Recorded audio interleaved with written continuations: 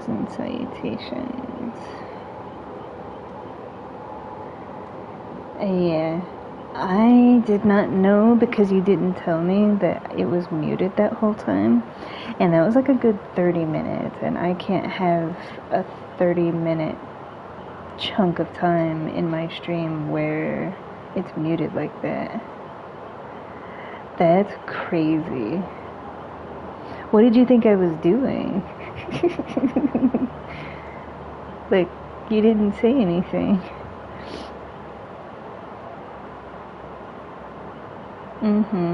It's just gonna, I'm gonna get coffee anyway. I'm gonna make myself some coffee actually. Let me see. Let me see.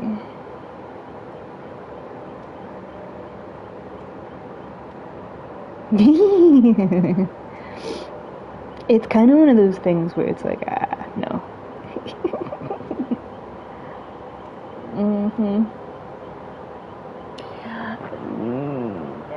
Yeah. Let me check. Okay, no. Wait, did I? I did not. Okay. You're freaking me out. You've been freaking me out. Just me? Okay, wait. It's okay.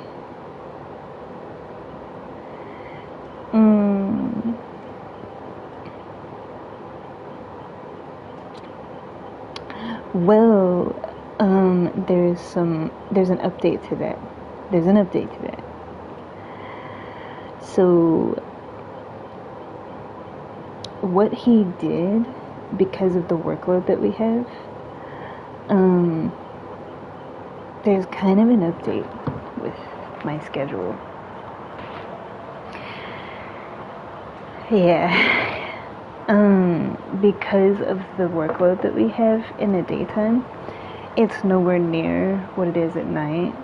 So he has a part-time person that works nights, and he's moving me to so instead of getting off work at this time and then being up and streaming at this time, I will be 8 to 4. So I'll be getting off at 4 p.m. Starting Monday. Yeah, I'll basically be working Monday through Friday, normal working hours, 8 to 4. So no more late nights, and I'll be getting off at a decent time. And the good thing about that is it's 8 to 4, so weekends when I have performances, and even looking ahead to Juilliard, I can go to classes, I can go to dance and stuff, because our performances are usually 6, 7-ish range. I'll have plenty of time to get off work, shower, go, change, do all the things. So, and on days that I don't have dance, I'll be getting off work at 4 p.m. So it's not super late or in the middle of the night or super early in the morning.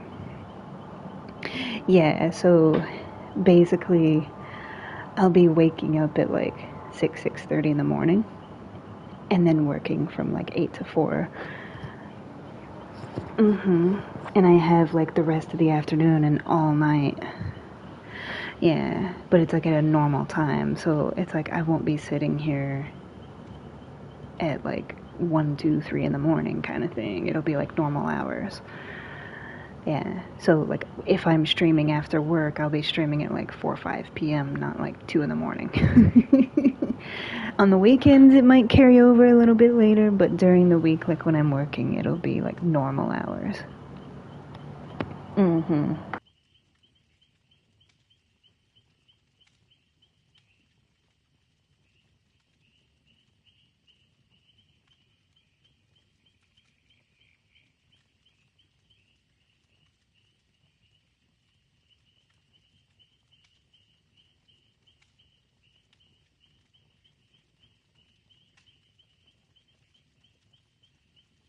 Okay. What do you say? What do you say? We make some coffee. Nah.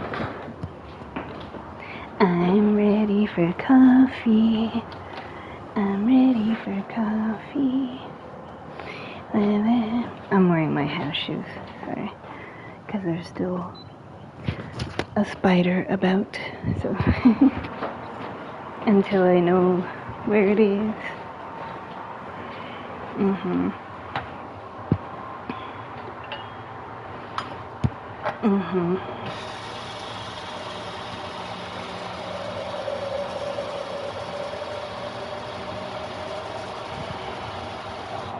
No, I have a water filter that's like on my faucet.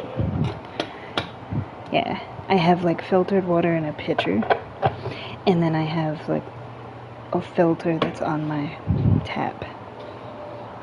It's much easier. Yeah, so like the water in the filter has basically been double filtered, but we don't need all that. We're making coffee, so gotta have the coffee.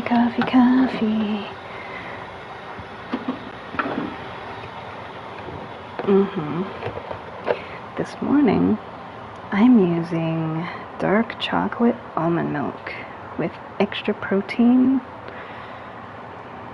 and less sugar and all that, but there's protein in it. Nah. Yeah. Are you making your coffee? Coffee. Say that 5 times fast. You have to say coffee for Boston and coffee for New York. New York. Yeah. I don't know. They probably just throat punch them.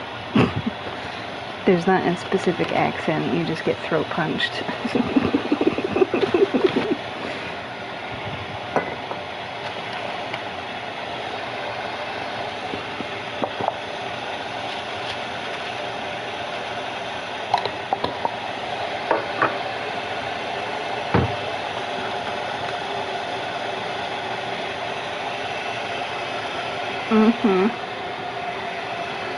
I'm excited.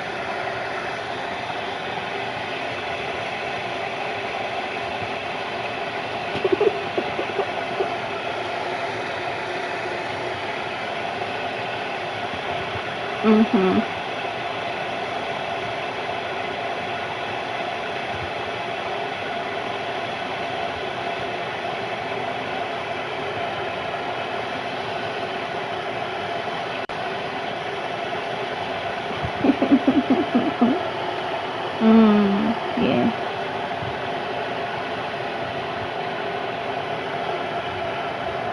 You didn't tell me that it was muted for like a half an hour. I was listening to you talk, but I think you thought that I was just listening quietly the whole time, but it was muted for like 30 minutes, and I'm like, well, I can't have a stream where I'm muted for like half an hour. I mean, you can, but I was saying like so much stuff. Yeah.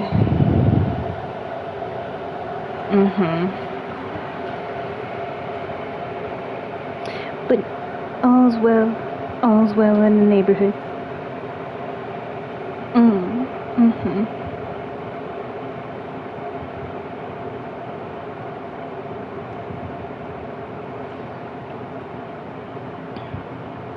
But yeah, that's true. Quick, okay.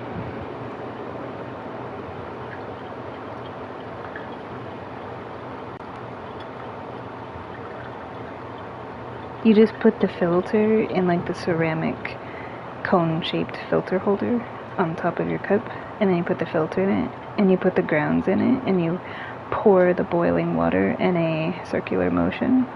Let it absorb and drip down, and then you do more. You do a little bit at a time, so that way it's evenly distributed. And you're not just getting like watery coffee. Yeah, it's like you kind of use your judgment a little bit.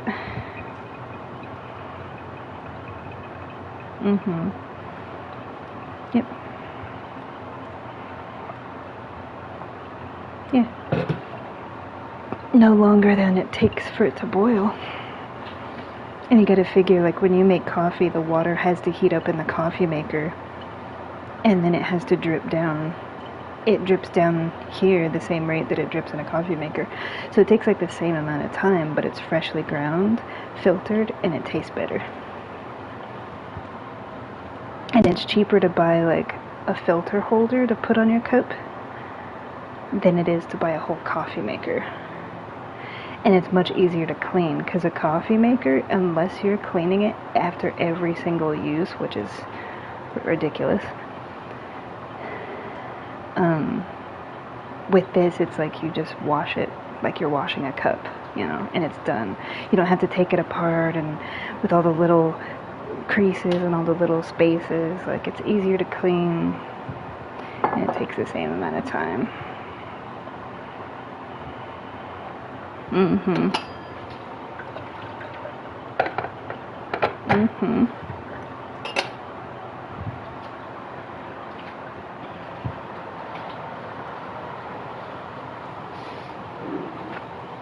Oh yeah. Where are we at? Almost there.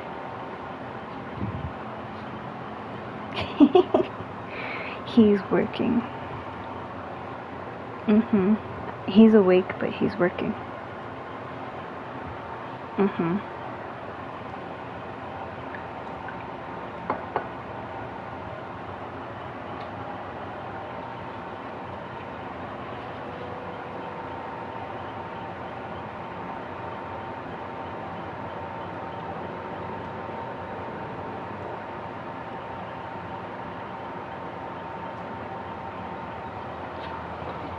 That's it.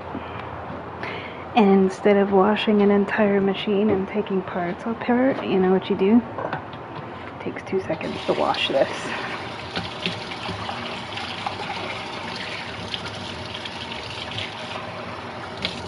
Boom.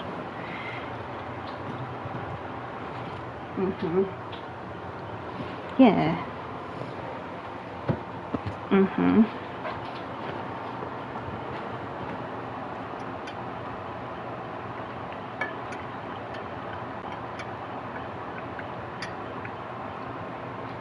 So good. I like the dark roast. The robust flavor. There's a couple of coffee brands that I use. And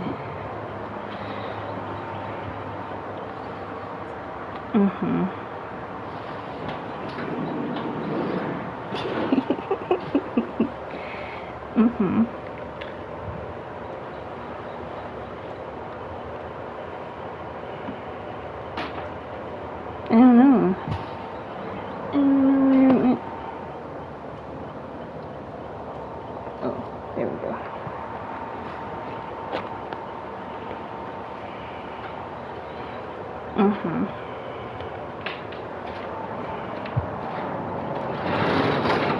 The sun hasn't come up yet, so it's perfect.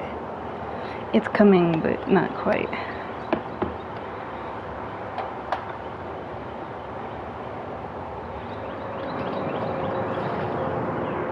Oh, you can hear the city coming alive. Everybody's coming alive. It feels amazing out here. Before the sun comes up and attacks us with heat.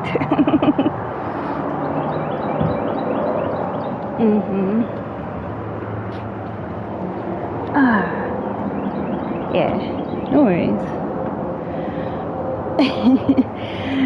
Sometimes it happens, you're trying to make a stream and like little things happen along the way, it's fine.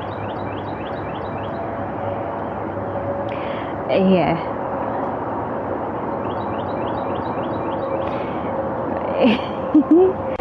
but I will be no longer working overnight. So I'll basically be up at this time every day. Because he found out that my pace is faster than he knew. So he's like, you're working overnight and half your time you're not doing anything. And he was like, how about you work like days with me and I just bring like a part-time person in to do some of the night stuff. So now I'm working with him. And I'll start doing that on Monday. So like today I'll work like midday, you know, to early evening, but starting Monday I'll be working like 8 to 4 with weekends off. So I'll be getting up at like this time and I'll be finishing at like 4 p.m.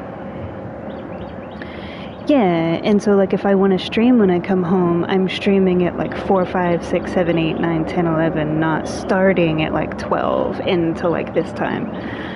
Yeah, so I'll be streaming at like a decent time.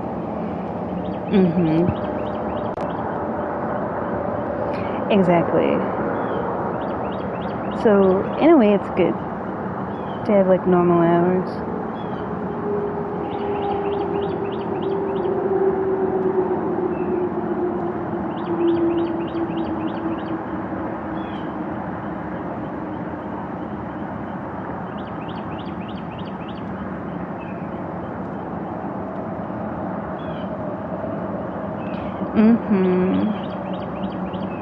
Yeah.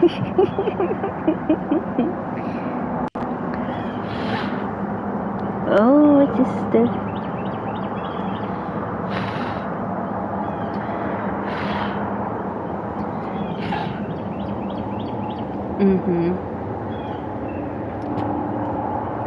The sky is like a bright orange color into like the soft blues.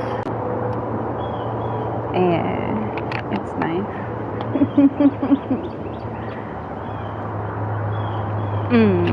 He told me that even though I'm technically supposed to work today, I might be on call. Because at 11 I have a meeting, and then I'm supposed to go to work after that. And he's like, we may or may not need you today.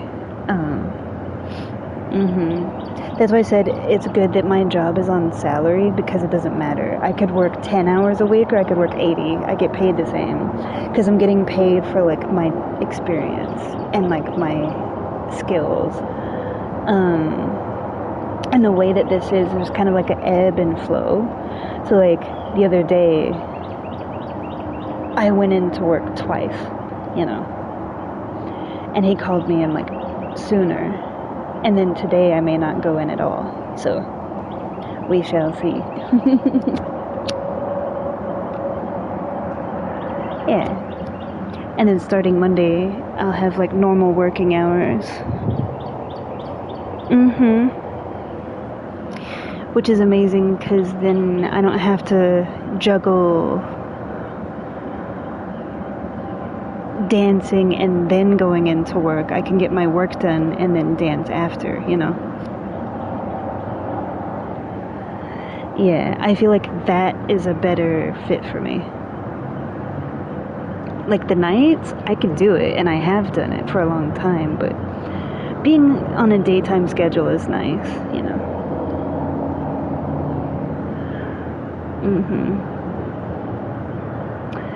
Yeah.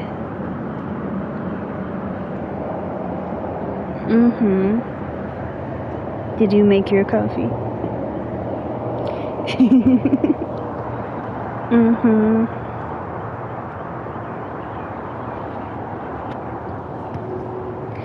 I have to take a package to FedEx for him. Probably after the meeting.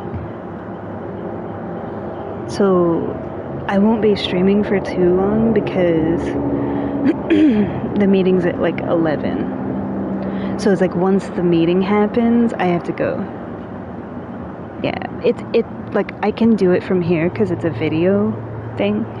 So I'll be at home like doing the video call, And then after that, I'm gonna like get dressed and like take that up to FedEx and stuff.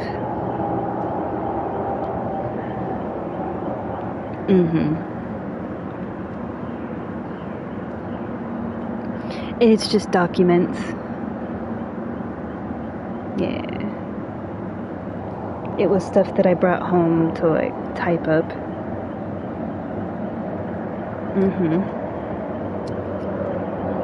Because he needed it in like in like multitudes, basically. And when you're working with a pathologist, and we also work with the forensic center, as much as digital copies are great, you do have to have physical copies. And so it's like, I told him, I was like, I can just type it up and print it out at home. Yeah, because I don't have to be on the clock because I make salary. There is no on the clock. And I was like, I'm more comfortable just sitting at home, like typing it up really quick, than to sit in an office and stay there later for that. Yeah, so it took me like no time at all. Yeah, but he had to have it like printed out a certain way, and it was easier for me to do it at home than... Yeah, because that was on the day that I worked like twice in one day. And I was like, well, I'm done with everything else. I'm going to bring that home and I'll just send it out. So, yeah. It's just easier that way. Because it's close to my apartment.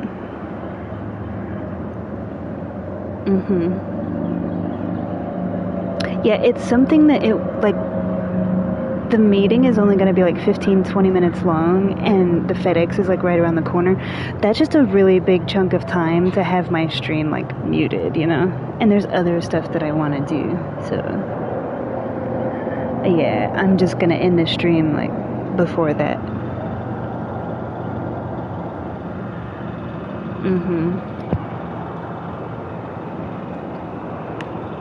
First sip of coffee of the morning.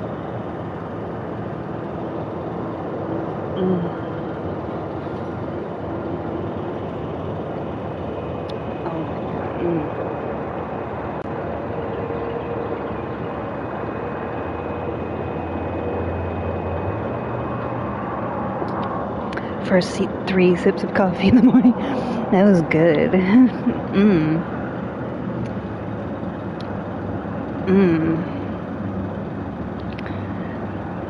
I'm alive.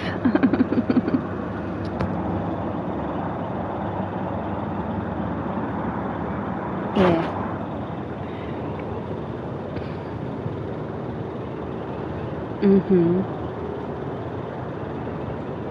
It's kind of funny that my boss like decided that when he was changing his schedule. It's like we both are on like day schedule now. Because I have more value there like during the day because they're busier during the day, and it would help him because he is older. So it's like I can help him and assist him more and make his day easier, and we get everything done. And then the part-time person is basically just doing like residual.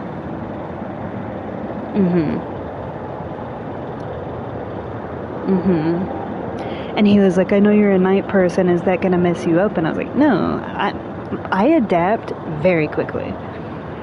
Like, say today if I worked like 10:30 p.m. to 6 a.m. and he swapped me the same day to like 8 to 4, I would just not sleep, and then when I get off at 4 after that long double basically, then I would sleep when I get home, and then I'd be on a regular pattern already. Yeah, it only takes me like 1 day cycle to adapt to a different schedule. So, God, the sky is so pretty.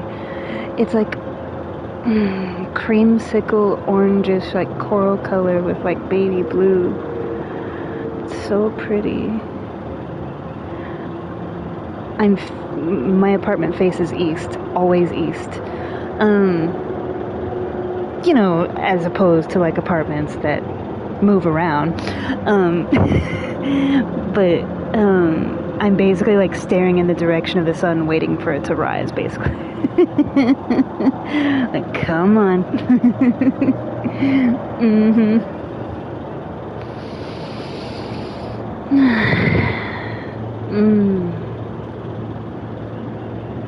Yeah. It's true. I texted my mom yesterday about it. I was like, he's putting me on a daytime schedule. I'm gonna be like a human being again. Because she always calls me like a vampire, like a zombie. Because I've always worked nights. But he wants me on days because he said that I'm efficient, I'm accurate, and he's like, we're busier during the day and you could help me a ton instead of being there at night when there's only like half the workload. I was like, okay, say less. He was worried. He thought that I was gonna quit over that. Because you know how some people, like, if they have kids or they have like a certain way that they have to have their schedule, and like if their job changes it up on them all of a sudden, like they'll quit. I was like, no, I'm good. I told him, I was like, I could have worked last night like 10:30 to 6:30 a.m. like normal, and you could have told me to come in 8 to 4 today, and I would have just slept after work today, and then I'd be on a daytime schedule. And he's like, that's crazy. And I was like, yeah, I've worked like every shift, mornings, second shift, third shift, like, so I adapt quickly. Same thing with like temperature.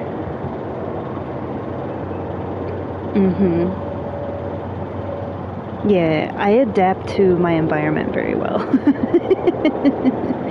Yeah.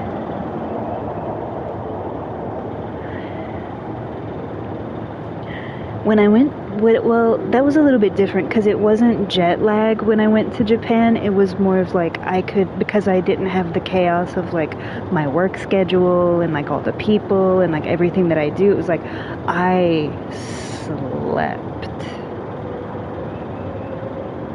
like hard sleep. Yeah. Like I had never slept before.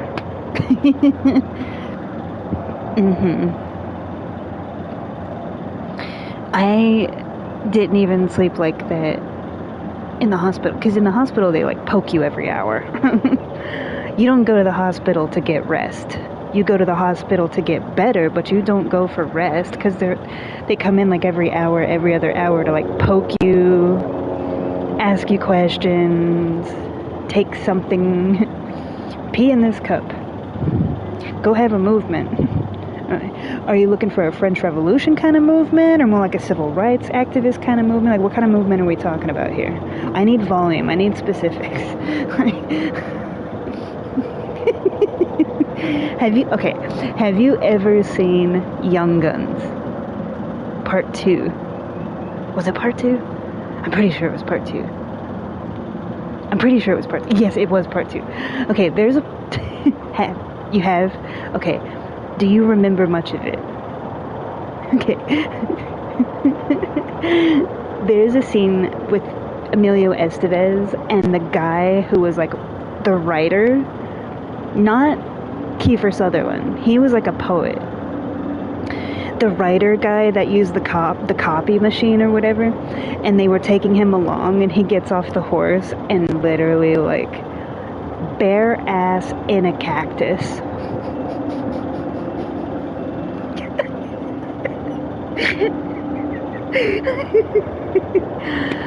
That's a hell of a movement right there.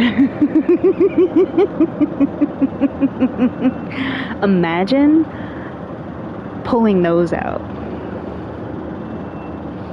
Oh, whew. That'll wake you up. You know, I'm good with my coffee.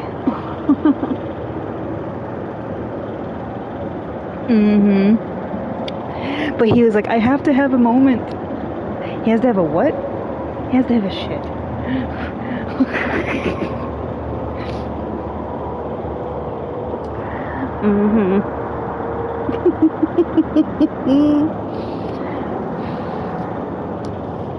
I love like little stuff like that in movies. Young Guns 1 and 2, like, even though it was based on truth, I like, it's the same thing with Robin Hood and Tombstone. It's like, I like when you can have a serious drama, but it's so funny, too. Because, like, Men in Tights was meant to be, like, you know, a spoof. It's like Scary Movie, like, it's meant to be a spoof. But I like when, like, movies are serious, like the original Scream movies, like, they're meant to be scary and all this kind of stuff, but there's so many funny moments. Yeah.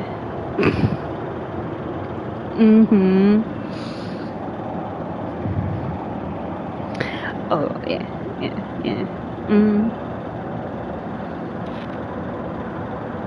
That's insane. That's insane. I mean, I would do it. Yeah, I would do it. Cause I've been ziplining.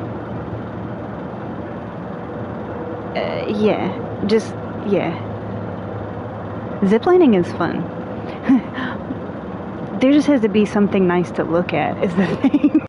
You know, it's like going parasailing or like parachuting, and it's like, well, if the scenery is not all that great, you know, like, there needs to be some stuff to look at, you know. Parachuting specifically, like, that is, like, jumping out of a plane. That's one thing, because you use it, you know. But parachuting specifically is like you get a run and start and you jump off of, like, a ledge, basically, and you parachute down, and it's slow. Like, you can go fast, but you can control, like, the direction, and you're just kind of like floating along, you know. Yeah, it's actually really nice. I did that when I was in upstate, because I had a friend that lived in Poughkeepsie at the time, and we did that, and it was really fun. And people don't realize, like, a lot of upstate New York is basically country. It's a lot of forest, it's a lot of farmland, especially when you get more towards, like, the Vermont and New Hampshire side of things, like, so much farmland. I mean, apples are, like, known in New York. Like, there's apple orchards all over upstate New York. Dairy farms, you know, yeah. And so you have, like, those big, you know, so you go in, like, the bluffs where you have, like, a ridge to kind of come off of, and you just, like, parachute down to, like, the little fields.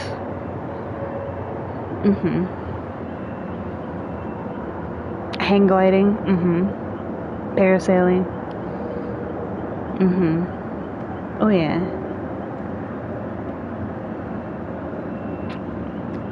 I need to break out my longboard.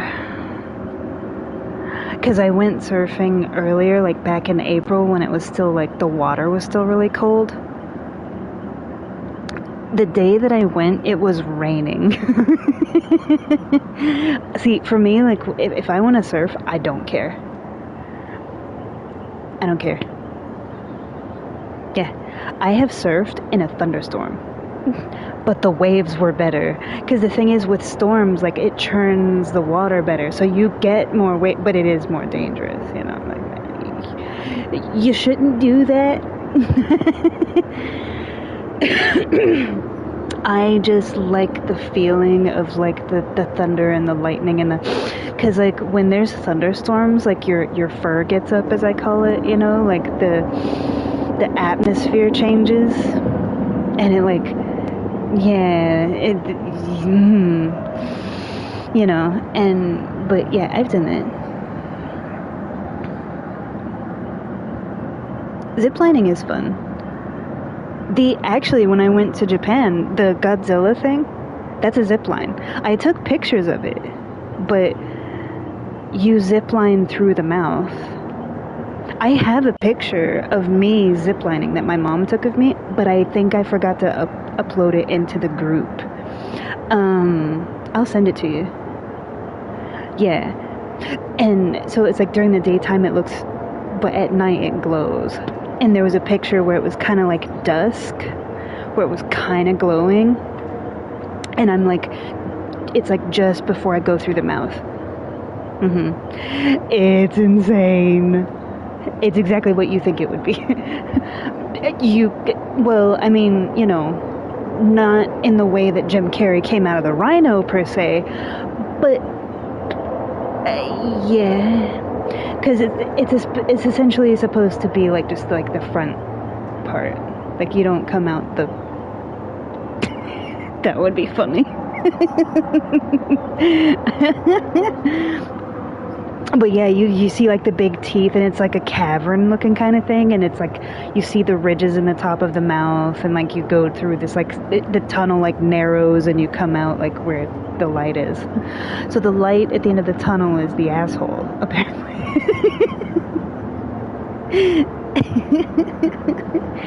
Yeah, it's fun though. But that was a zip line. I've done a few. It's fun. No, you're all strapped up. It's basically like the belts that go between your legs, and that hooks, and you have a carabiner, and then that hooks to like the main hook, and you just go. I always wanted to do the zip lines that they have where it's like basically like two pieces of bamboo or whatever. Like it's basically like wood, and you just hold it up and you just go. It's a little bit more dangerous because you don't have all that safety gear, but like you're just freeballing it. Yeah.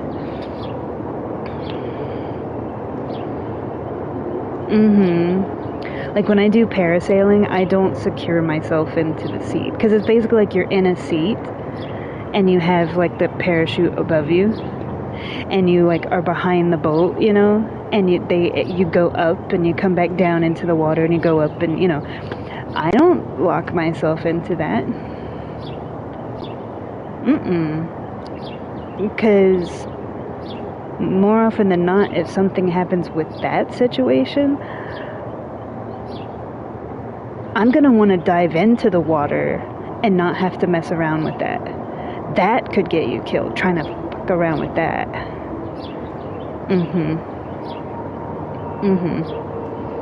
Yeah, because the theory is you're supposed to stay secure in the seat. It's like, yeah, but that could be your downfall because you can't get out of it and you need to. So, like, for me, it's a little bit different. Yeah. But that's just me. But it was also with people I knew. It wasn't like with a company or something, because they have like tourist companies that will like take you out to do that kind of stuff. No, these were people that I knew that had a boat. Yeah, and their dad had like an old setup from like back in his day when he used to do it kind of thing. Yeah.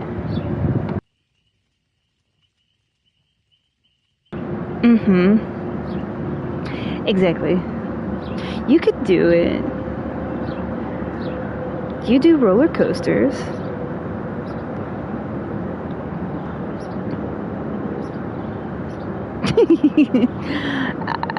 That's fair enough. It is open water, so.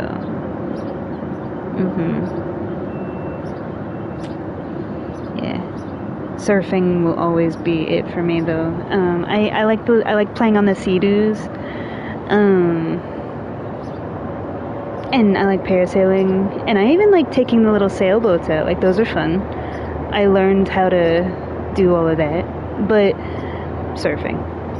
Because surfing for me is essentially just dancing, but you're dancing on the water.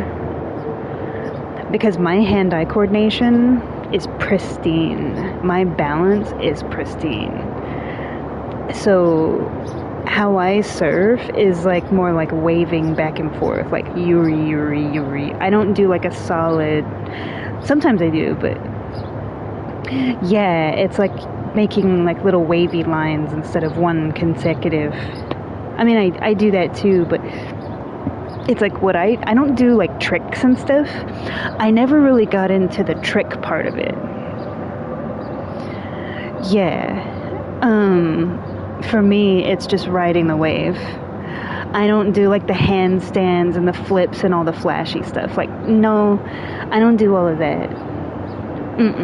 Because I'm not competitive. Like, I don't do it competitively. It's just like for fun. Mm-hmm. Yeah. Coffee. Mm.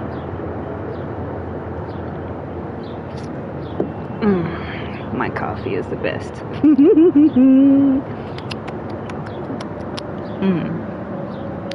It's a little nutty. 'Cause I made it.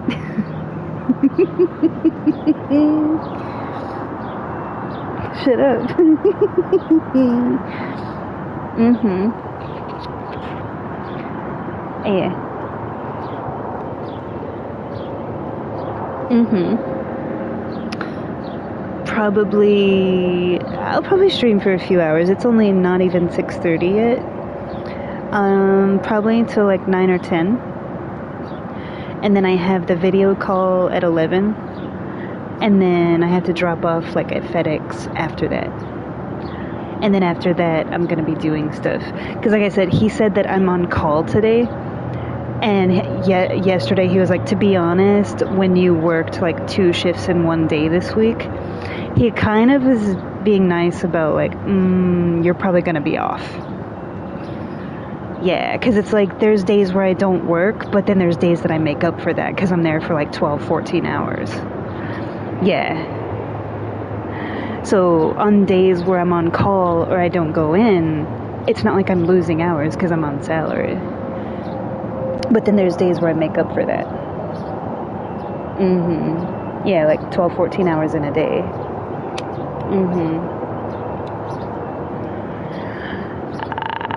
Yeah.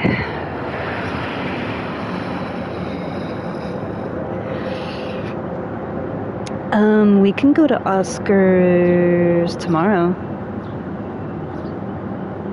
Sunday, I'm planning to get lost on Sunday. I know me. Sunday, I'm gonna get lost.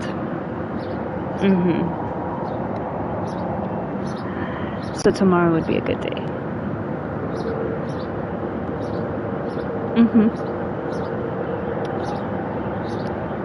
Oh no. Birdies are out. There's one like above me that's always there every morning. I'd be more concerned if it wasn't there because it's always there. It's always the same bird and it's always in the same spot. Because above me is like the roof and the big AC unit that runs like the whole building. And on like the edge, I'm pretty sure there's a nest in there somewhere. Because every morning that bird is in the same spot.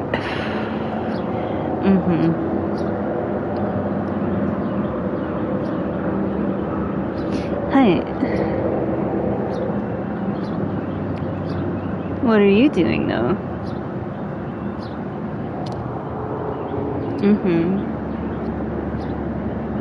Well, because if we're doing the performance tomorrow night, we can go to Oscars before then. Yeah, like we can do like lunch. Because I want to go to Oscars before the,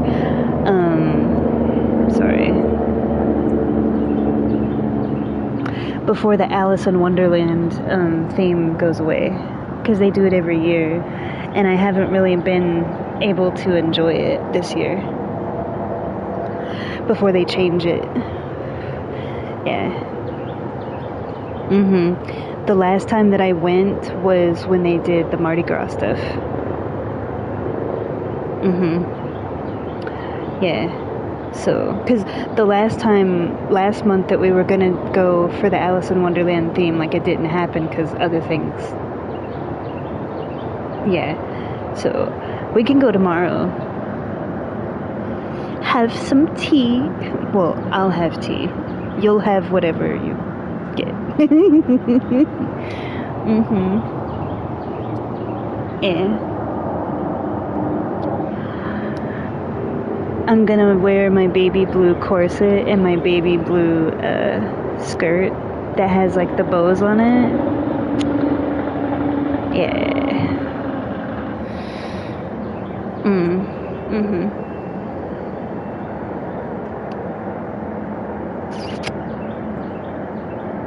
Well, that was because it was Mardi Gras, so I wore like the compilation of material is what I call it, where it was like gathered material all sewn together in like different lengths, and yeah, it was like all ragged out and stuff. It was funny changing from that to like the sport jacket and the colorful shirt and the ripped jeans, and it's like you come in looking like a shredded doll, and then you at home for the party that I had. It's like total. It's like day and night. Yeah. Like, do you know me at all? Are you surprised? I change my clothes like multiple times in a day sometimes. Depending on the day. Usually when I'm at home, it's just my kimono. Oh, hello. You're adorable. There's a little butterfly. It's super early in the morning. Usually they're still like drying their wings off. Because like overnight, the dew in the air creates moisture on their wings. They dried out their wings early.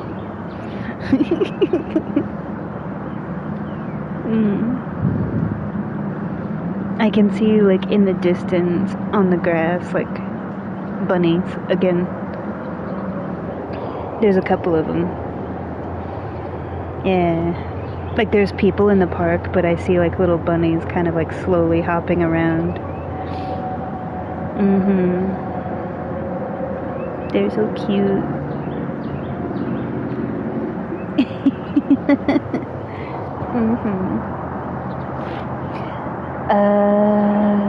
I don't know.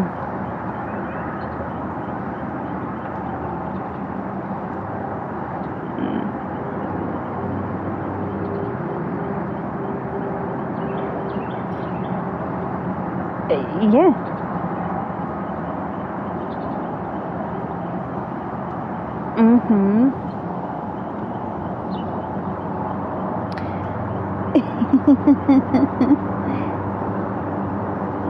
That's crazy. How long did it take you?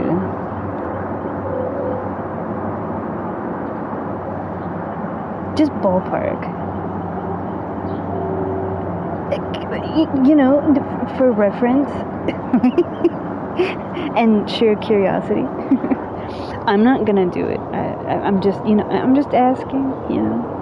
Oh, okay. Well, you know,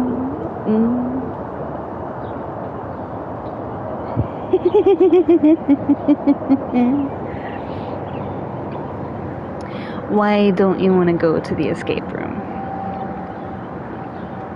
Give me a reason.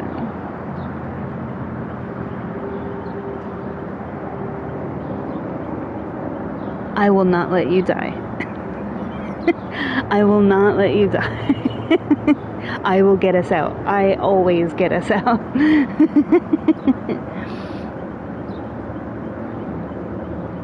It's fun.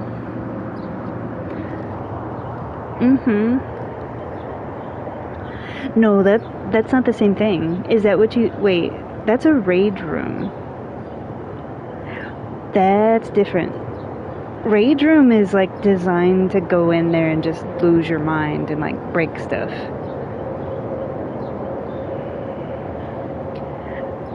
Yeah, an escape room is like where it's like Sherlock Holmes, you know, like mystery, like figure out how to get out of the room. Yeah, like cluing for looks. Yeah, you know, like looking for clues. Yeah. Yeah.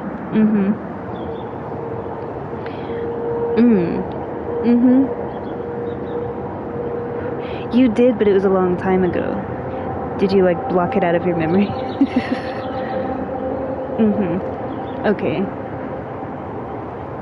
Yeah, that's a rage room.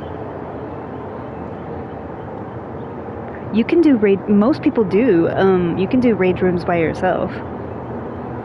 Some people do it like with a couple of people, but usually people do them alone for a reason. Yeah. I've never done that. I don't need a rage room. I can just do some martial arts or go for a swim, go for a jog. There's a million things that I can do. I don't need to pay for that. Like, yeah, like I have ran before until I couldn't run anymore. Yeah, just like go to town on the speed bag. You know, like there's so many other things that I could do. I don't need a rage room. I don't need destruction to get out like my, you know, yeah. But I get it. I get it. Yeah. So yeah, that's not the same thing. Well, I mean, you know.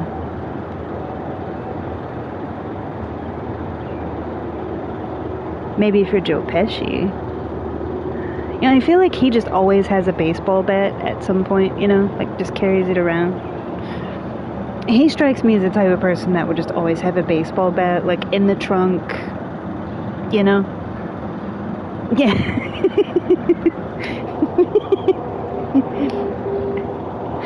Hey, Joe, took care of that thing for you. Yeah, things, you know, things. You got things, I got things, we can fix things. I fix problems, that's what I do. He's a problem solver. He's not aggressive, he's a problem solver. That's all it is. Yeah, it's a misconception.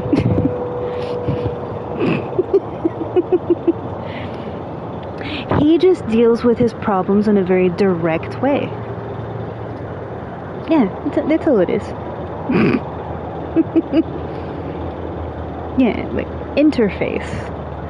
You know, he's not afraid of confrontation.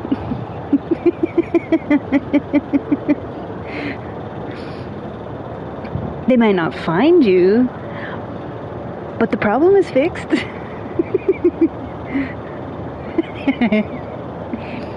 There's a lot of holes in the desert, and a lot of problems are solved in those holes.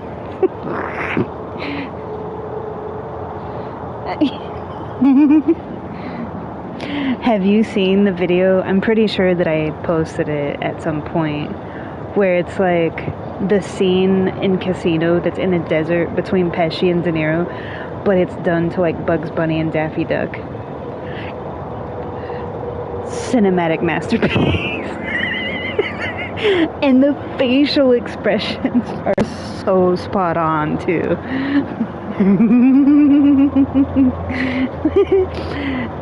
Yeah, like Daffy Duck with Pesci's voice that's just perfect, because that's so his vibe anyway. Yeah, like it fits. Mhm.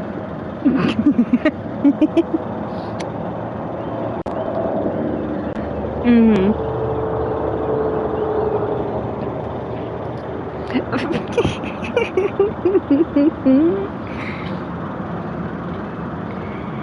That's crazy. Mhm. Mhm. Mhm.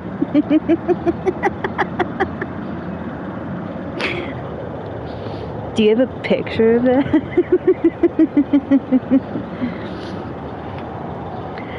Missed opportunity. That is a Kodak moment. That's what that is. No, you have to have documented evidence. Photographic evidence. Yeah. Mhm.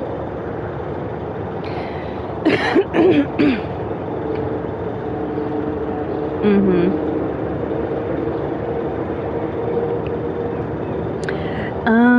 It it raises you up and drops you down. Mhm. It's like you're going up with your back to the ground and your feet kind of in the air, like not with your feet like straight up in the air, but yeah. And then you kind of go over the crest at the top, and you go straight down, and then you fly straight because it's like Superman. That's why they call it that. Mhm. Yeah, it's like him taking flight. Mm-hmm. The Tower of Terror. It brings you straight up and straight down, and then it does it like multiple times. Mm-hmm. There is not a ride that I won't do. I don't go to theme parks that often, but what I will say is like Universal, S tier. I argue to anybody, I will stand on this hill. Universal has better rides than Disneyland and Disney World. Mm-hmm. Hands down. They actually redid the Jaws. They took Jaws from Universal Studios in Florida and they put it in California and they completely revamped it and it looks more realistic. Because it was like old school, you know? Because the ride is essentially like you're in a boat and you see the fin going by and then eventually like comes up across the side and then eventually, you know, like I saw like the refurbished version of it. It looks so dope. The Jurassic Park, yeah, like,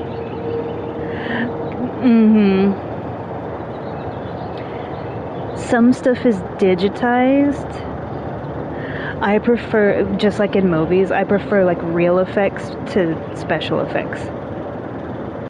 Yeah, like the makeup artist that would like construct the suit. You know, like for example with Xenomorph.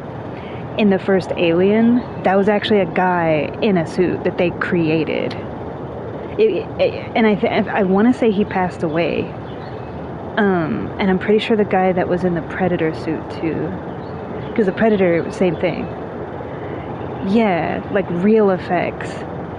Like, with, what the heck is it called?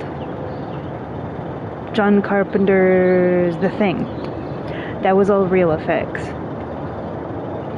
Yeah. Because it's an artistry. Yeah, it's like goo and stuff. Yeah. It's an art form. It's beautiful. Like, yeah, it might be for horror, but when you really think about it, you know, like, for example, with The Grinch, like, he sat in that chair for like 9 hours every time. You know, like, that's an artistry. You know, the orcs from Lord of the Rings, like, they're actually creating that stuff. To me, that's so... And the detail. Yeah.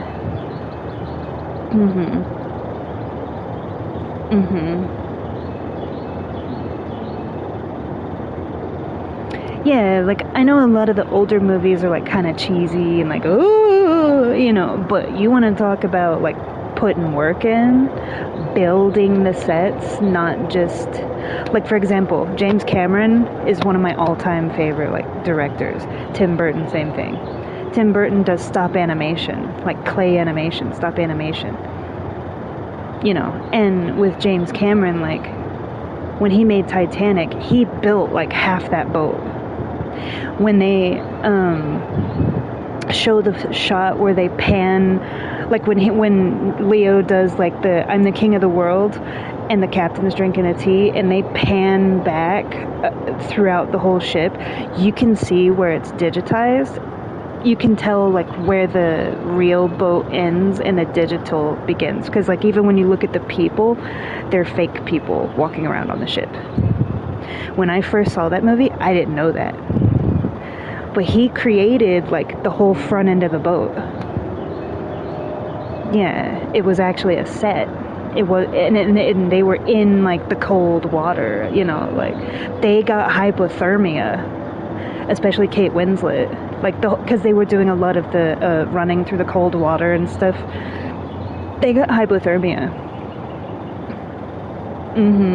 Because he puts you in it. So what I like about that is like it puts you in that situation. Obviously not actually, but a lot of that is not acting. You know, like when you're sitting there shaking, it's because you're actually freezing, you know. Yeah, it's dedication. And from the actors. Like with the for Machinist. Like, he actually lost all that weight and then turned around and did Batman, where he gained like 50 pounds right out. You know, like, that's dedication. Yeah. Yeah, like Nightmare Before Christmas was crafted. He made all of that. Edward Scissorhands, when he made Edward Scissorhands, he had just gotten done with college in California, and he literally went to Florida because he was thinking of like the most basic, like, kind of neighborhood, and they have like the stucco, you know, where it's all beige and stuff. And he just basically found a neighborhood and like resprayed the houses and the cars. That's an actual neighborhood. It's not like a set design.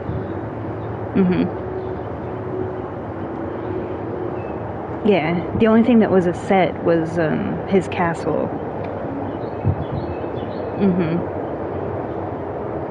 Yeah. Like, Sleepy Hollow was filmed in Sleepy Hollow, New York. I've been there. Yeah. It doesn't look quite the same. But, you know, the little chapel and the little bridge, you know, and like the forestry and all of that, yeah. There's actually like a little, it's not like a museum, but it's kind of, where it's like historical, you know, site kind of thing, where Washington Irving like wrote the, you know, it's like it's like a dedication to Washington Irving and like the story and everything.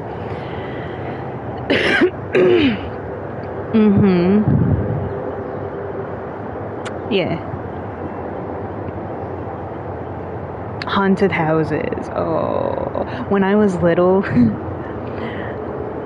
my friends are always afraid of The Shining. You know what I said? I want to go there. Like, I'm that person, like, I don't want to run from it. I want to go spend the night there. You know how they say, like, would you rather have $1 million or would you rather stay in, like, an asylum covered in cockroaches, blah, blah, blah. I would get paid. Because, you know, like, there was one that I saw, like, would you rather have, like, $50,000 to stay, like, X amount of time, like, in a cemetery? Like, I hang out in cemeteries because, yeah, like, I don't need incentive to do so. You know, it's peaceful. Not because I'm like, oh, I'm goth or I'm obsessed with death, but it's peaceful. And it's pretty. Yeah. Well, it's not like something I do all the time, but I have. Yeah. Yeah, it's like I'm not afraid of that. It doesn't creep me out or give me heebie-jeebies. The Amityville Horror House. There's another one that I can't think of.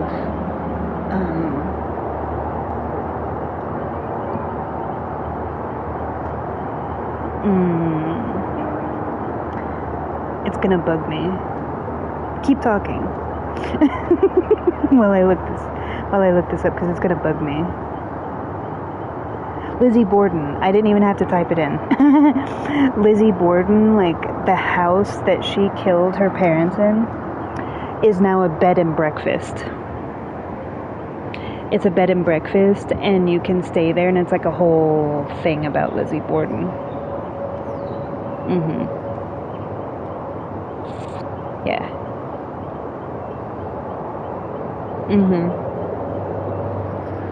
You want to talk about, like, resentment? That's like the opposite of forgiving your parents. Yeah.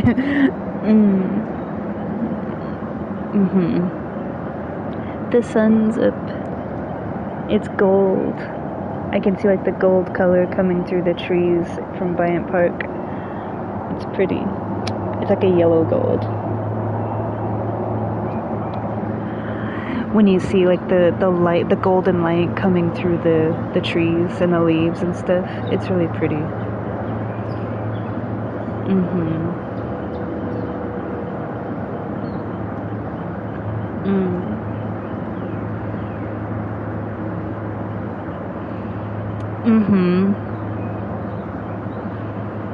Yeah, that's what I liked about Walking Dead. Like, they actually had people that were zombies, you know? Like, I just like stuff like that. Real effects. Like the actor in Terminator 2, another James Cameron, by the way. I'm sorry, but The Abyss will always be, like, don't get me started on Abyss.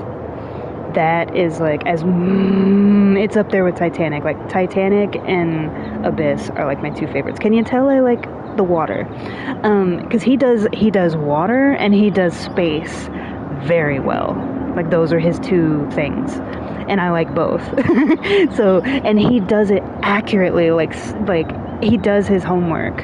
Like, he actually went down where the real wreck was. But anyway, in Terminator 2, the actor who played, like, the T-1000, the scene where John Connor's, like, running out and he goes to his dirt bike and he chases him on foot, like, that man actually ran that fast. Yeah, he wasn't on, like, a conveyor belt. It wasn't digitized. Like, he actually ran like that.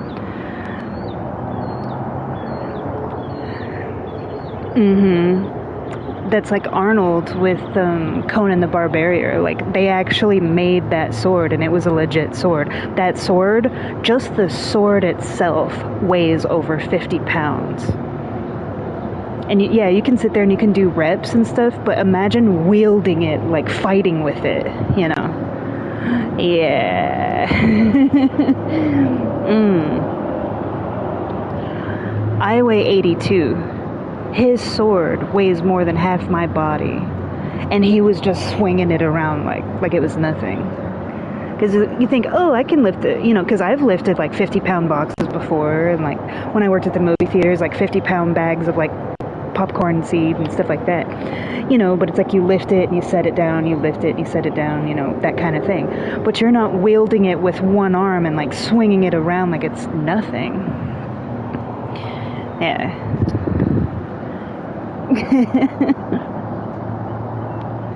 Yeah, because they very easily could have made it like polyaluminum or something, you know. No, they actually smithed the sword. And Arnold said, he's like, no, I want it to be real. Because Arnold is Arnold. He's like, no, I want it to be real. That is a bastard sword. A long sword would be much longer. A long sword is like as long as you are tall, if not longer. And then you have a short sword, but a bastard sword is like the size of what his sword was.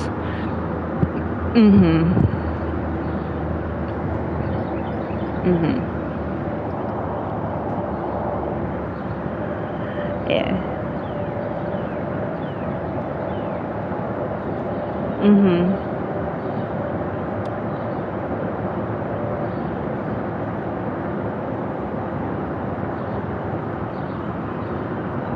It's so pretty outside. You haven't even looked? You should look outside. Every day. That's why I always say, I always watch the sunrise and I always watch the sunset.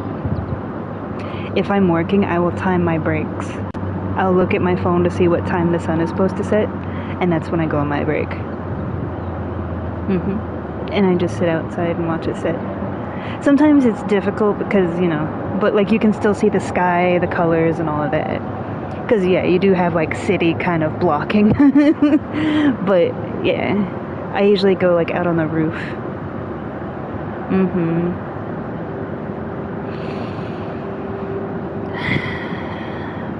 It's a gift, that's why.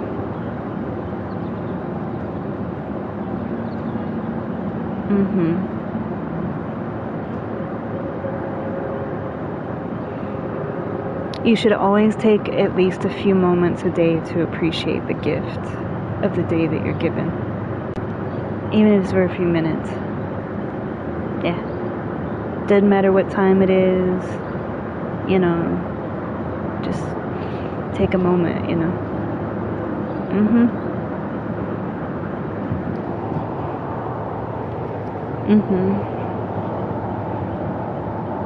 I make the time. With my crazy schedule, even before it calmed down, like it's calmed down now because I'm not doing college. And that was before I got this job where I'm working like half the hours. I made the time.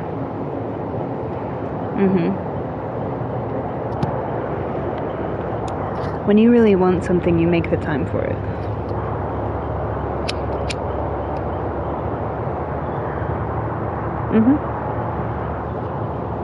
Yeah, because it's like technically I work through the sunset, but you know what? Like, I would go on my break.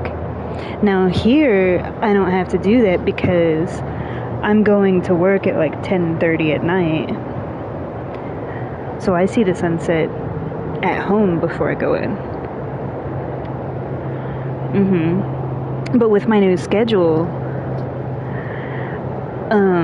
starting Monday, because I go in at 8 in the morning and I get off at 4. It's perfect because I will be waking up when the sun's coming up, and I'll be at home or doing whatever when it's setting.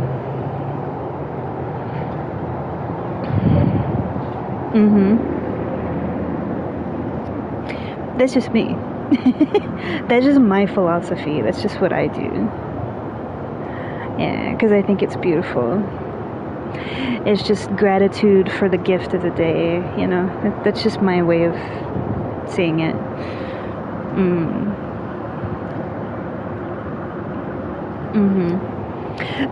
I go up on the roof because my apartment faces east, so I go up on the roof and go and face the other direction.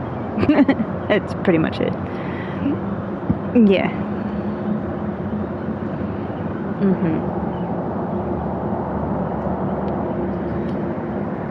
Yeah.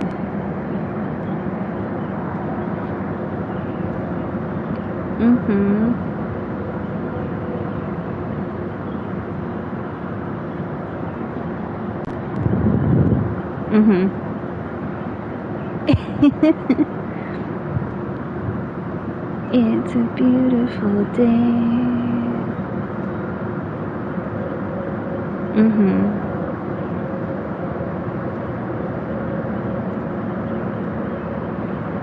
Yeah, it feels like it's 8 or 9 in the morning, but it's only like not even 7 yet.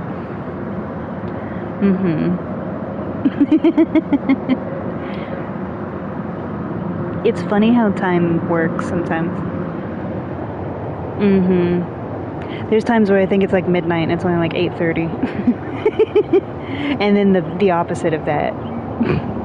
Where you're like, oh, it's only like 12 and it's like 3:30 in the morning.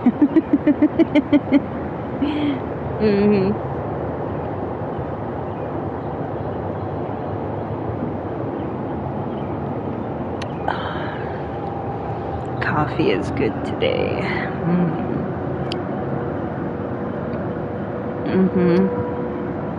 Some days, I mean, my coffee is always good, but some days you make it like just so.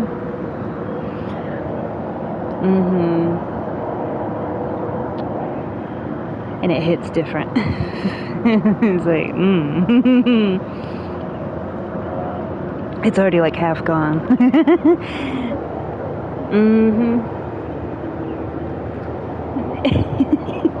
Yeah, I'm gonna play a little bit.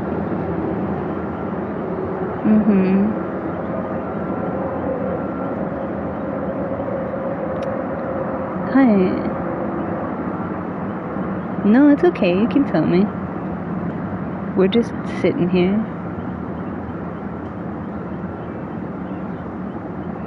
Since when have you ever?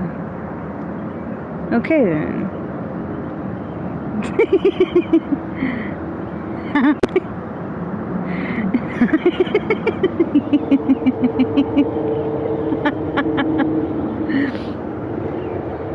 It's like, man, I didn't know what was gonna happen. I was just standing there. You need to watch that movie, man. Get some culture. Yes. He did a lot of movies, but that Delicate Delinquent is like my favorite Jerry Lewis movie.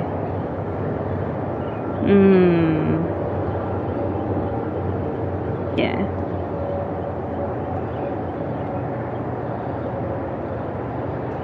Hey, did you see the fights last night? I don't know. Who cares?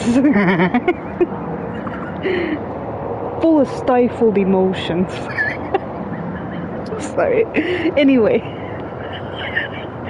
my mom and I have a thing with that. So, yeah.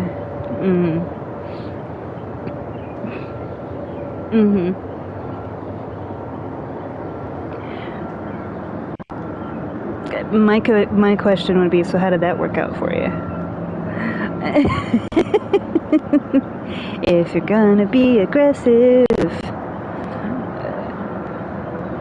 Yeah.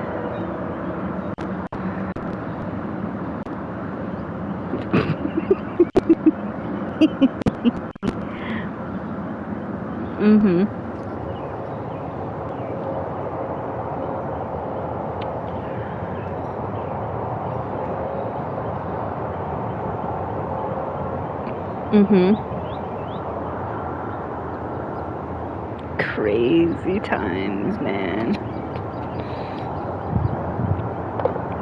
But you know, but did you really? Okay then.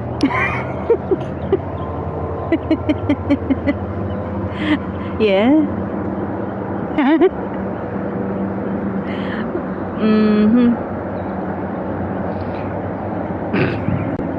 But you didn't say that. Oh yeah. Oh sure. See, I would have. I have no. There it is. You know. If I'm goofy, I'm goofy. Like, I wouldn't care what they think. I would have just said, yeah. So, my level of not give a fuckery knows no limitation. There's something attacking me. It wants, like, inside my glasses. Get out of there. Get out of it. Okay, we're gonna play. Well, you know.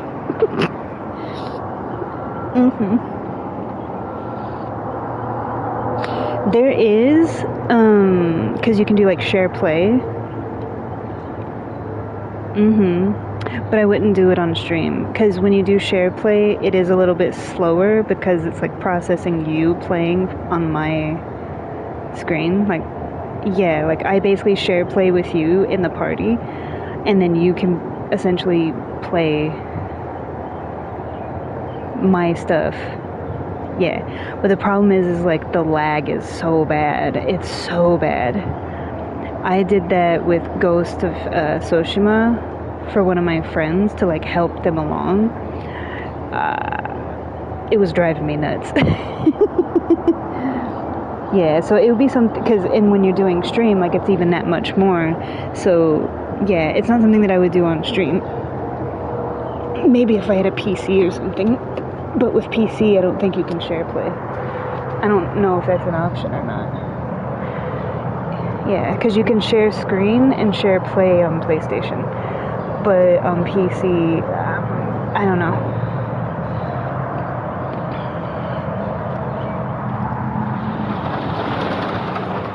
Because I'm not a peasant.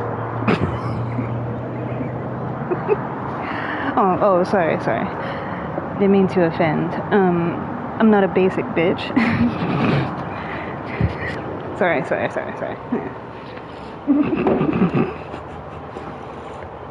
No, it's like healthy banter. It's like you give each other shit. Yeah. Yeah, like I'm a console goblin, you know. I'm a peasant because I play console. And they're basic bitches because they play PC. It's kind of like the understood thing between gamers in the community. Yeah, that's like not serious. Yeah. Yeah, it's just like giving each other crap.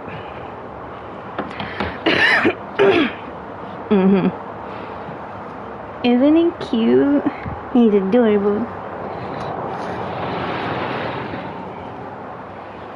Mm-hmm. Because I wanted to see the sun come up in crisp 8K.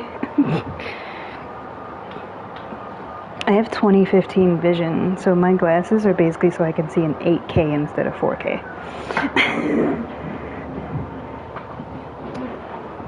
Mm-hmm. Yeah. Yeah, I can read the bottom line without glasses. It's the point that I want to read it, like, I want to see, like, the hairs and the texture of the paper that it's printed on, you know? Yeah.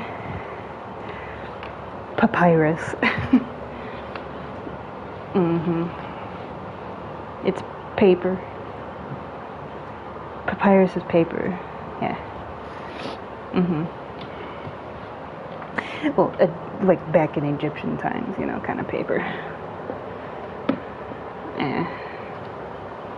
Mm-hmm.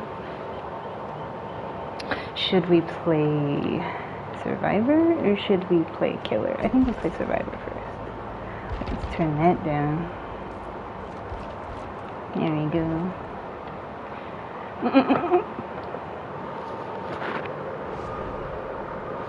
Oh no.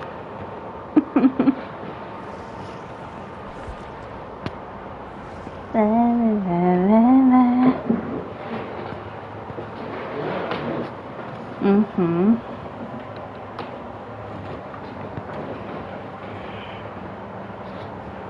No, it's nothing bad. It's just a meeting.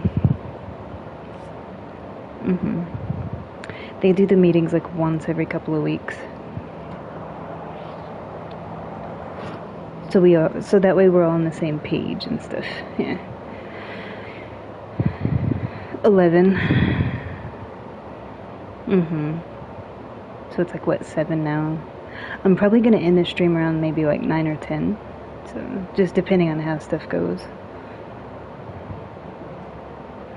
Yeah, like, there's no set amount of time of how long the stream is gonna be, so. Mm-hmm.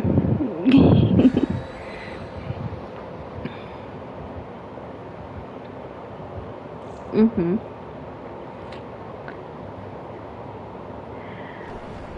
You know, I haven't. Cakes. It's a lot of cake. I can relate. But mine's not squishy. It has some, like, bounce to it.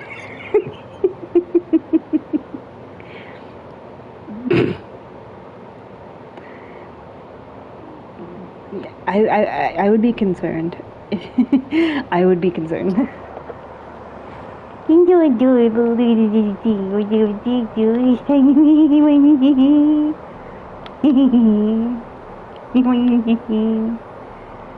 so cute. Oh, just gonna go over here now.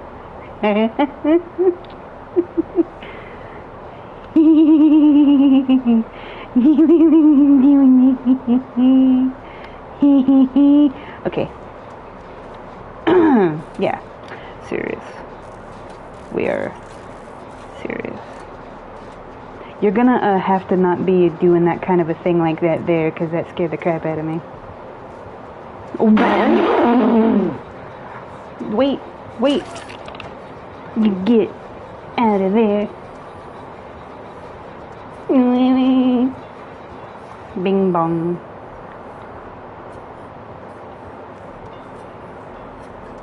Lunge.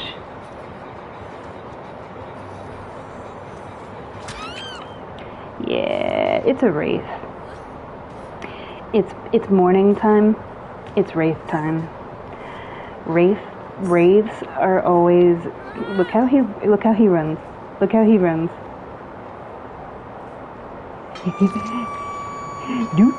He has such a derpy run. It's hilarious.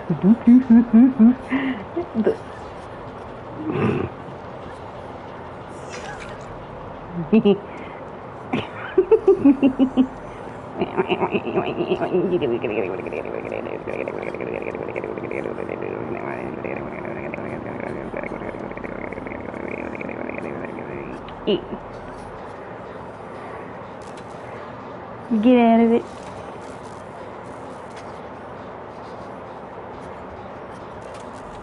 Okay. Only because you said.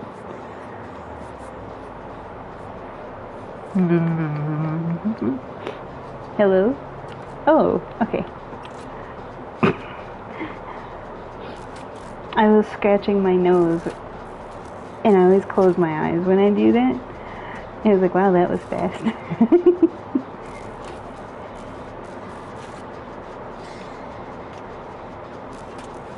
Reproduction. Where does the pollen go? I'm sorry, that's when you said that about pollen.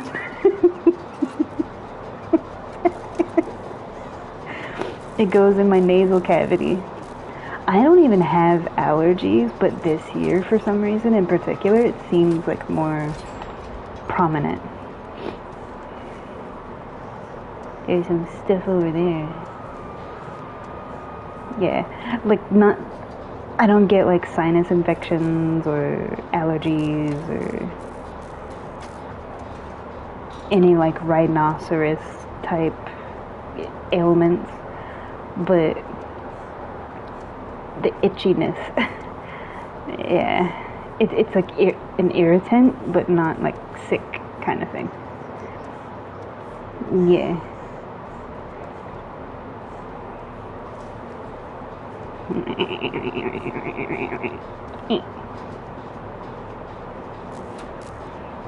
Hello.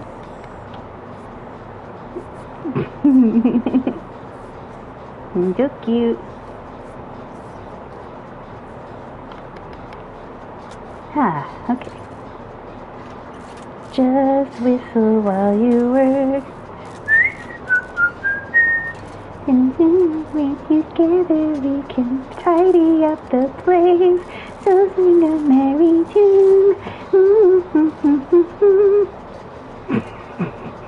Don't ask.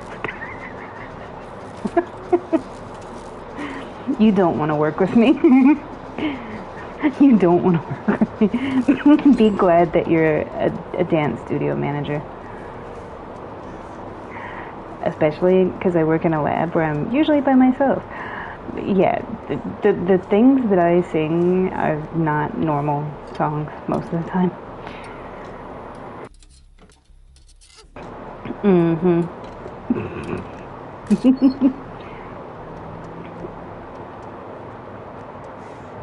Hello.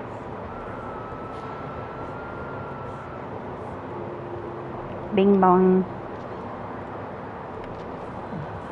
Trogdor, the bonginator.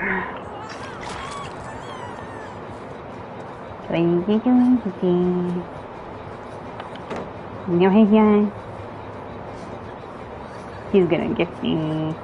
He's gonna get me. He's gonna get me. Oh no. Oh. Well, that was fortunate. Poor unfortunate souls in pain, in need. See, she's dead already? He kind of tunneled her. I mean, he didn't kinda, I mean, he actually did. That was a kind of a bit of a tunnel. Don't mind me, I was just over here doing my stuff.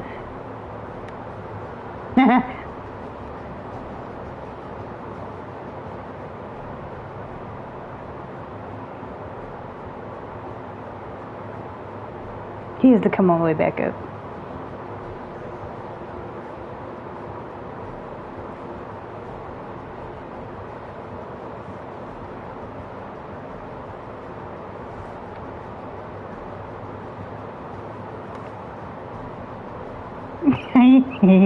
Am I in trouble? Mischief! Mischief!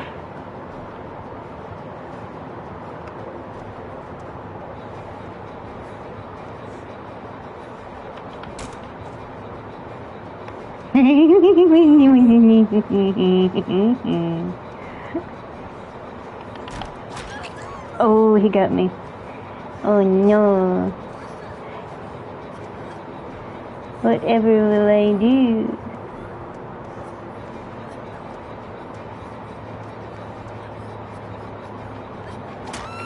Me? Backflip.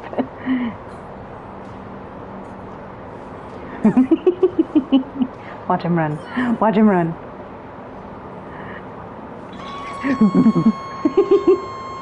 It's a goofy run.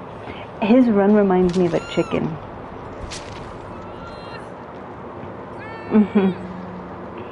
Look at that little watermelon, he's so adorable. He's so cute. Yeah, it probably would have helped if they were actually doing gins that whole time. Just saying. But they're cannot, so... Oh no, Charlie!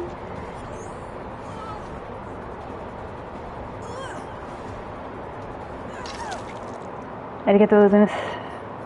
That's not an exit.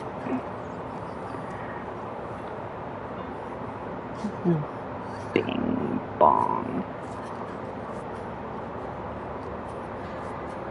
Yeah, bang your bong at them. There's like 2 people with no hook states. I feel like they deserve a few bangs.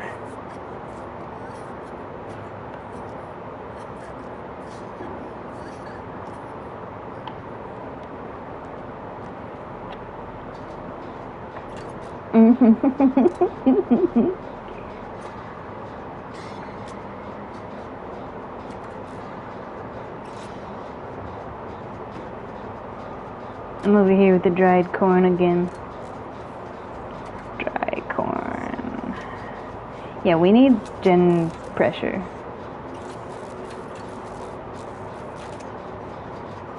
What's so good when you get there?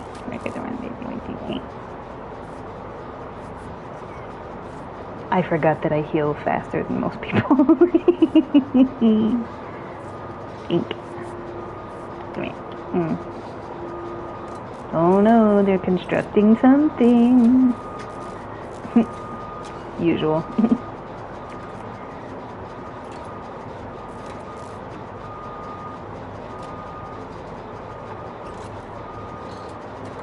La da da da da da da dee dee dee. La da da dee. Ha. Wait, where's it coming from?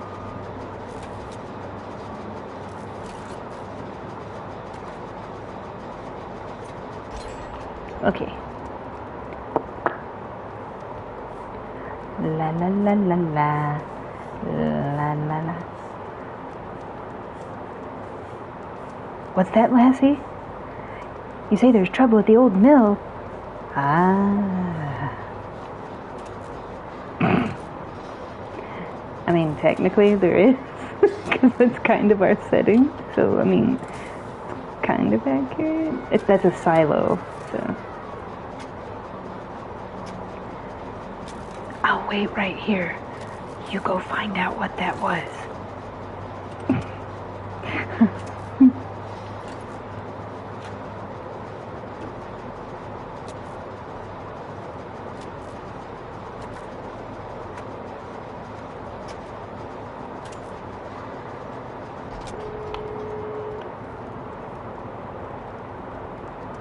She's already on gate, too.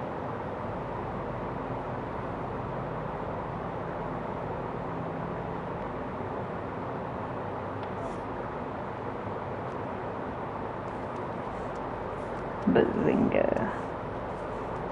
Oh yeah. He's gonna slug her out and come back and check if he's smart. Nope, he's not.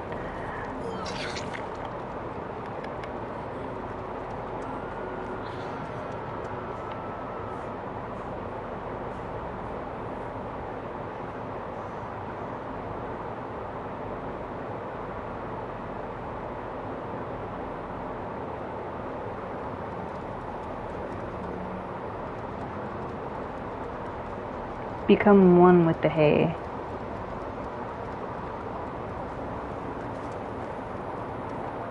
If he's smart, he's camping her, because it's right next to gate, too. Yep.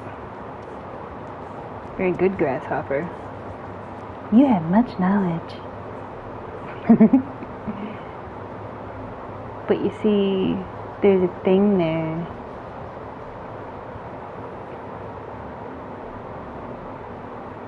But will he leave?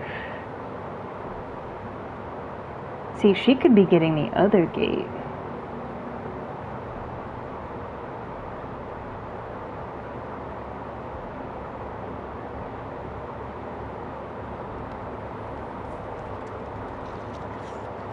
Nice.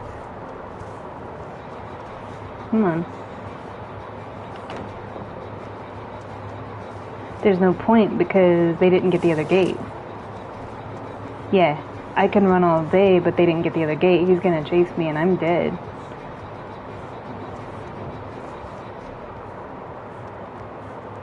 It's over here.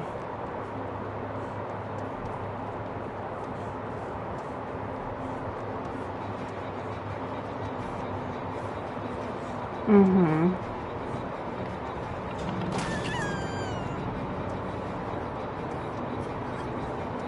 Take a hit, please. I'm dead.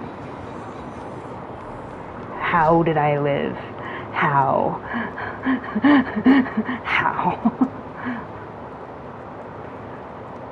He could have hit me.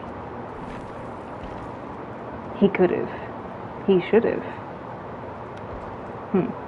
Interesting. Human behavior is very interesting. Nah. Is it time? It's time. It's time. It's time.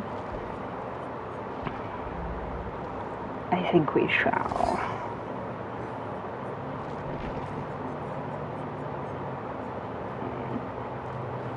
How can you not? Mm-hmm.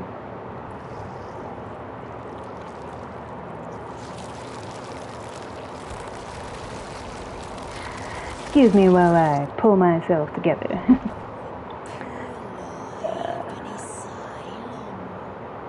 Yeah, and yeah, all that. So, uh-huh.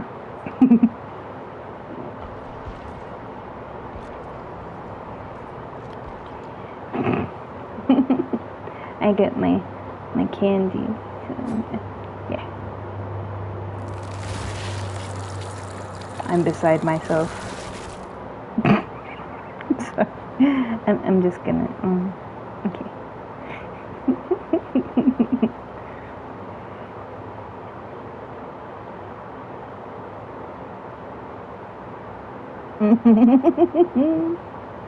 Wait, did I? Okay. She likes it too. I like the fact that it matches. She has mushrooms in her eye cavity. The purr thing.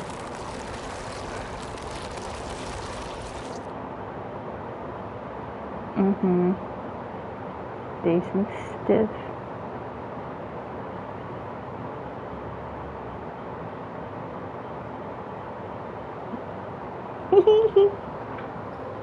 La la la la la la la la la la la la. Yeah.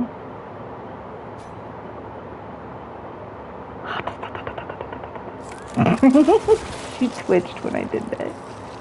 See? There's mushrooms. They're like a whole other level.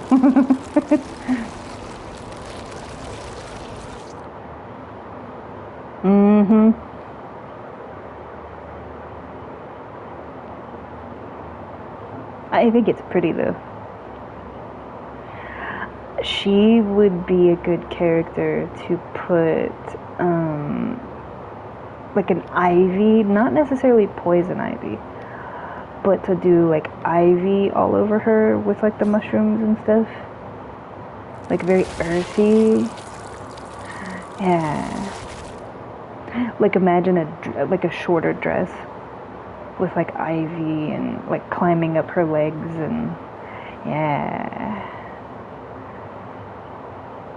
And you would still have like the plants and the flowers and stuff like blooming and stuff. Because her whole thing is like you eat the mushrooms that shimmer. Yeah, so instead of them being green, they could be like purple or pink.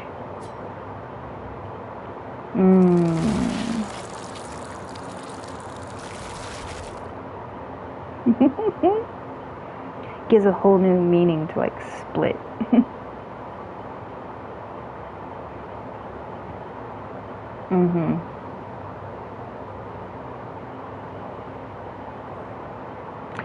If this was a Rift skin, they would have had like a yellow version, a purple version, and probably like a deep, like glowing blue version. So this would have been a good Rift skin.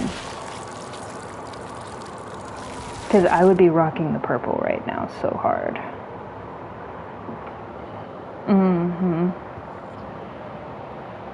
Yeah.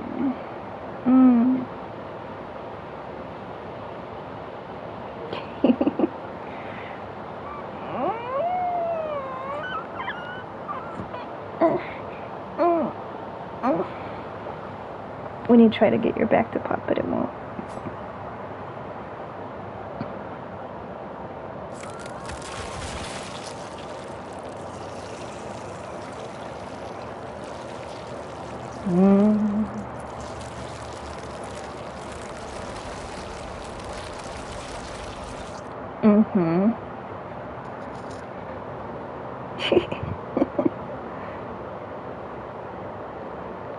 That's strange.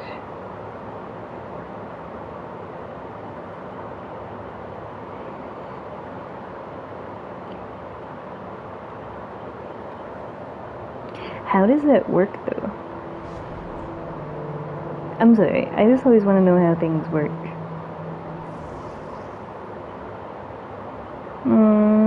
He's smiling.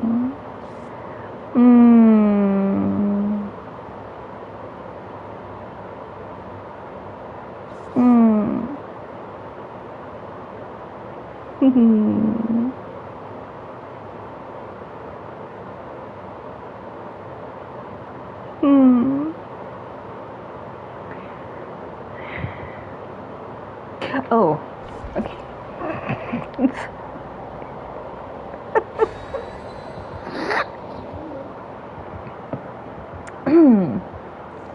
Yeah, stuff and things. Chocolate. Wait a minute. I have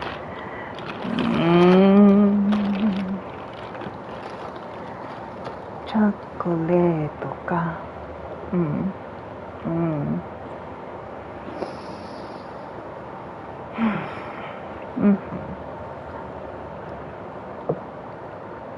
And coffee. Put your hands together, my friend. Ooh. That chocolate with the coffee after. S tier. Okay, wait, I have to remember how to play her.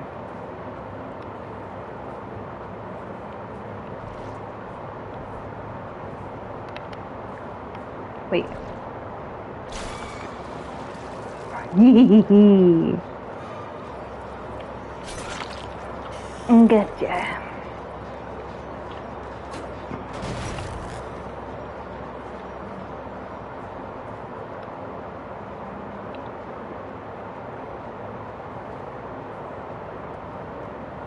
Where did you go?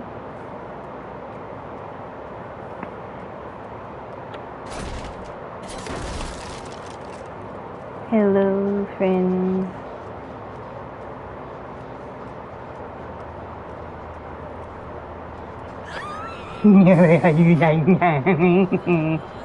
Didn't think I heard it.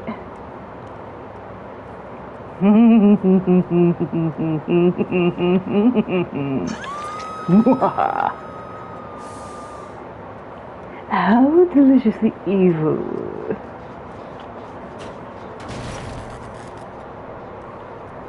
Machine learning is your friend.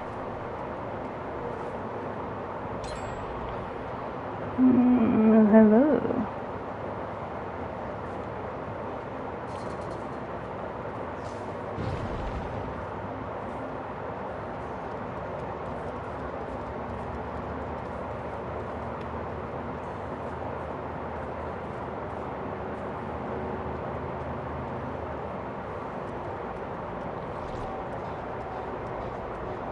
Hmm. Eeny, meeny, miny, mo.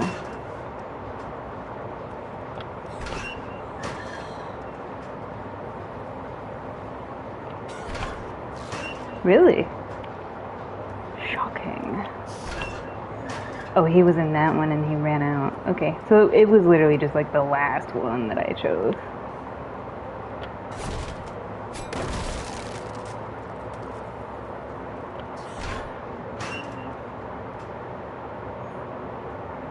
I keep picking the locker that he's not in.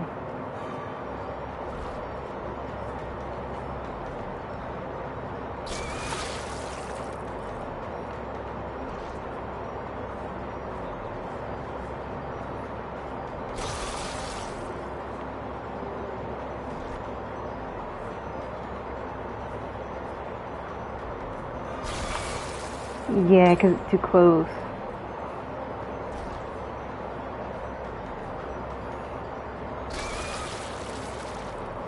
It's supposed to like project and fall on them, but yeah, like I'm also being gen rushed, so this kind of isn't fair.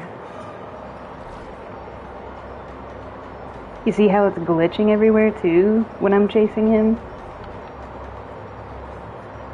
See all that glitchiness? That right there, like they're doing something. They're running something. And I'm also not catching up to him either. He'll drop pallet here. Predictable. Yeah. The glitchiness tells me that he's using something. I don't know what it is, but he's using something.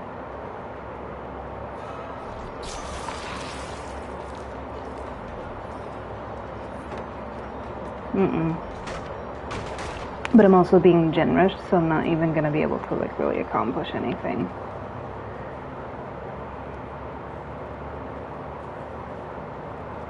And then he's gonna run Jack. So I've already wasted so much time. We'll probably do another match, because this is kind of a waste.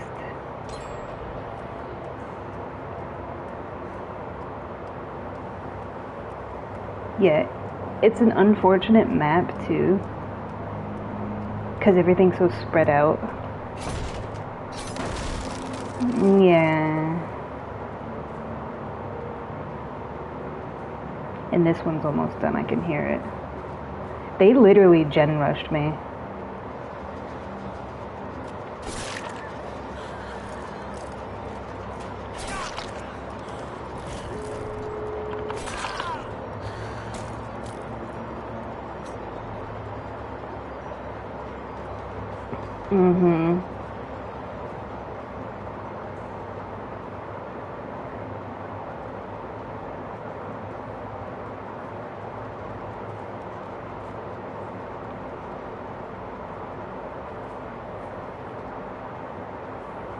Yeah, it sucks when you get gen rushed.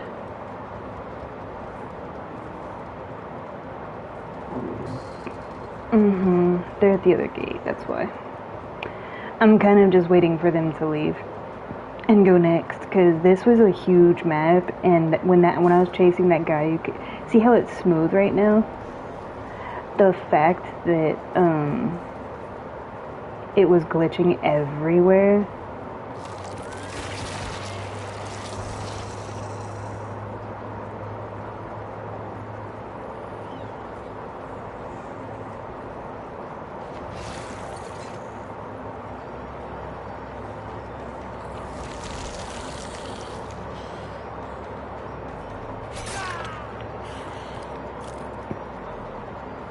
Yeah, they're gonna have to go to the other gate.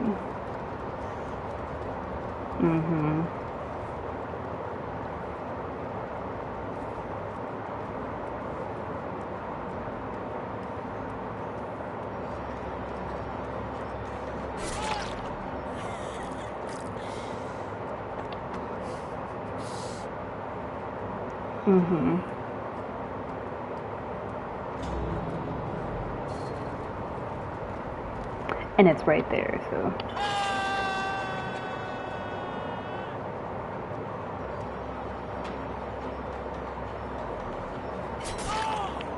And the other person's gonna grab. If they're smart. They kinda didn't.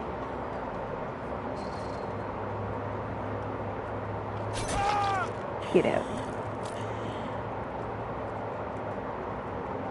Somebody else should be grabbing him soon.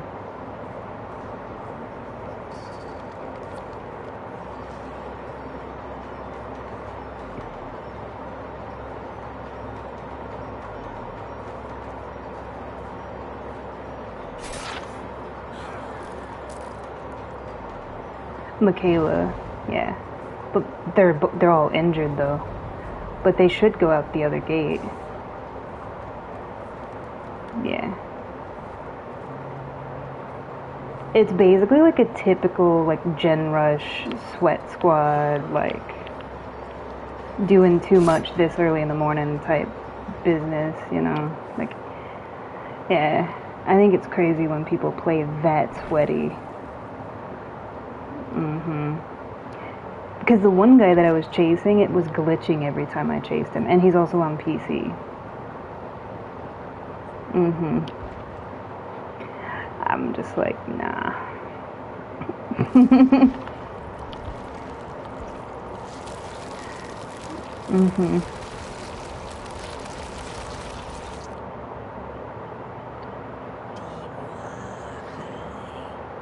Usually, yeah. It's a good indicator. Because what happens is, like, sometimes when people are running certain things, depending on the server for that match, the server can't handle all of that. You know how sometimes the server will, like, kick you out? Usually when the server kicks everybody out, it's because somebody's running something and it can't even, like, maintain it. So it'll just cut the match, essentially. It drops... Sorry, her thing is so loud. It drops everything from the server. Like, that's how bad it is. So the fact that we didn't get dropped from the server, but it was just glitchy whenever I would chase him, like, that tells you. Because it was like it got cranked up when I was specifically chasing him. And it was glitching, but it didn't drop us.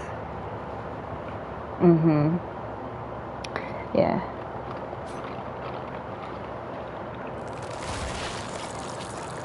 Crazy. Silly little me's over here just playing legit, you know?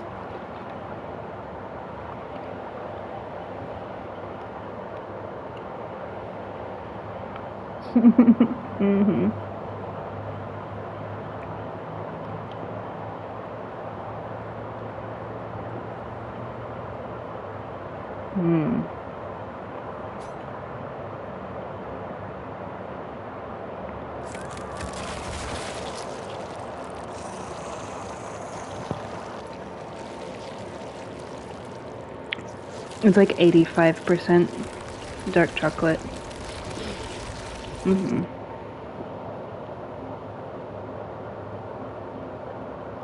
With like a coffee chaser.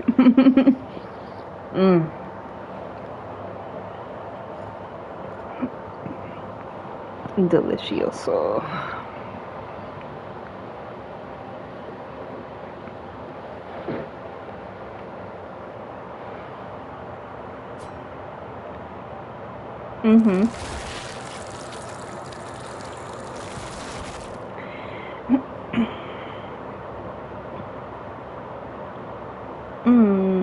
Oh, they do still have it. Yeah, because I'm...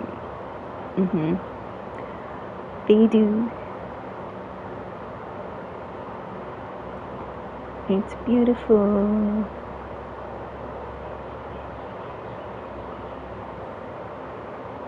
When you tell the pigeons to go to rehab.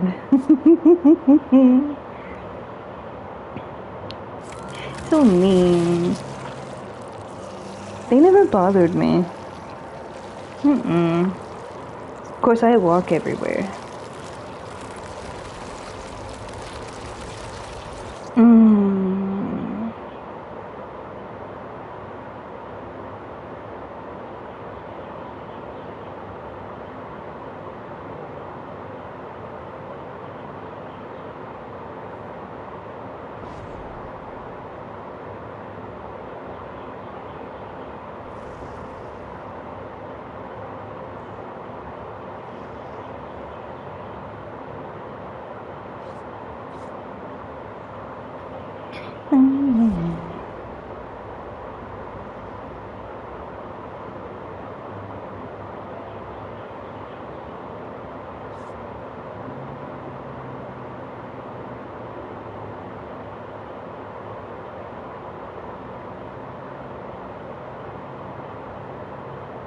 Mm-hmm.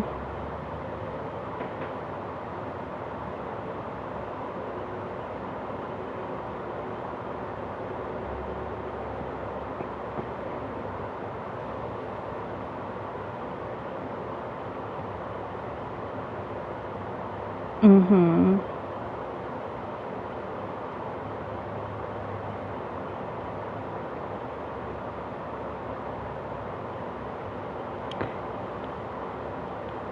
Mm-hmm. Exactly.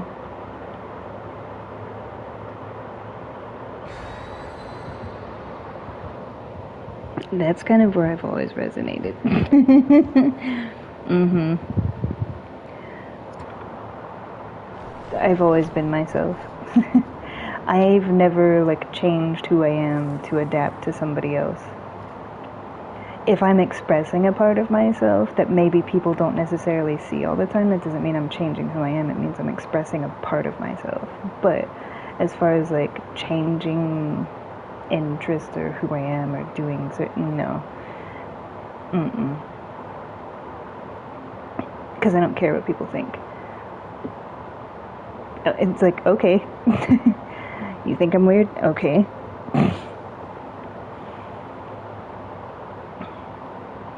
Exactly, just like the video. It's like you can click off the video. You can walk away. You don't have to be around me. You know? So I never worried about all that. I had friends that would do that. They would change their personality depending on who they were around. And it's like, but do you ever really get to know them in that case? Because you're only knowing like who they're with, who they are depending on who they're with. You know? Look at that. That's a fat one. So worth it though. Mmm.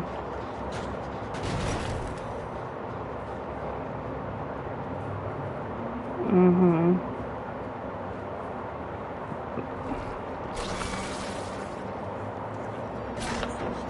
You didn't count it.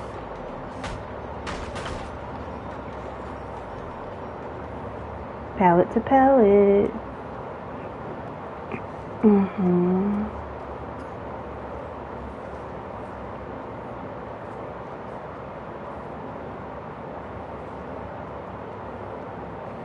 She just kind of disappeared, didn't she?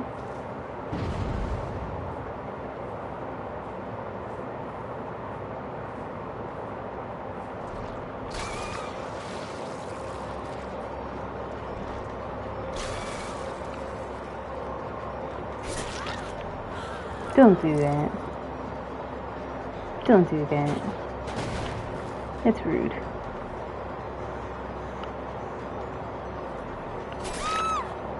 Rude behavior will not be tolerated.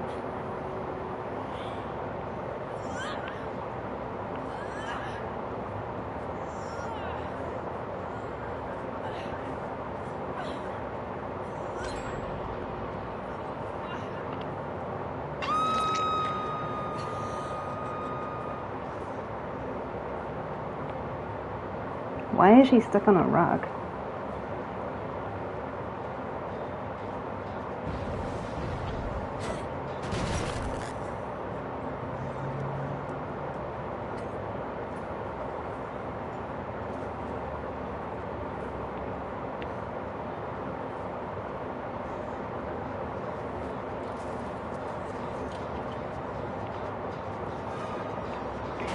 Did you hear that? It's like somebody was still working on it even though nobody was there.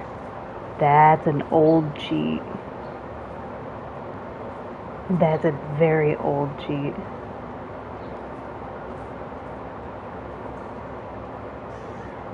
You don't think I saw you?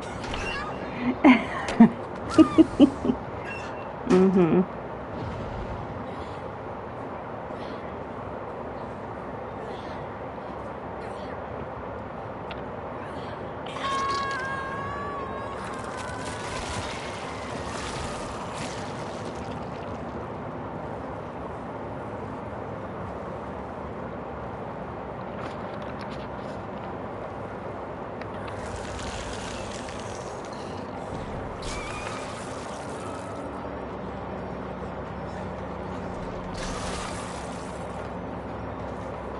Yeah, for some reason it wasn't counting. Poor Bill, he's still infected. I don't know why. I don't know. I don't know why, Bill. I don't know why you still have that thing on your back. It's like everybody else ate the mushroom except him.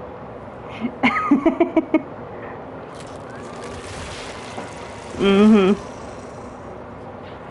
Maybe he doesn't like mushrooms. Or he's allergic to them.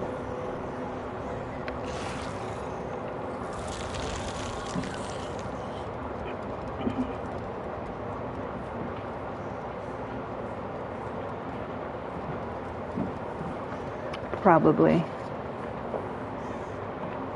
It's another big map, so...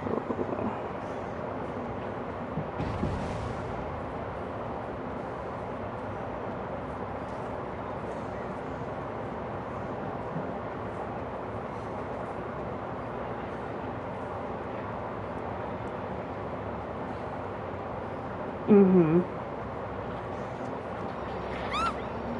Nice.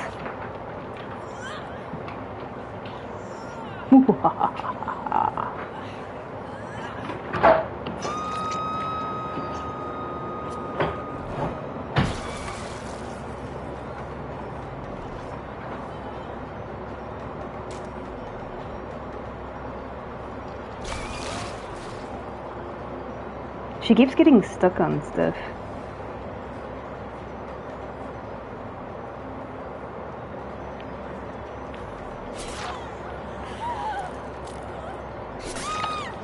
Mm-hmm.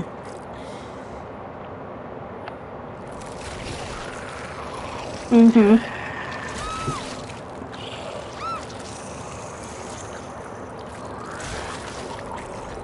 Disgusting.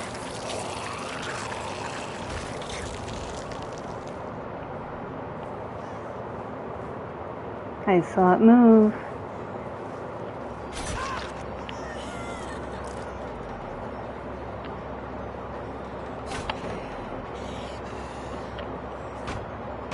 It's not good that they're clustered up like this.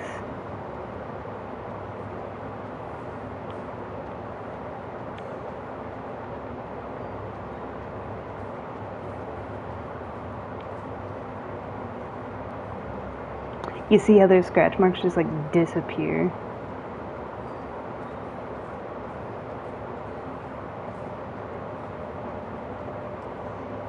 Mm-hmm.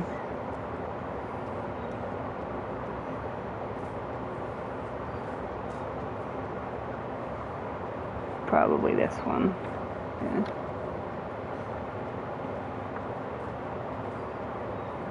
No, they're not doing gens. They did kind of 3-gen themselves with those. Oh, they have crows.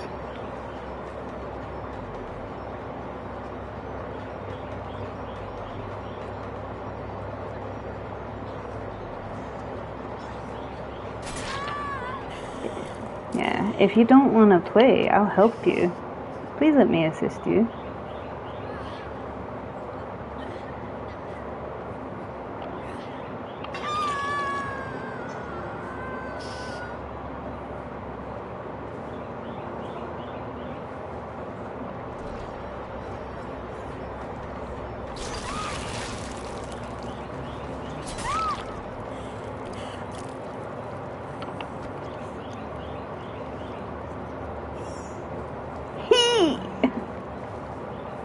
Mm-hmm. I wouldn't blame Bill if he just let them hang. Yeah, I wouldn't blame him. Sable had crows, and the Meg was just hiding the whole time.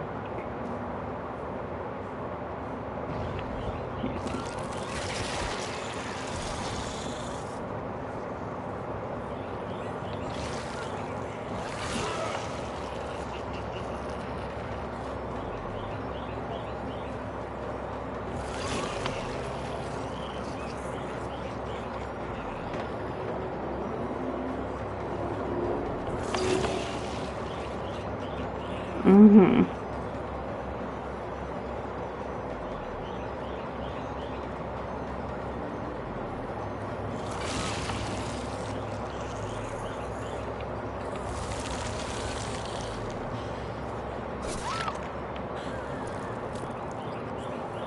Because you can't really down them in that form unless they're full, like, infection.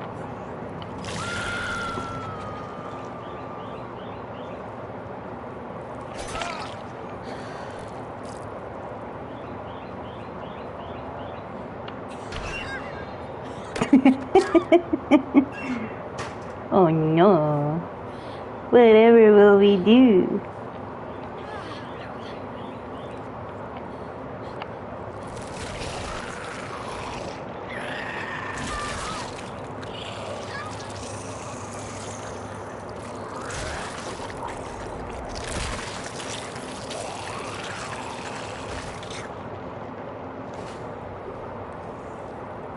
I think Bill wants it, yeah.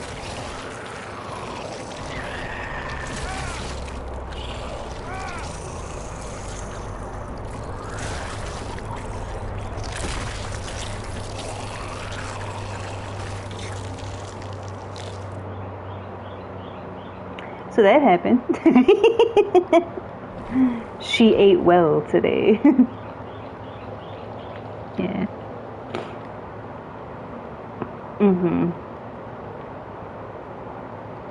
Yeah. To be fair, I play that map really well, just like I play the jungle map really well. There are certain maps that are my favorite and I do well on them, and then there's certain maps that I don't, like Midwich, Saw map. Saw map I actually play pretty well. I just don't like it. But what messed them up was that they weren't doing gens. It was like the Sable just started hanging out in lockers, and the Meg was never doing gens. So the build just kind of gave up. That's why I said I wouldn't have blamed him if he would have let them die on hook and just go for hatch.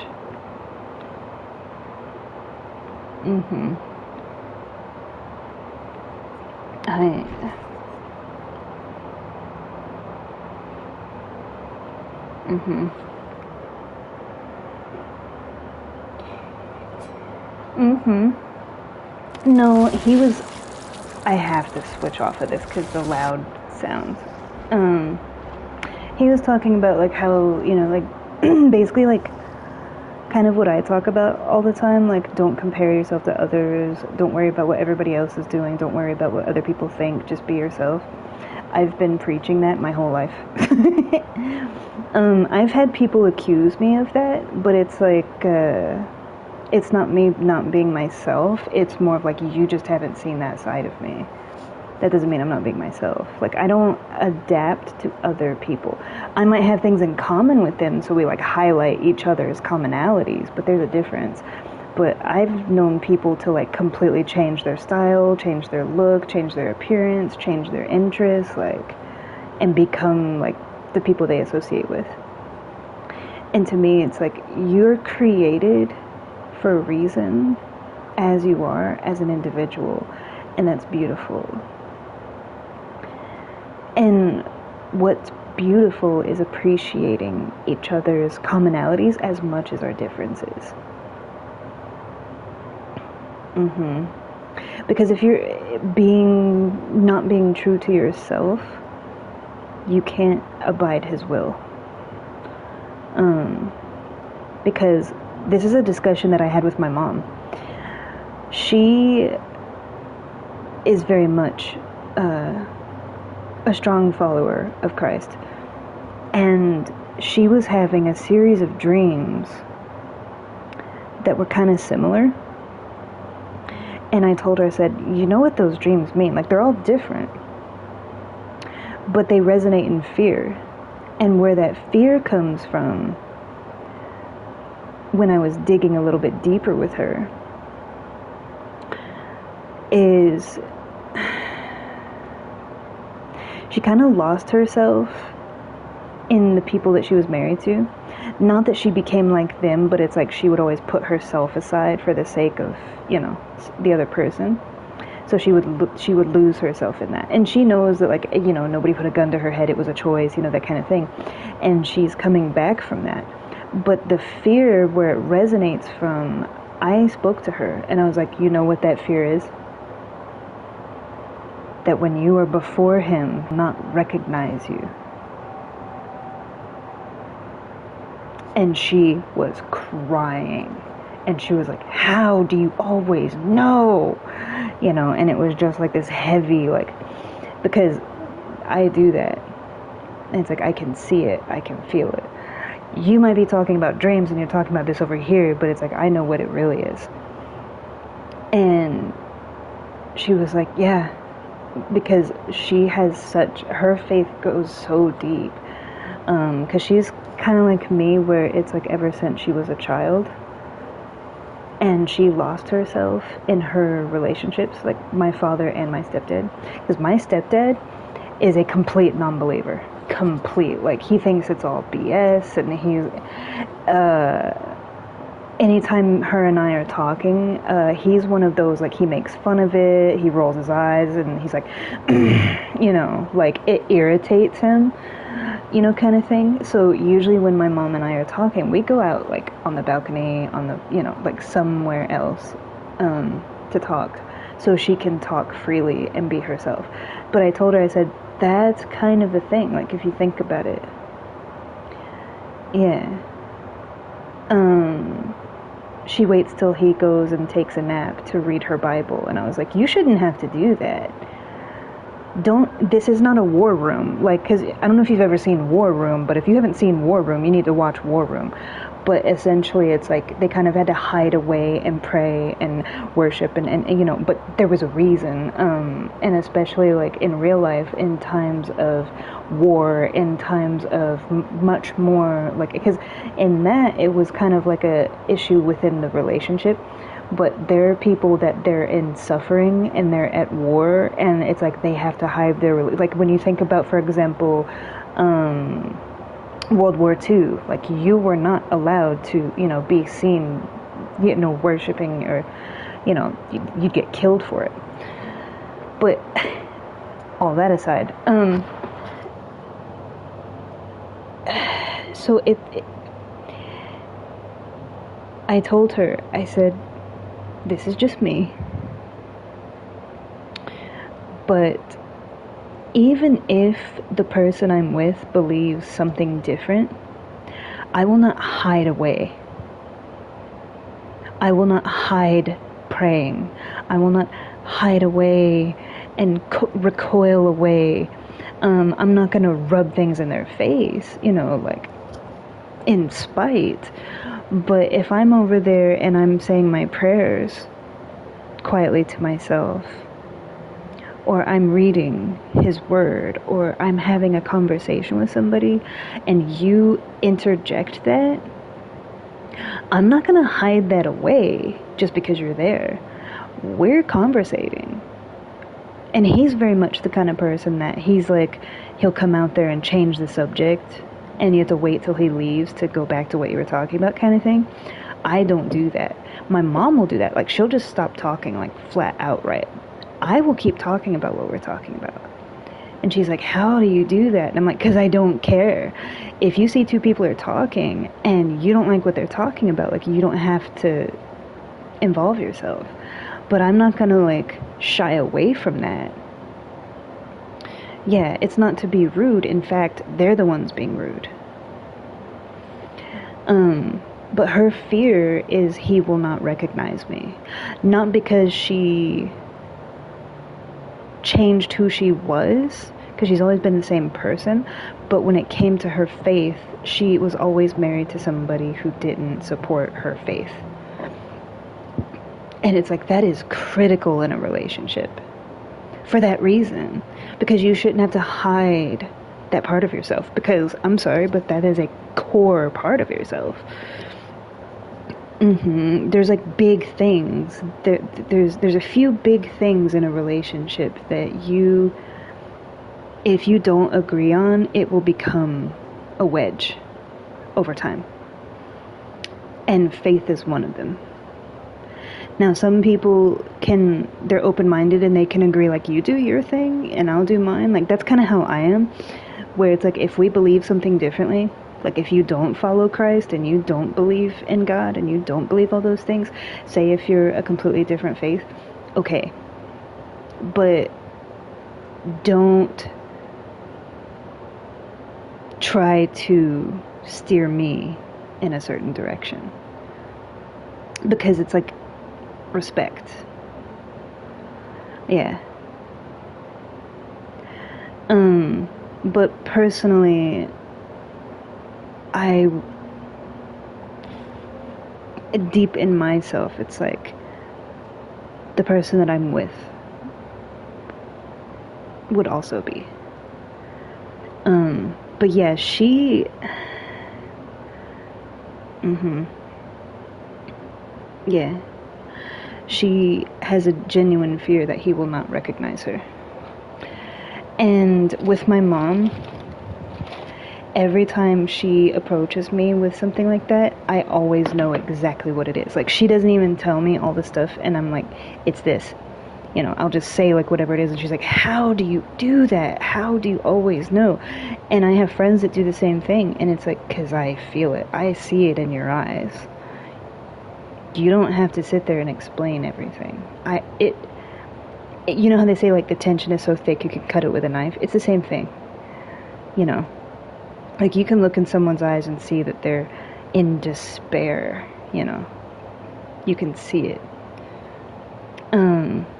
But some people don't, you know? They're completely, you know, like, if you don't tell them down to the last little thing, they're completely oblivious to other people's feelings and emotions and what they're resonating in. For me, it's like a neon sign flashing. It's like the song Sound of Silence, like neon signs flashing, you know, kind of thing. Yeah. And so yeah, to me, I've been on the receiving end of a lot of criticism. My friends always adapted to what was cool or what their favorite music artist did, or I had a friend that would change their religion based off of whatever music artist they thought was cool at the time. But then they didn't really delve into it truly. But they would change it, you know, and it's like, but you're not going, because it's not coming from something genuine, it's coming from admiration. It's not, you know, a shirt that you put on. It's not a flavor of the day because it's relevant and cool in that time. Like, so for me, it's like I've always just been true to myself. Yeah, if I'm silly, if I'm weird, if I'm goofy, if I'm this and I'm that, okay, you know. Yeah. What you see is what you get. It's cool. Yeah. I've been called much worse things. Yeah. So what he was talking about, that's why I was sitting there. I was like, yes, because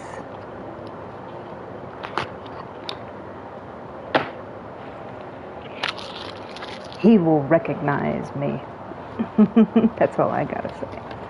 He knows his child, and I stay true to myself, even if it pisses people off. I say things that trigger people.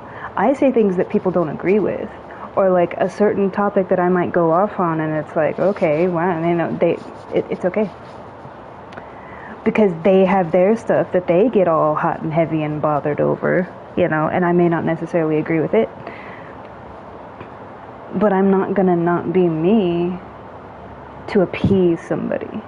I talked about this the other day. Well, night. Day for me, you know. It's so weird that I'm gonna be working daytime hours, like 8 to 4. I will be at home before dinner time. I'll be streaming like early evenings. But, yeah.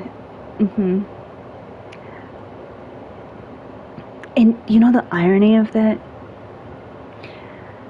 This is what I told her.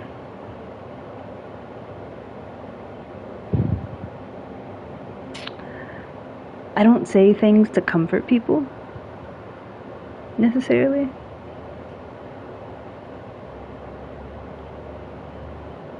The concept of he will not recognize me because I have, you know, strewn aside or veered, you know, He will always recognize you. He created you. He knows what your heart is. And you could completely change your appearance, you can completely change your interests, you can completely change your life 1,000,000 times over. You are still his child. He will recognize you. You don't recognize yourself, but you are not him. It's like you look in the mirror and you don't recognize yourself, so you associate that with, he will not recognize me. Yes, he will. That's the difference. You see that disassociative, and you're like, oh, God won't even recognize me because I've fallen so far. Do you not remember? Remember his word. No matter how much you fall, you are his child. That love is still there. It does not change. He will recognize you. You are not forgotten. She, fell apart.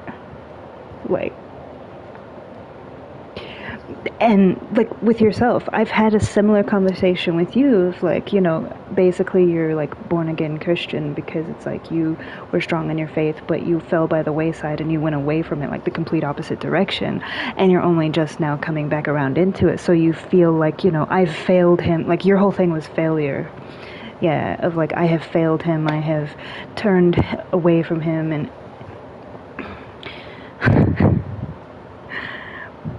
remember.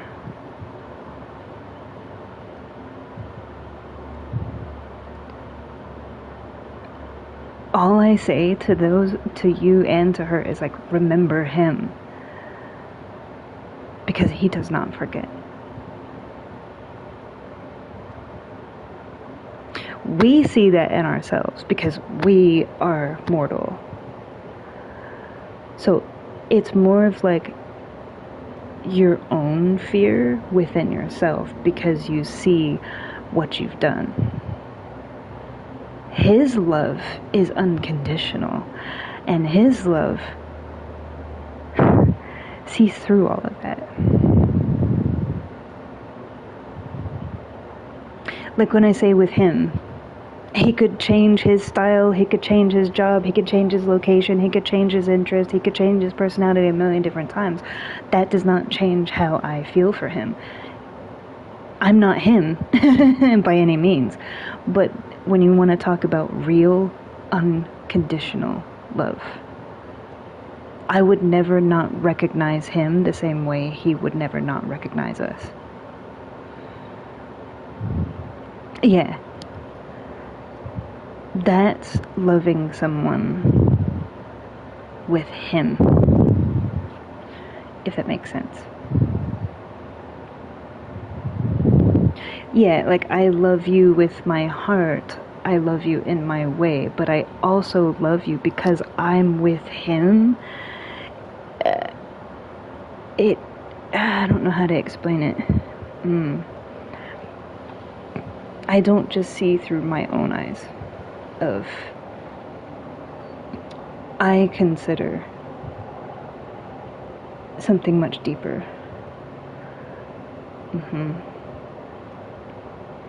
Yeah, that's why I was saying before, it doesn't matter what your condition here on earth is. Here, in the present, in the now, things change, situations change, everything changes. That doesn't change the love that you have. With Koki, he was my friend most of my life, but when he got really bad on drugs and on alcohol, he completely changed. He was a total jerk. But to me, he was still him. His condition of life changed, but to me, I still see him the same way. And when he came out of it and I helped him through both of those things, you know what I said to him? I didn't say, you've changed. You know what I said? welcome home. You're home now. And he cried. Because he was like, I lost myself, and you're the only one that was there for me through all of it, through the vomiting, through the rage, through the throwing things, through the get the fuck out of my house, and I hate your guts, and go die, and leave me alone, and, like, the shakes, the vomiting, the tremors, the night sweats, like, just raging out, like, all of it. He destroyed his house. There was, like, holes in the wall, there was, like, broken stuff everywhere. Like, he will tell you. Because that's where he was at. But he's come back from that. And he was like, when you said welcome home to me, he felt like a child in that moment. And he broke down. Because I was there with him through all of it. There was nothing that he could throw at me that I couldn't take. He's a brother to me. Because the words that you're spitting at me is not really you. It's the condition of your current, you know what I mean? Like, it's the drugs, it's the coming off of all of that that's talking. It's not him talking. And you have to know how to differentiate that. Because I know him. And it's like, that's not like him. But his other friends were like, fuck you, dude, like, fuck you. And he lost almost all of his friends.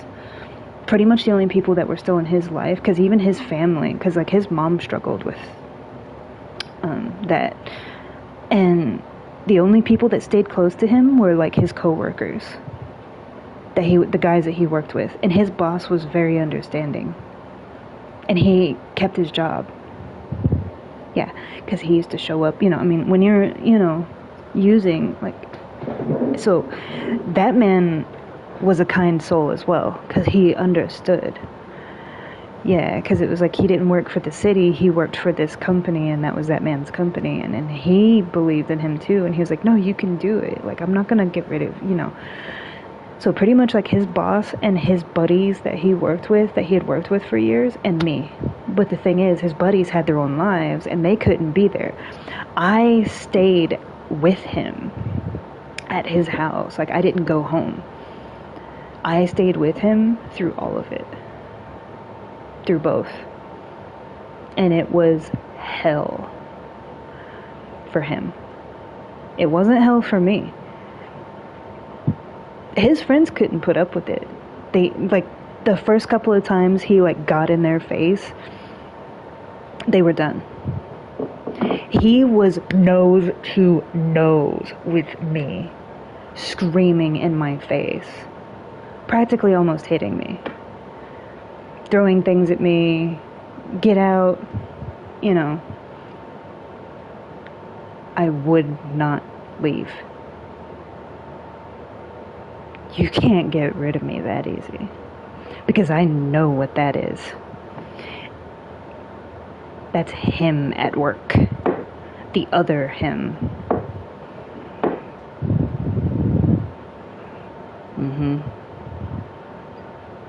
And every bit that was pouring out of him when he, like, for example, when he was coming off of the alcohol, when all that stuff is coming out of you, you're sweating it out, you're vomiting it out, you're like, and same thing with the usage, like, it's under your skin.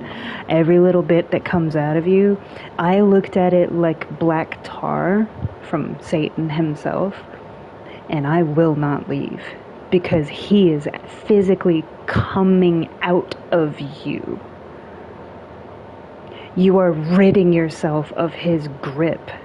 So it's like tar pouring out of your body in a physical sense to me. And that tar is Satan's grasp. You think I'm gonna leave?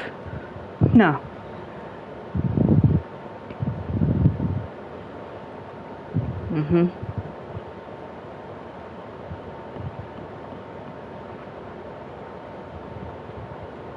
Hmm. He had before, people were trying to get him to get clean and all of that. He had done rehab, he had done therapy, he had done like the 12 steps. But it's like when it's somebody else trying to make you go, because he had a couple of girlfriends at the time, and they're like, I'm not going to be with you, and like when it's always someone else trying to get you to stop something, you won't really do it. You'll do it temporarily because you care about them, but you only truly can do it when you decide that you want to do it. It's not because it could be the person you love the most in the world, you know. It could be your significant other, it could be your child, it could be your parent. You have to decide when you're done. And when that happens, you have to be filled with, it's not when you give up. Because it's kind of the opposite. You have to get so angry at yourself. Because my roommate has gone through something similar, not with like drugs or alcohol, but it's like situations that keep repeating. And I was like, you know why they keep repeating? Not just because you have to keep relearning the lesson, but because you haven't hit that point yet. It's what I call past the point of no return. The point of no return is where you face yourself and you can't stand it anymore.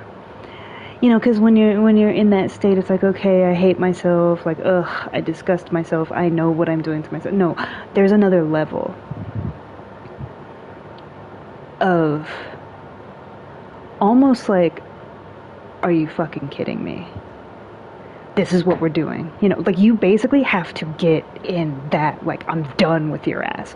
Like, you're looking at yourself in the mirror, like, I'm so sick of yours, I'm done with it, like, we're not doing, like, yeah, you have to get to that point.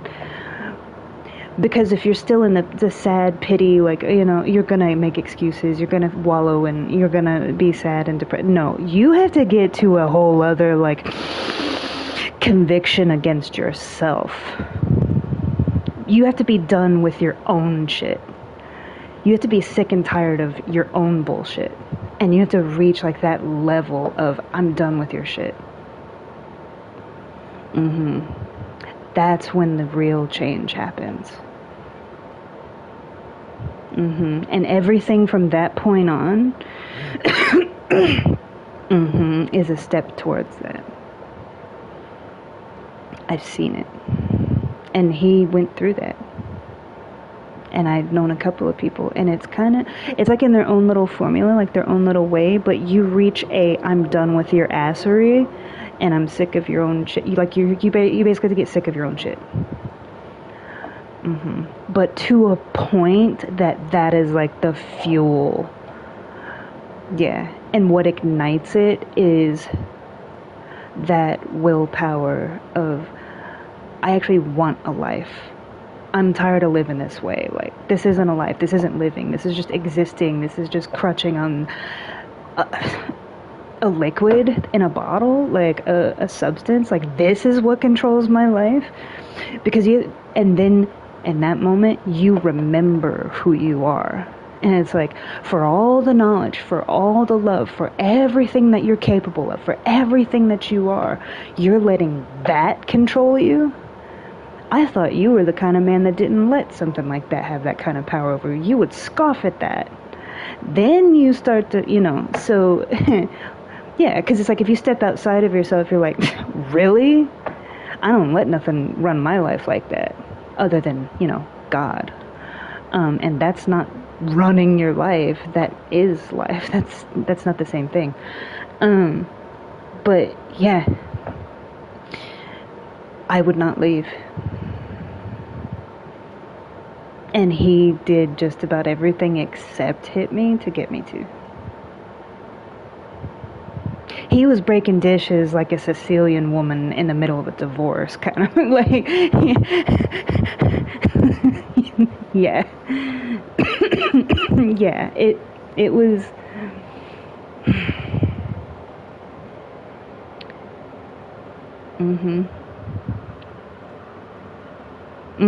Like the stuff with your relationships. Like, I have been on the bathroom floor. I have been on your living room floor. I've sat with you against the wall in the kitchen. And you're just, in those critical moments. And, I find that that's kind of a common pattern. Because I've been with people in their last moments, and I've been with people at their most, yeah.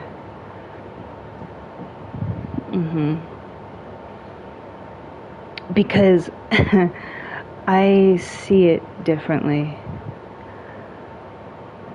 I see it pouring out. Like I said, like the tar.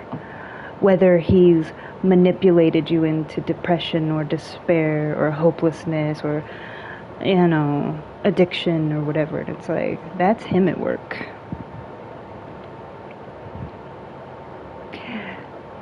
Yeah, and I don't believe in like Catholicism, but if you want to talk, it's almost like an exorcism, and not because like, oh, you're reaching and there's not all the hokey stuff that like you see on TV and stuff. But I'm talking about, it's literally like his tar is him, and it's seeping out of you.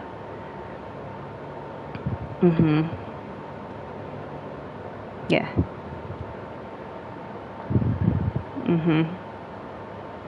Yeah, so it's like when I'm looking at the person, I'm seeing something completely different. I'm not seeing what's in front of me. I'm seeing like this person has like barbed wire and is being smothered and strangled in this twisted manipulation from that. Yeah.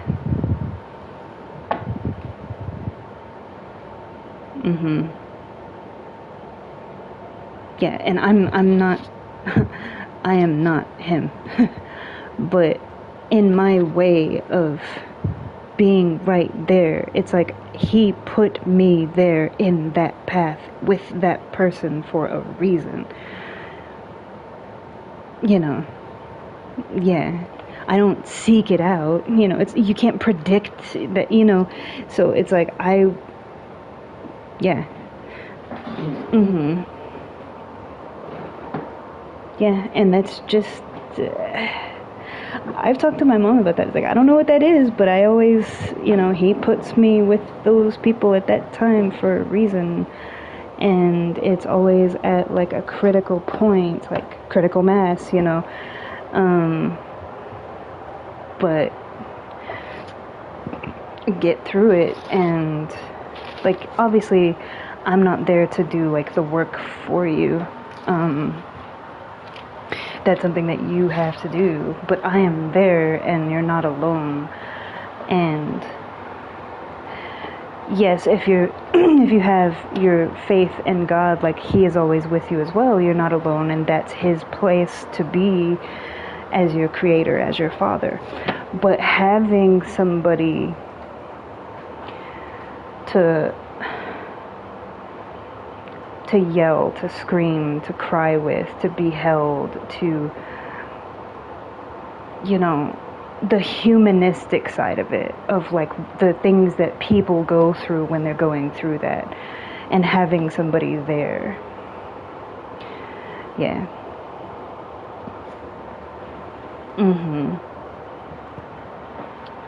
Yeah. So yeah.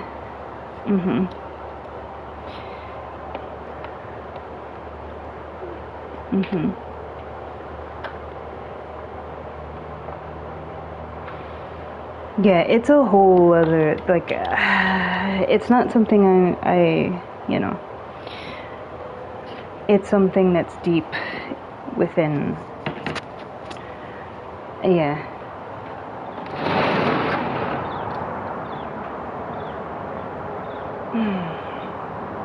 The sun is hot.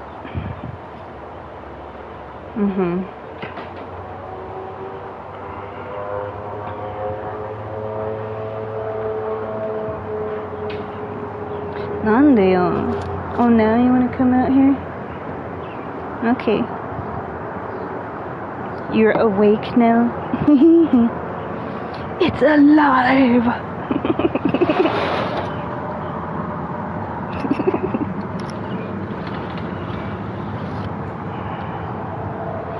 My sunshine is awake.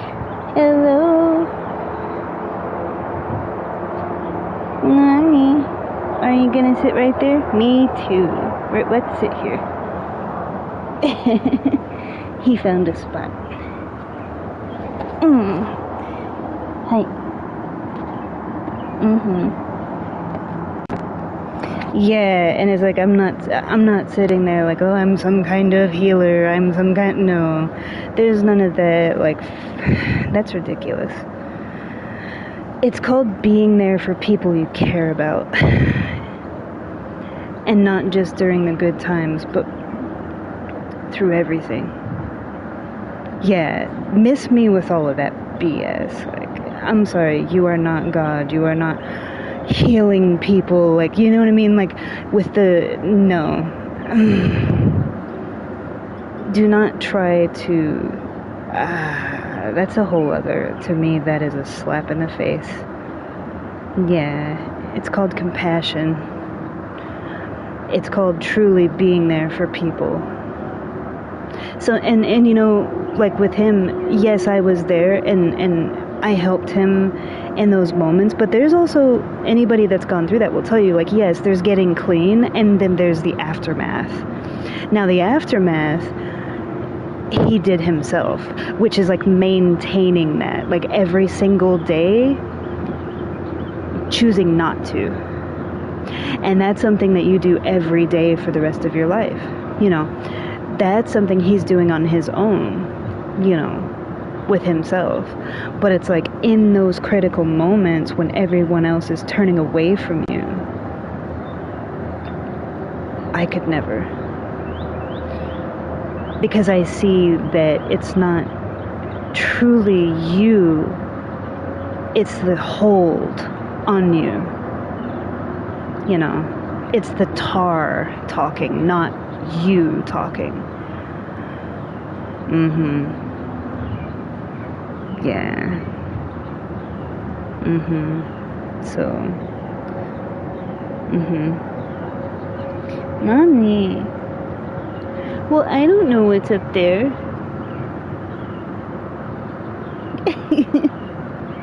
He's looking like towards the top of one of the buildings with like this look of expectation. Like he looked at it and looked back at me like, so you gonna, and it's like, what? You go up there. I'll wait right here. Is the warm sun nice? Yeah. Sunshine, blue skies, and clouds.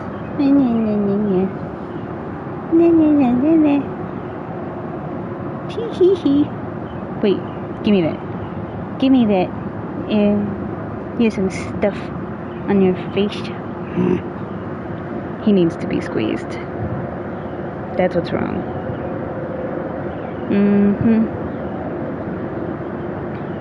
Do you require assistance? The faces he gives me get me every time. The air smells so nice. Hee hee hee.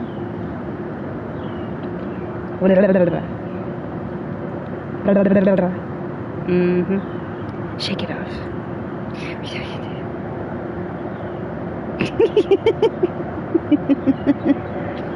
The side eye is strong.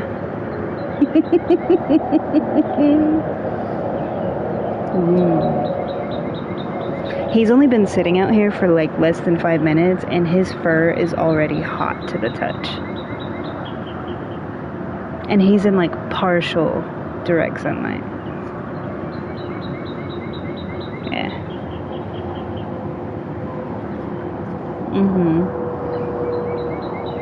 Yeah.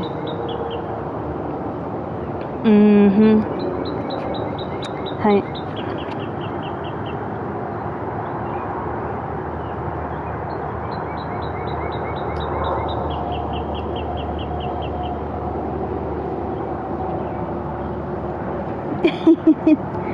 Yeah. And you know, that's just my way. That's me. That's my personal experiences with people.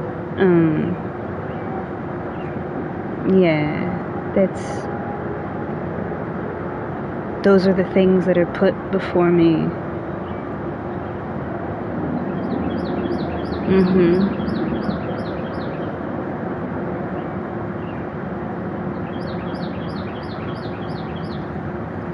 Yeah. I prayed over him every single day for a week straight. And that's in between all of the chaos.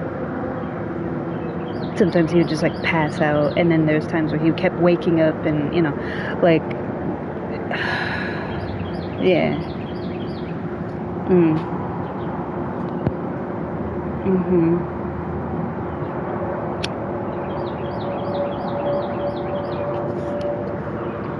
Mondale. You don't like your spot no more? You want to come over here on me? Okay. That's my foot. Yeah.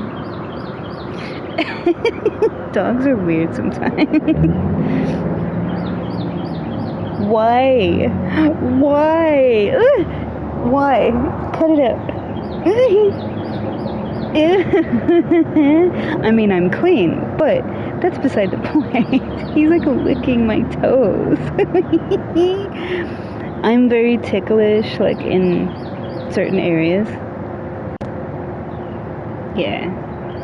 Like my neck is very sensitive, the V line is very sensitive, my toes are very, like, my mom, when I was little,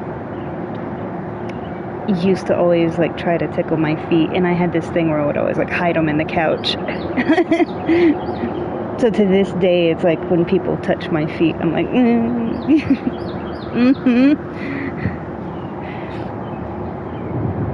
leave my toes alone.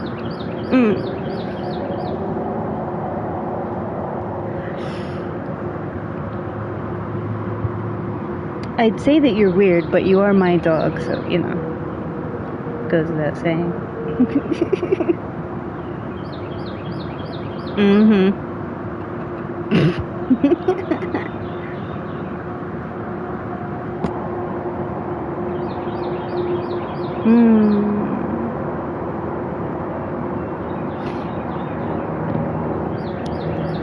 It's so beautiful there where he is, like before the sun came up. That color of the sky is beautiful. Yeah, I had to watch it twice, like, because I was distracted by him, but, and like what he was saying, but the color of that is pretty.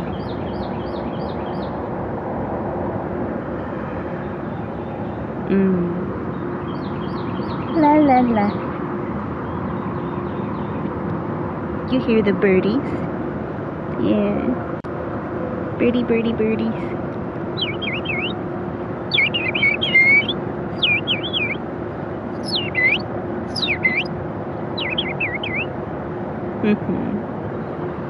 Oh, he's gonna fall asleep on me.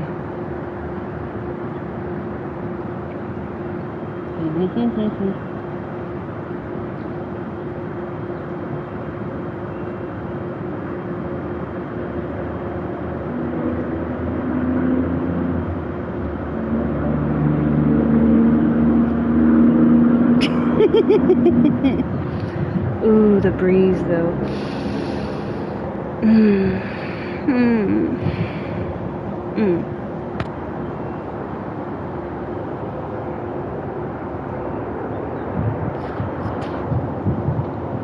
I know what I'm doing later. This is a good day for a book in the park.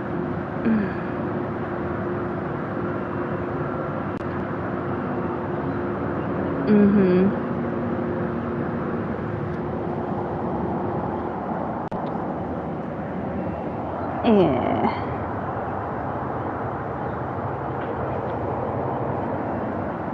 Did you die?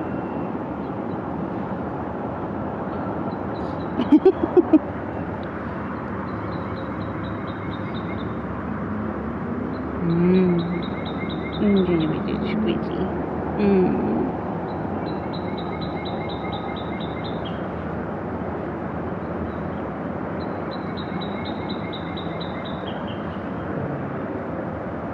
He needs to be squeezed.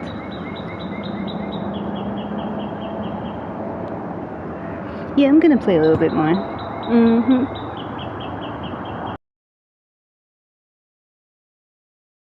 I just wanted to come out here because it's nice.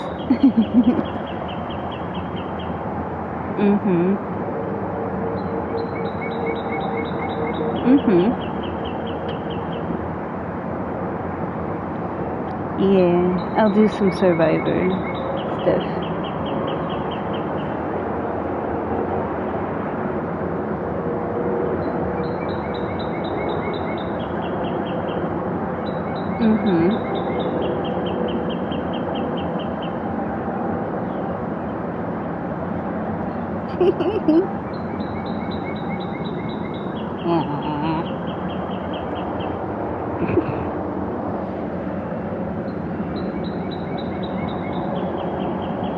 You did?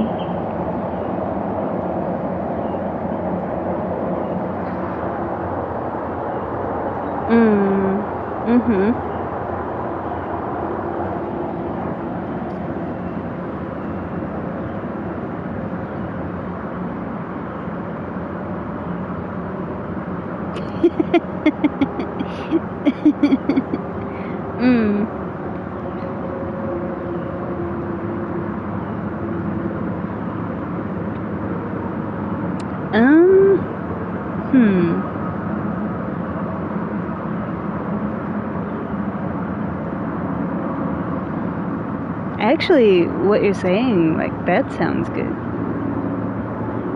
Yeah, just as that is.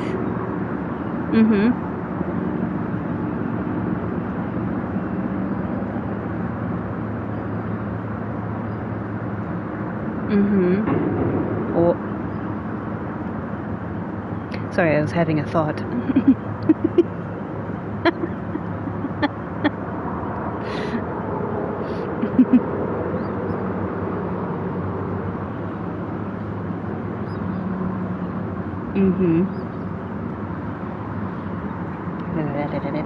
Toe beans.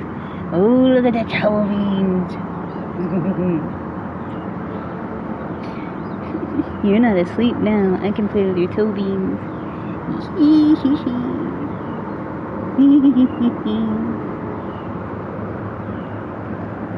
His toe bean game is strong.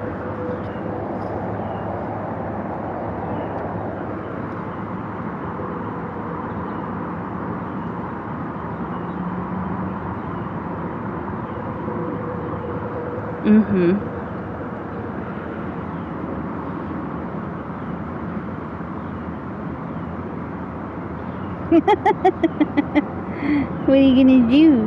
What are you gonna do? Oh.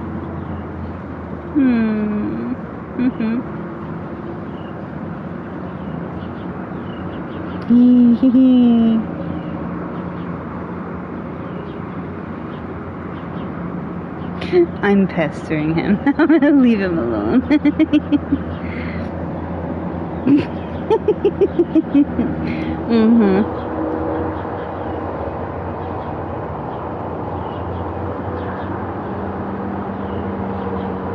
Hi.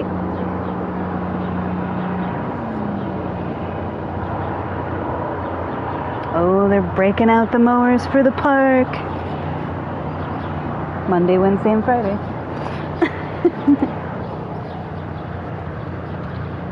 That's my cue.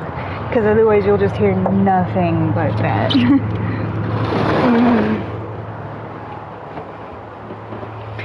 Yeah. You want to stay out there? Okay.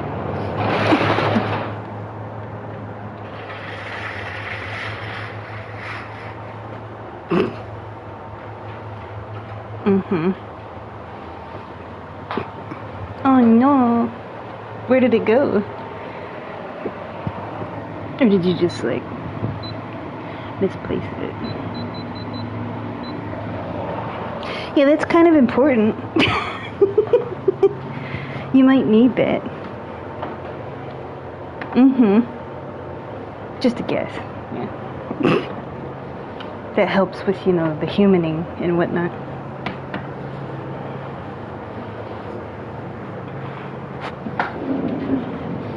Fair enough. Yeah.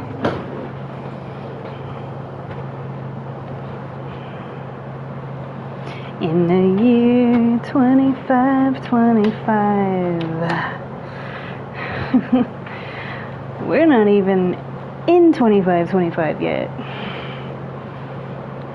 Oh, okay.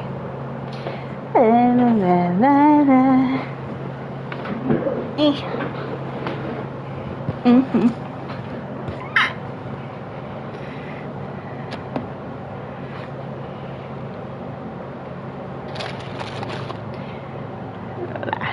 La la la. Mm-hmm. La la la la. Nope, and then play V.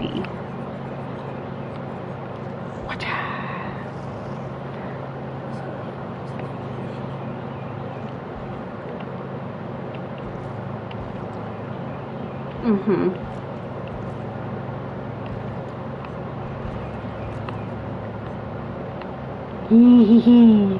Sorry. Because everything's pretty and cute and adorable, you know. Mm-hmm.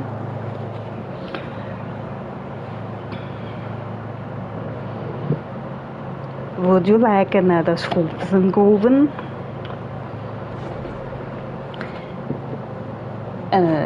It's pickles, but they're in a brine that I made. Oh no, it doesn't want to come out. Hey, you get out of there. Wait. Oh, yeah. I don't have a fork. Just stab it with a chopstick.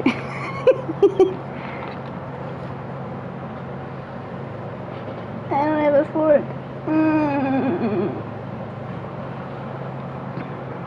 I mean, I do, but it's over there.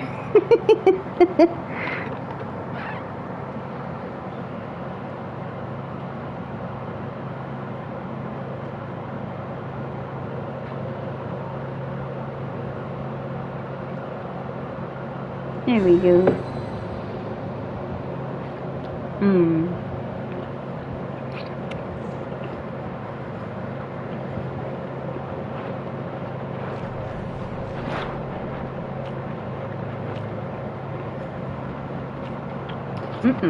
I make my own. I put them in jars and stuff.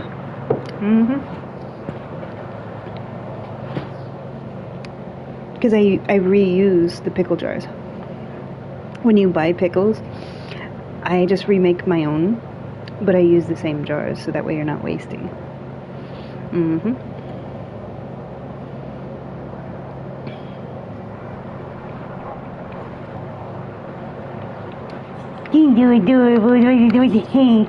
Okay. Oh, I see.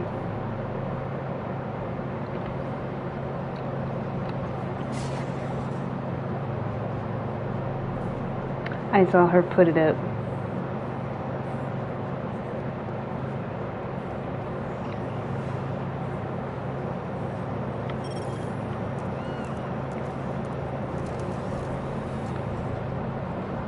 It wasn't me. I didn't do it.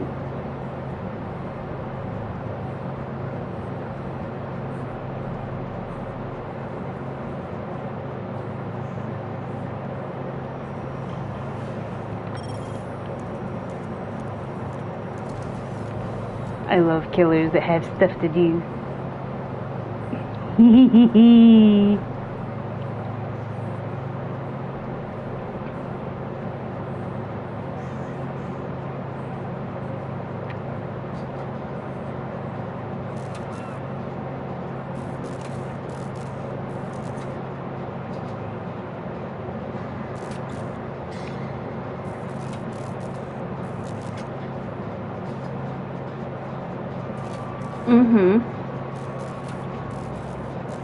Look at the birdies. Look at the birdies way up there.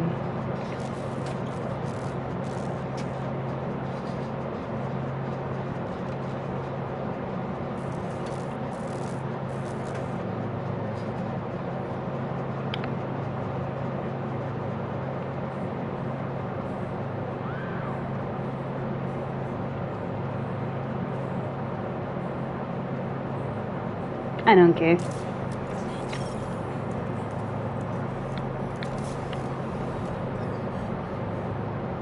Hee.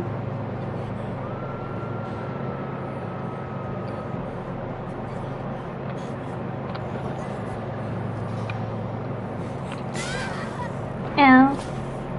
You told me.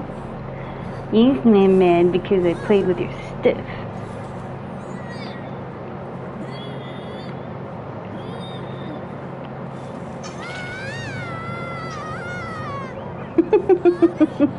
I can't help it.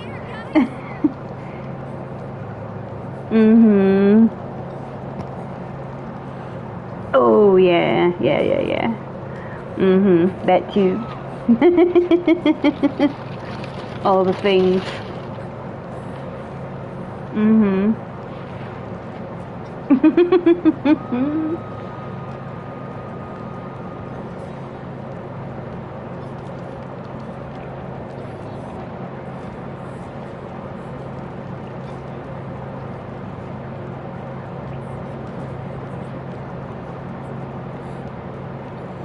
Mm.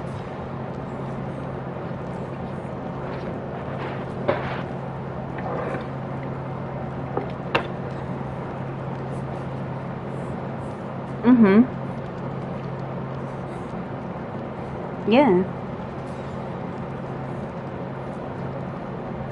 That's why I was saying, like,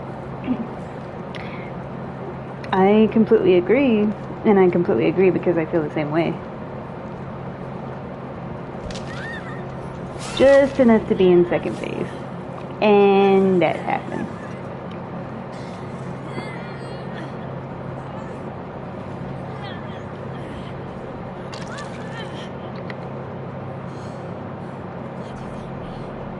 Mm-hmm. Oh.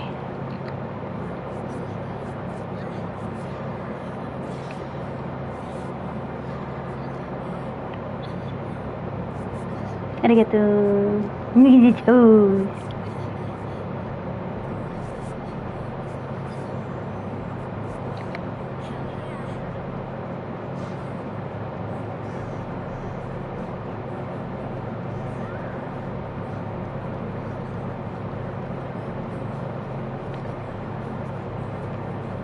Come back. Come back. Come back. Okay, you don't have to go that far. She's going to Guam. Like, you don't have to go that far.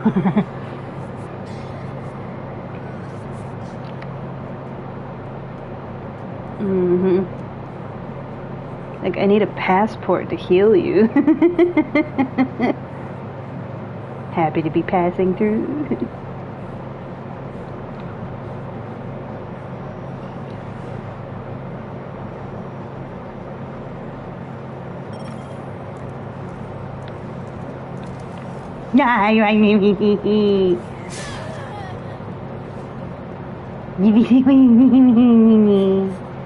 I played with your stuff.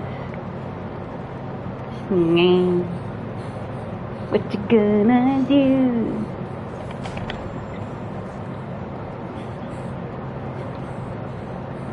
She's got a good build. I was hoping she'd hit the tree. It's yeah. She got a booty like I do. I'm just not as wide, but you know. I died. The fact that my thing was solid black. I was playing with other things.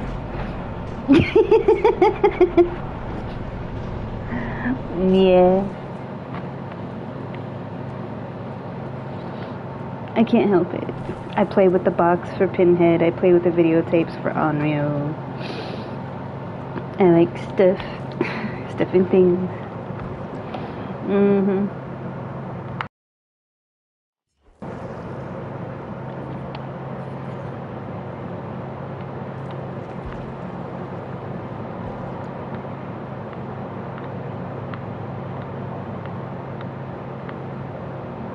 Mm-hmm.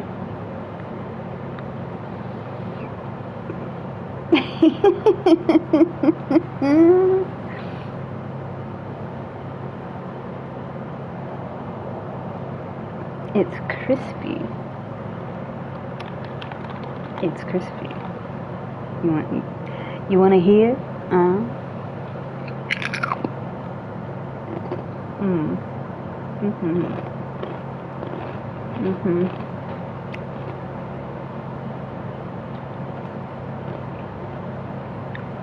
Spicy. So spicy. She may not have seen it.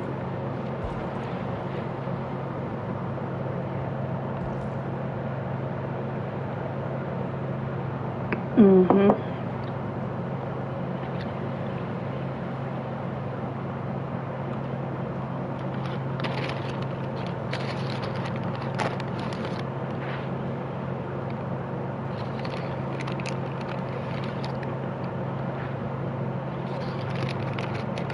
Mm-mm. Mm-mm. Let me throw this away.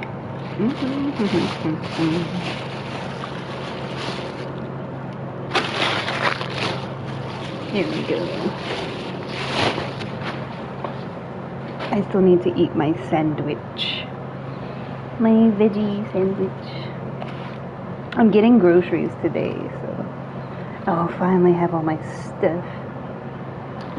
I'll have my rainbow back in my kitchen. Yeah, I was gonna do it yesterday, but things happen. Mm-hmm.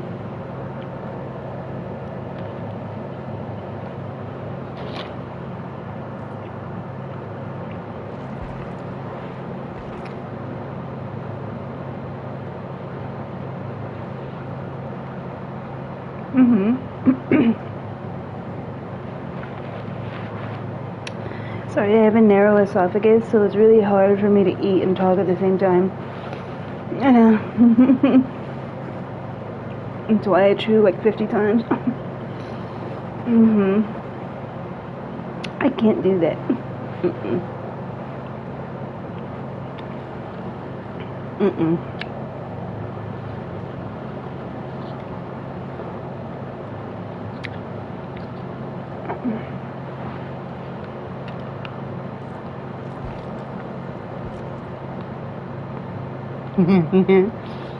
Just keep sending them. There we go. I'm persistent. Well, hello there. Hello, ho, ho. Hello, ho, ho. Okay. I'm ready. I'm ready. I'm ready. I'm ready. I'm ready. La, la, la, la, la, la, la. Mm-hmm. Silly. 11. You've asked me that like twice. 11 is when my meeting is. And then after that, I'm gonna do the FedEx thing, which is just down the block. And then probably go see Leonard, get my fruit, because the way I do my groceries isn't like normal. Yeah, I go to the market to get like my normal stuff, but my produce I only ever get from him. So whenever I go shopping, there's two separate things. Mm-hmm.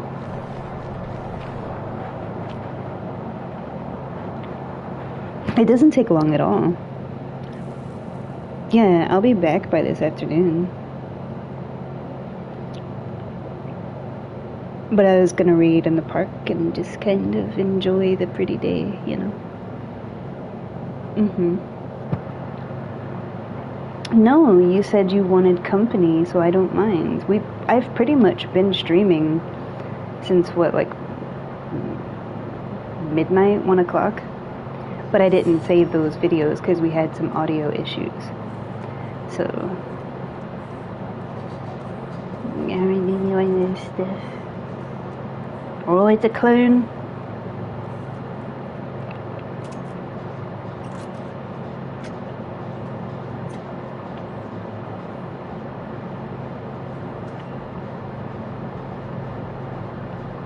But did he see me?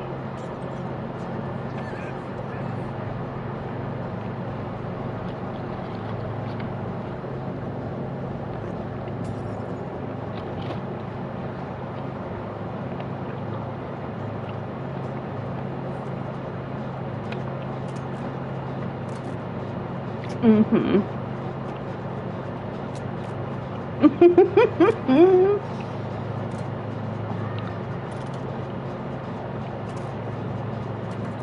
All the small things, true care, truth means. I'll take one. You're right, that's true. Always, I know you'll be at my show. Watching and waiting, commiserating.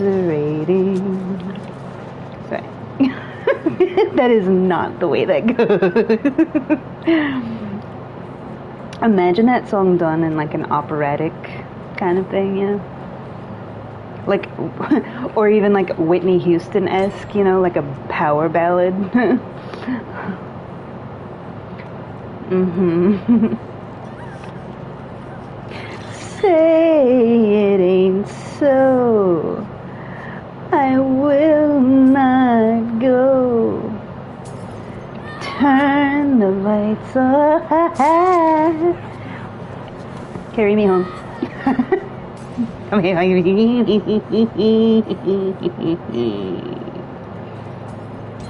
Hey, stop breaking stuff.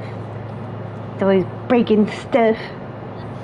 Breaking the bottles and breaking the law, breaking the law, breaking the law. Hello. Goodbye.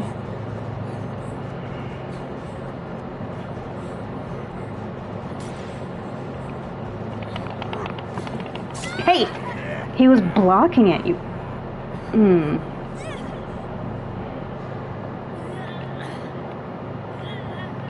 I didn't know he was gonna follow me like right through it. Yeah. If I hadn't like went forward and turned around and I just thrown it, I would have stunned him. I didn't know he was just gonna walk through it like that. Most people don't do that because they anticipate the stun.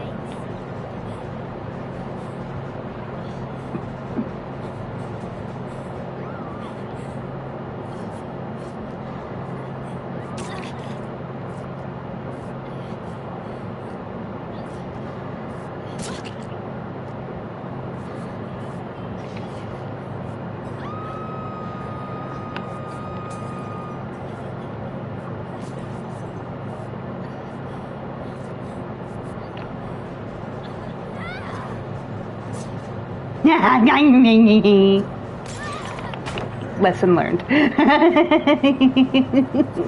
No! There's nowhere to go. He went straight through the house. Mm-hmm.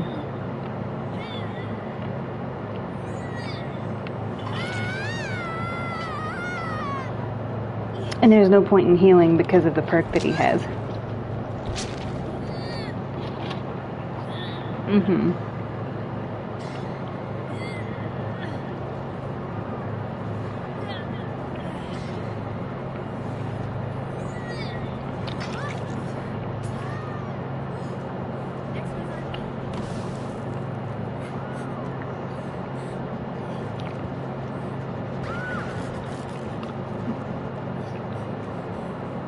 He has Pop Goes the Weasel, that's why. Pop Goes the Weasel is like when you down somebody, the gens blow. Mm-hmm.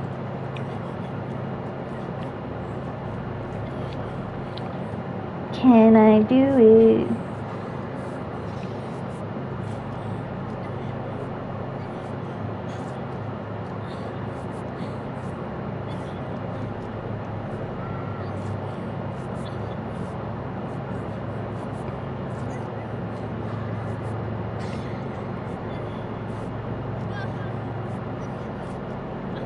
Mm-hmm. 525,000 billion years later. I'm coming, I'm coming, I'm coming, I'm coming, I'm coming, I'm coming. I'm coming. Kind of soft camping, because he's right there where she's hooked. Oh, they unhooked her. Okay.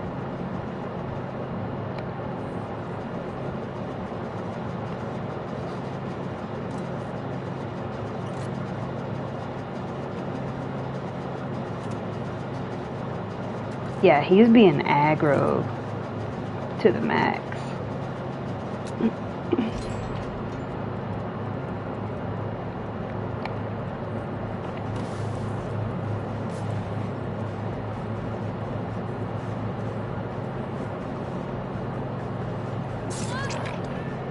Mm-hmm.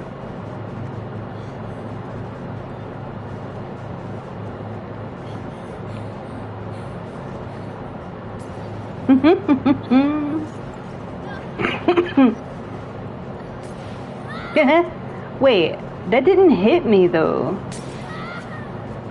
Yeah, like I wasn't in the smoke for either one of those, but it still counted.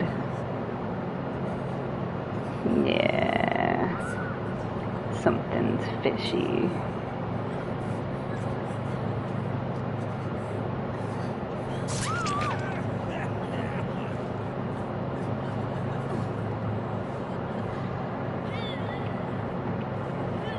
Yeah, he's just mad because I ran him the most out of everybody, so he wants me to die. That's why every time he saw me, he would chase me. Mm-hmm. Even when there was other people. Usually, if you get a single pallet stun on somebody, they take it personally. And they'll, like, tunnel you like the whole rest. He didn't tunnel me, but it was like... yeah, like ever since I ran him, it was like he would hyper-focus me as soon as he saw me. Mm-hmm. Mm. This is the downside. Mm-hmm.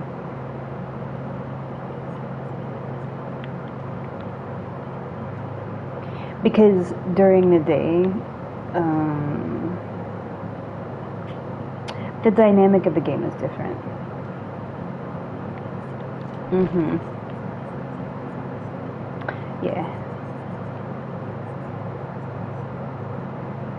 Mm-hmm. Hi. Mm-hmm.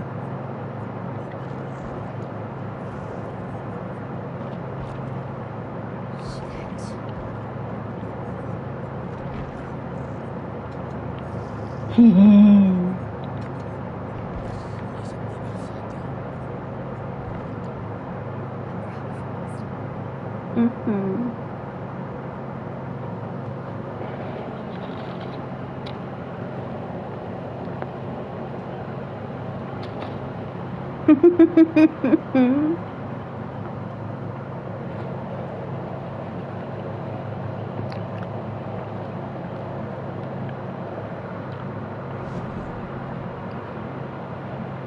Just veggies. It has like a non-dairy cheese, and it's melted, and it has like bell peppers, onions, mushrooms. Like the mushrooms are melted into the cheese. Mm-hmm. Jalapenos, cracked pepper, like red pepper flakes. Mm-hmm. Spinach. They were out of the because usually I get the romaine lettuce. Because too much. Yeah. Mm-hmm. Mm-hmm.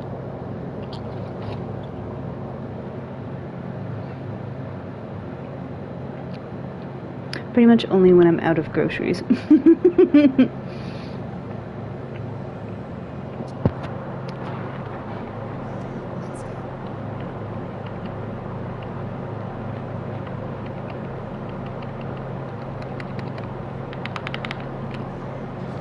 Why did she have to be rude?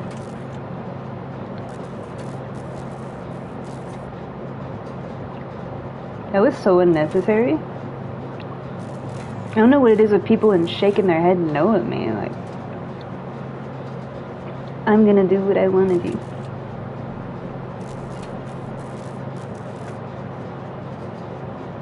Let me see if I can find a totem really quick. Because this is a Billy. We need to be able to heal.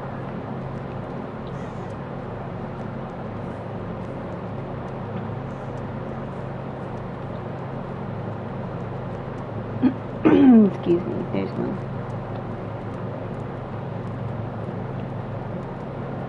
It's a barn. Haven't seen the barn one in a while.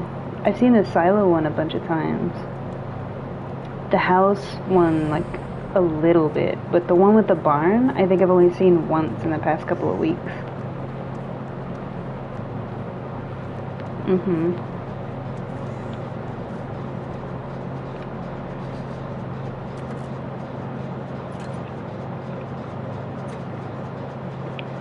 It's a nice change, because this one is actually a good map. The one with the silo is a small map. This one is like decent size, it's like the medium size one.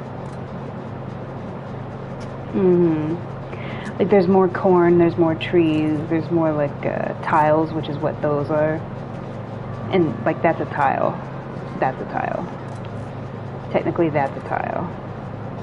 Any structure with walls that you can run a killer around is technically considered a tile.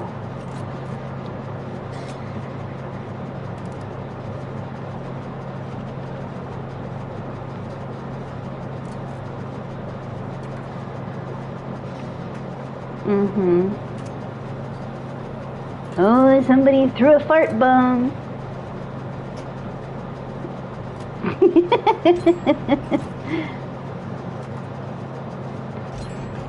Biological warfare. Just gonna come over here because there's some stuff happening.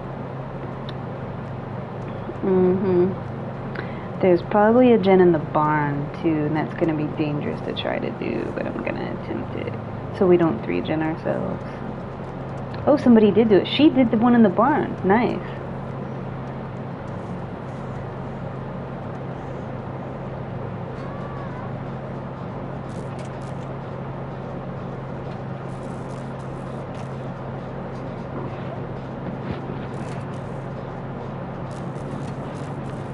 Doing the one in Maine is always a higher risk because it's in the middle of the map and, you know, it's centralized, so they have easier access to it versus like going all the way to a corner gen where they have to go all the way into a corner from across the map.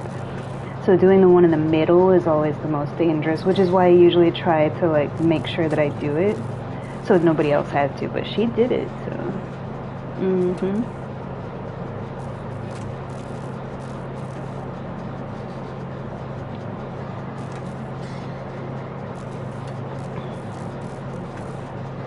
the red paint is faded on it on this side because the sun, just details like that, you know, because on the other sides of the barn it's red, but the side that faces like the setting sun,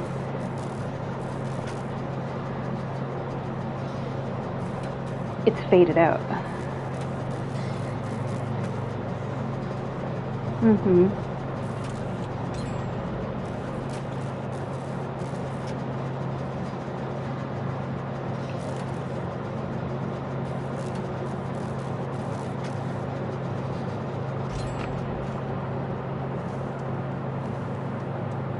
Poor Billy.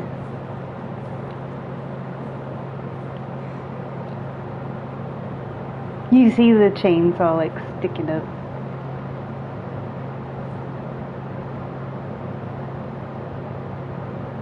Aww.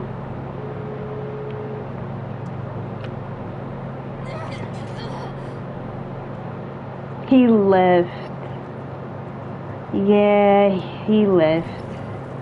He only got like, what, 2 hooks maybe? Something like that? Yeah. Poor Billy. And technically, like, that's the Texas Chainsaw. The one with the house is the Texas Chainsaw map for Bubba. The one with the barn and the silo is the Billy maps. So technically, that was like his map.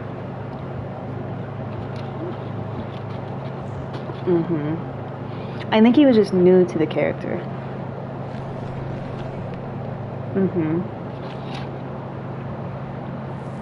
Well, but also keep in mind,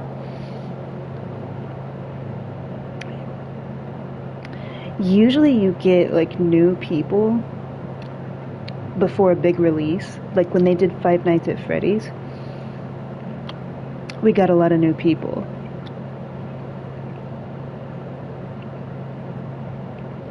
So now that everybody knows that Jason's coming to the game, you're gonna see a lot of new players.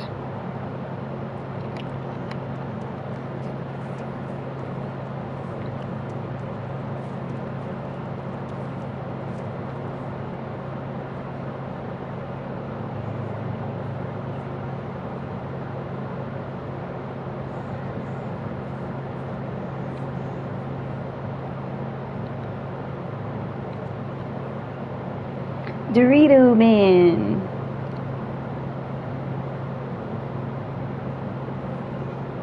Dragging the line, dragging the line.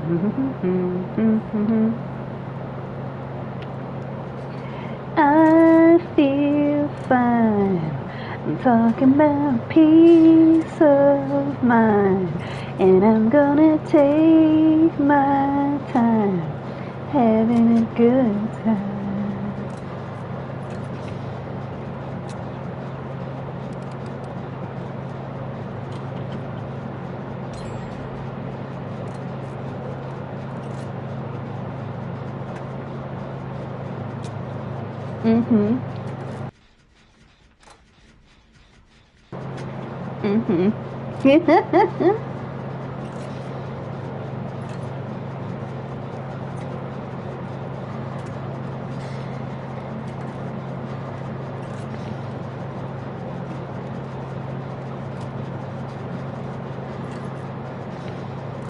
Yeah, it's just like a little tradition that I do. Sometimes we play the Walking Dead characters, sometimes we play the Stranger Things characters. Just something different, you know. Keeping it fresh.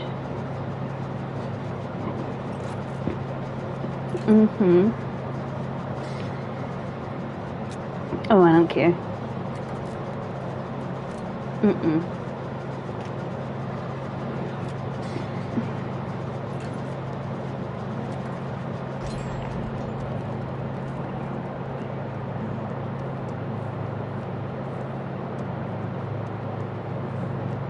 There's a man dragging his sword around the map, and he's called Dorito Man.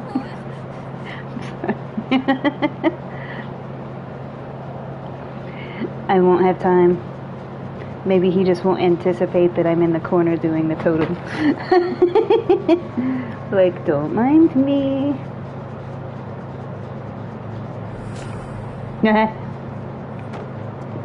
She wasted that pallet, bro.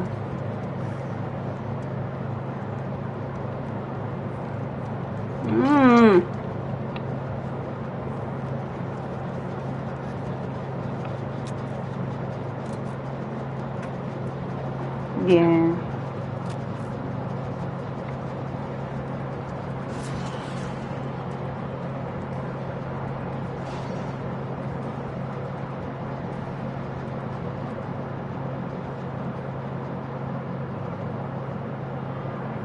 Don't get where the pallet is. Come away from the pallet.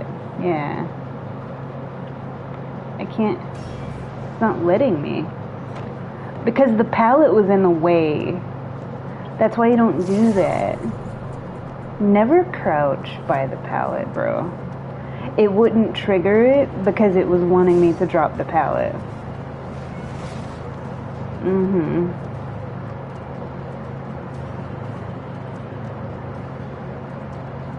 I can't go for pull because he's chasing me. I'll just bring the killer to him. Yeah, you don't want to bring the killer to them.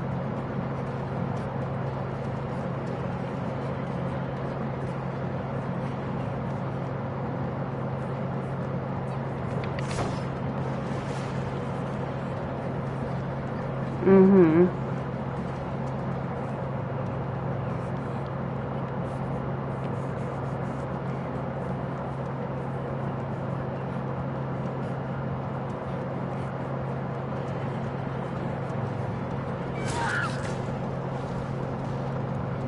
So instead of going for her, which he clearly saw,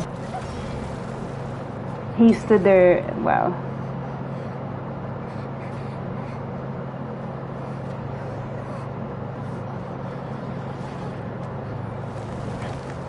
I like the high view.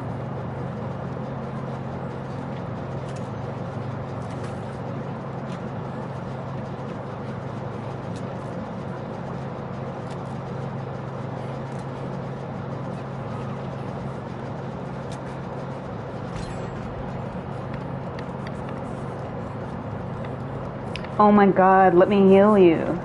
I don't like fighting with people for heals, man. I heal myself to begin with.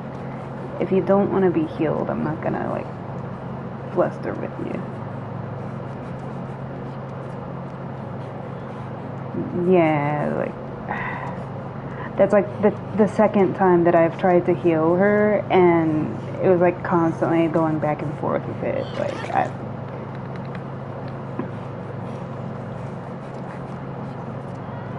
See, she's just going to a spot that we can heal. Why? Just...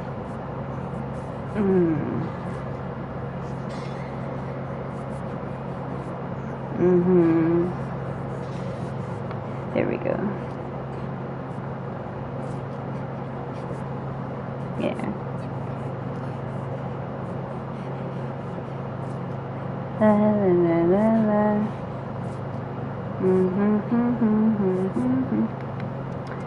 Okay.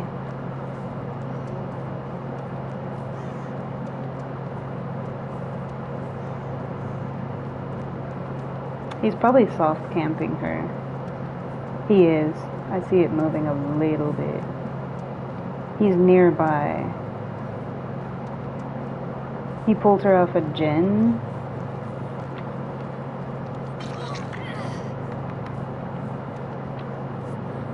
Why? Every time I go to heal her, she does that.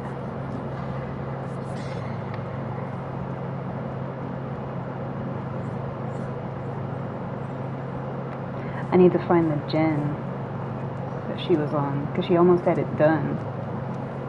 Probably in here. Right? Somewhere. Mm-hmm.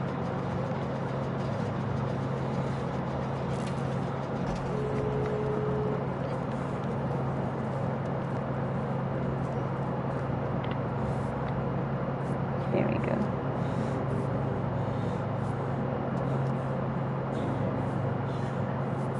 Mm-hmm. I know that she was probably frustrated too, because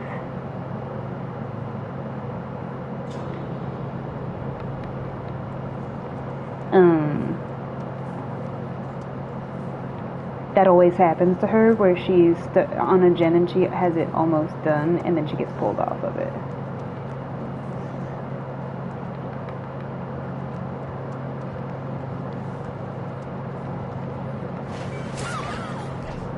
There we go.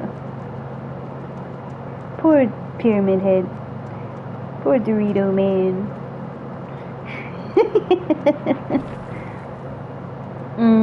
Yeah. Mm-hmm.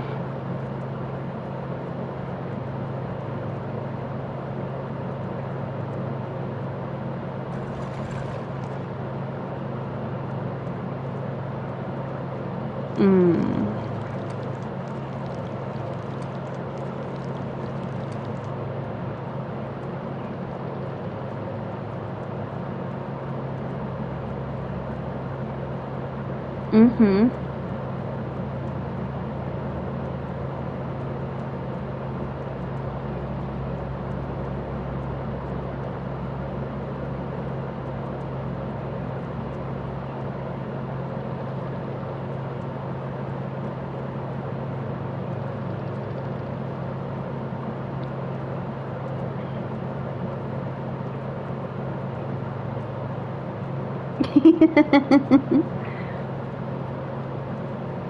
Mm-hmm.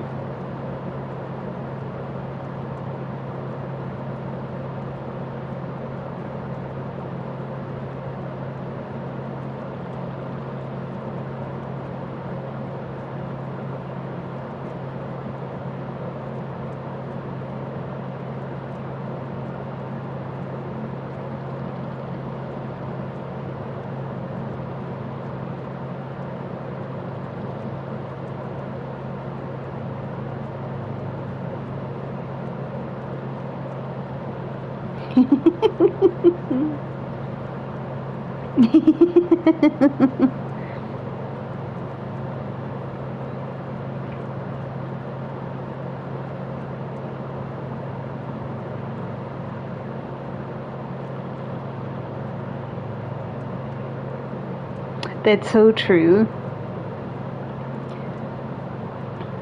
It's like my dad eating a salad, you know? Now, my dad wouldn't do this, but my stepdad would. And my stepdad hates anything healthy. It's like they take a silver mixing bowl and shred some lettuce,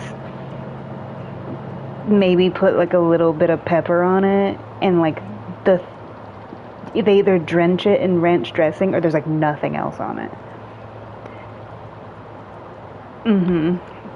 And they're like, oh, I hate salad. So they basically like make a salad that's like torture. And it's like, that's why you don't like it, because that's how you eat it. If you were to add other stuff to give it flavor and texture, you'd probably enjoy it more. Like, eating healthy shouldn't be a life sentence. Like, anybody would be miserable eating a salad like that.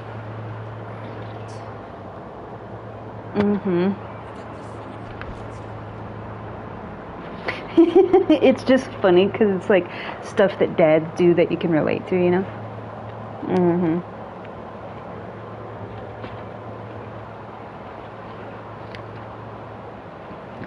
I saw one that was like all the dads sitting around and eating like the parmesan, you know, like the mozzarella, you know, on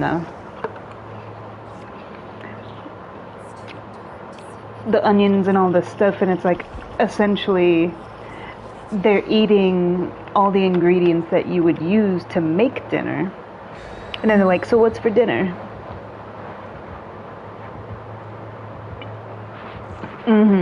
Eating like the whole salami, the pastrami, a big bowl of noodles, and like all the raw veggies and stuff. And they're like all full and they have to let their pants out, and they're like, so what's for dinner? And it's like, well, you kind of just ate it. But they ate it like before you cooked it. Because you know how like before dinner they go in the kitchen and they're like getting stuff before dinner.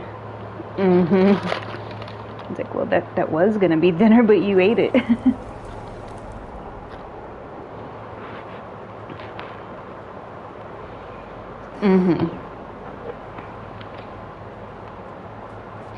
All by myself.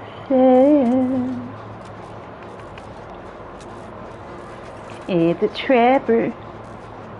Trapper, trapper, trapper. But does he have a terrarius?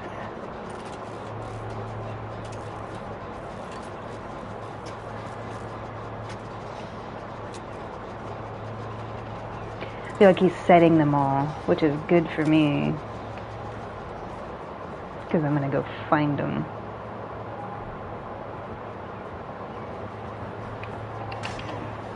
Get out of there.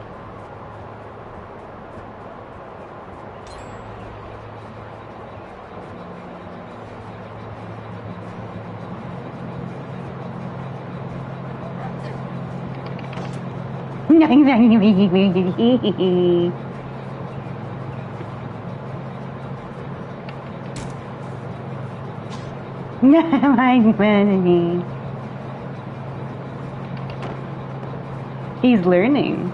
Very good, Grasshopper. Hey, we're getting there.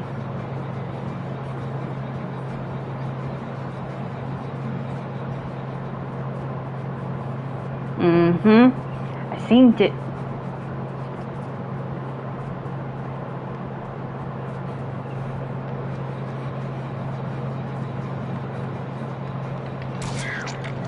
It's okay.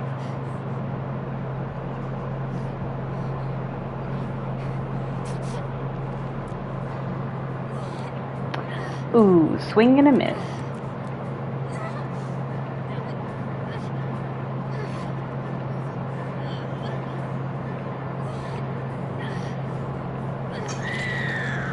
She was like on him.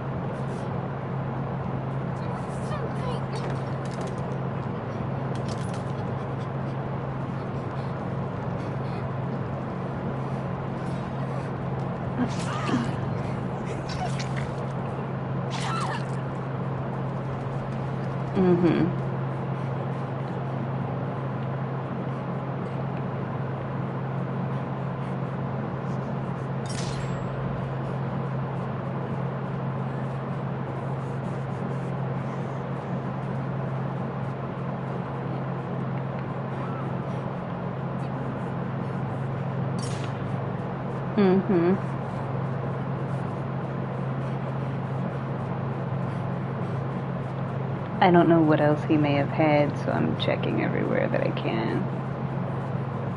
Because even if I get downed, it's like I don't want other people to get stuck in it while I'm hooked, you know? They usually trap this. Aha.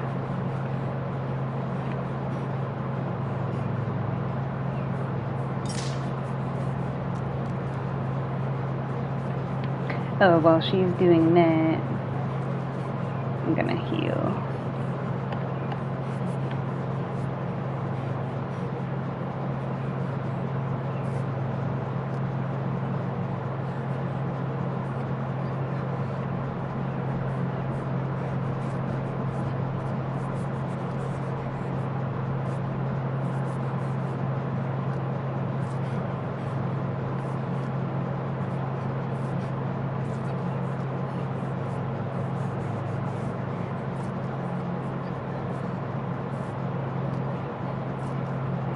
They got her, so we can do this.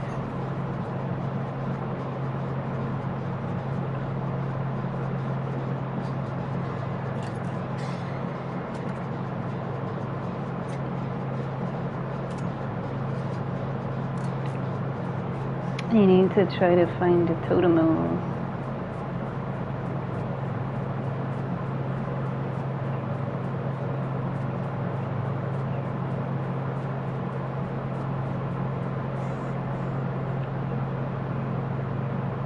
I had to go on the other side.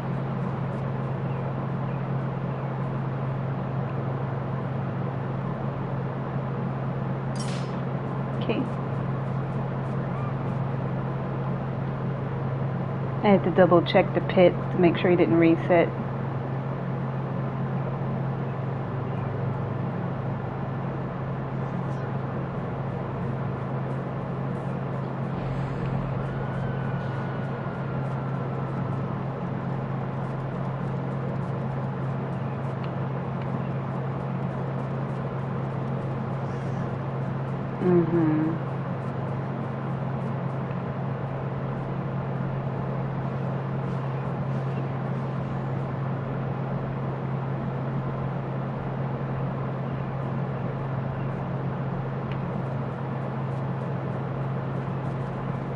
Sorry.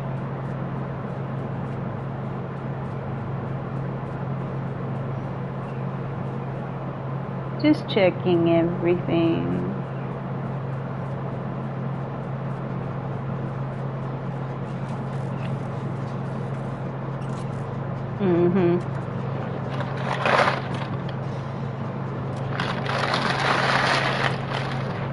When your thing is in the way of the TV. Yeah, there we go.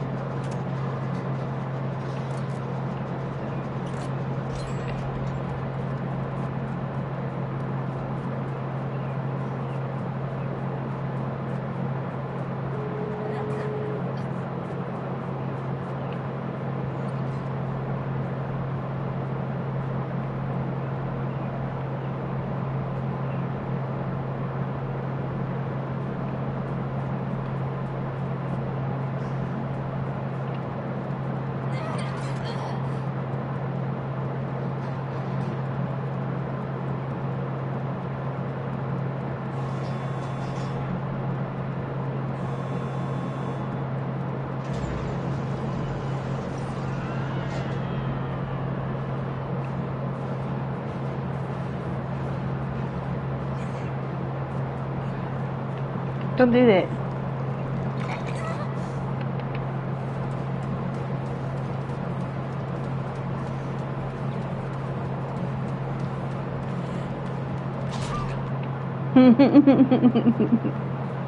Oh yeah. Oh yeah. Mhm. Okay. No worries. Yeah. I'll talk to her a little bit.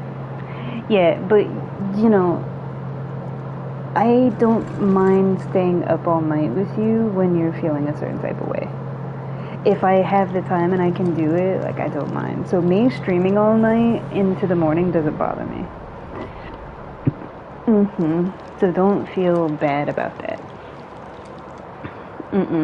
You needed to feel like somebody was there, so I don't mind. I'm only gonna be streaming for like maybe 30 more minutes anyway, because at 10 I need to like do some stuff and make sure that I'm ready for things. So. But yeah, no worries. Get some rest. Yeah, get some rest. Mhm. Okay.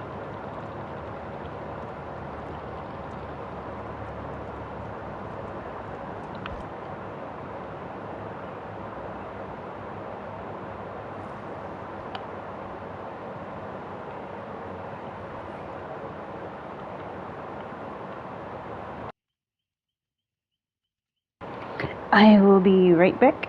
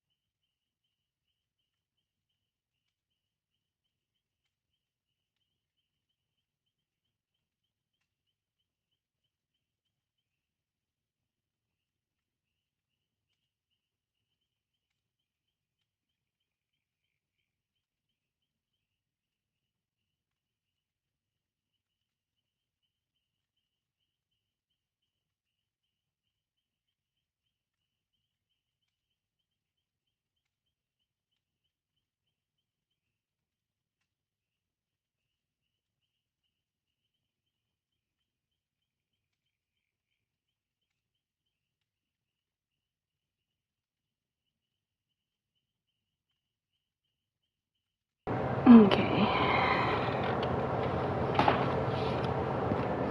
No, you weren't watching my stream, so I said like a whole bunch of times what I was gonna do today.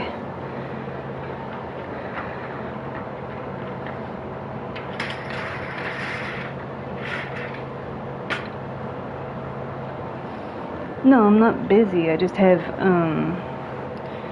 one thing that I'm doing at like 11 o'clock because it's a meeting. That's it. So,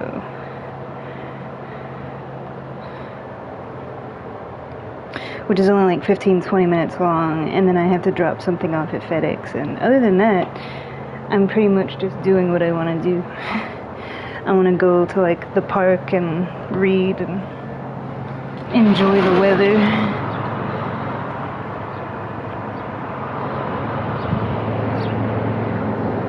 Yeah.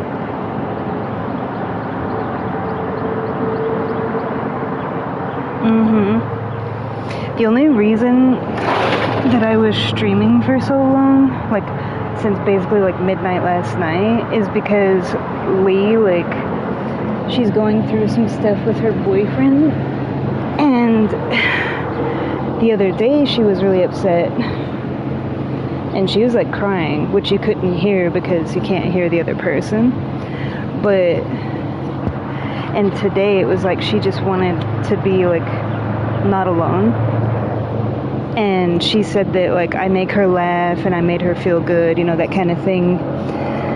So yeah, like stuff like that. And it's like if I'm not tired and I have the time, then I do that. Because on Monday my schedule changes. I won't be working at night anymore. I'll be working like during the day, like 8 a.m. to 4 p.m. So it'll be like regular hours.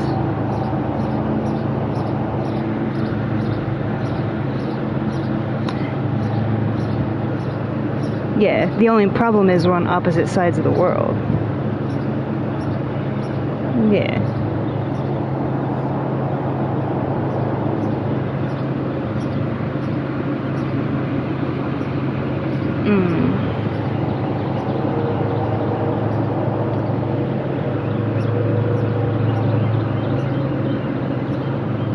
Well, I only have about 20 minutes, so...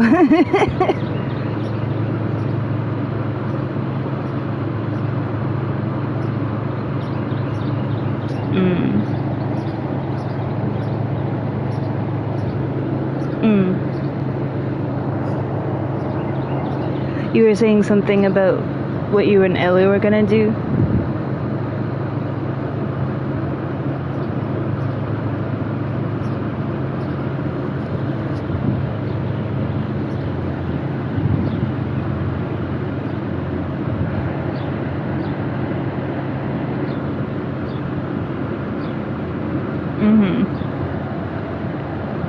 I wish that I could say the same. Yeah.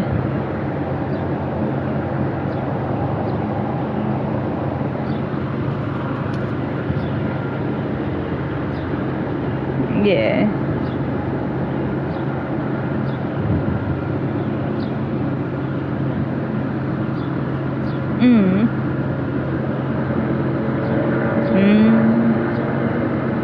What are you reading right now? Still? Oh. I'm sorry. I wasn't trying to be mean. I just remember like the past like few times that we've talked, you were reading that. So not everybody's crazy like I am. So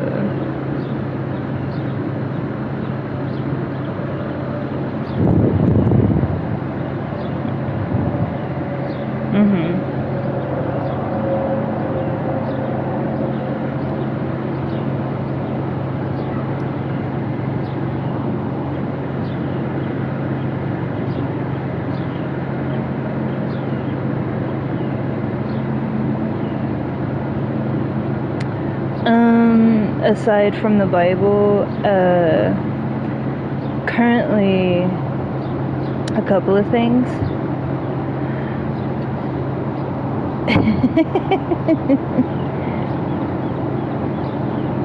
There's a series that I read every so often. It's called the Otori, and I'm reading one of the books from that series.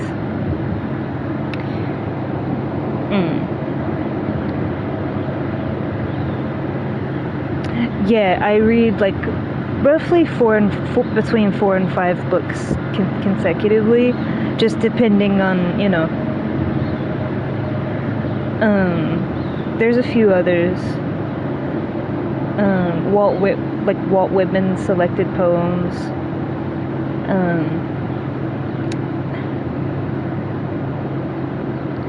How do I remember what?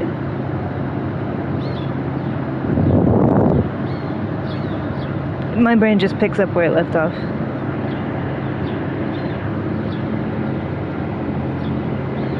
Yeah. My brain does, like, it remembers every little detail, and when I'm reading, it's like I'm visualizing it as I'm reading it. So essentially when I read, it's like watching a movie, and it's like you hit pause, so I can watch like 4 or 5 different things and pick up, you know.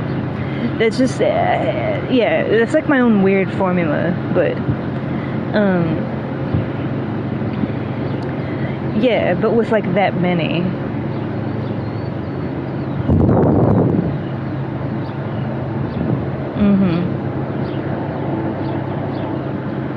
Yeah.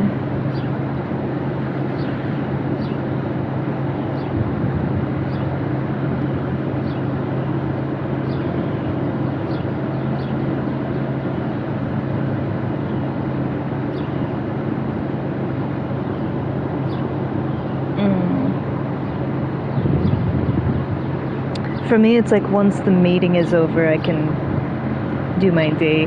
It's kind of like that thing that's in the middle of the day where you can't do a whole lot because you have the meeting before, and you can't really do everything else you want to do until after. So it's like one of those things where it's like right smack dab in the middle of the day. So that's why I didn't mind just streaming up to that point, because I can't really like do a whole lot else that I, you know, because the stuff that I want to do takes a lot more time. So that's kind of why I was just streaming into the morning. And then once I'm done with all that, then I can do all the stuff that I was gonna do.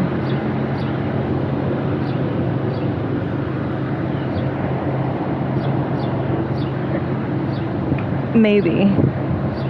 I'm not sure.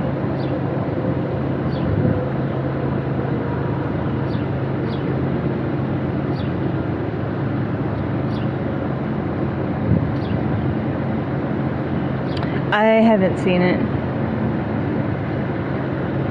I looked for it. Yeah. I'm thinking that it fell on the ground when she closed the door, and he may have like crawled right back out. So, because when she came home, she left the door like hanging open for a while. She didn't just come in and close the door. That's why. And it's like that. Yeah. Yeah, and then instead of killing it like in the moment when she could see it, she just went to the bathroom and like took a shower and didn't text me about it till after. And I'm like, well, like it was right there at the time, and you could have dealt with it. Yeah, I don't know. But anyway, I don't know where it is. I'm thinking that it went right back out.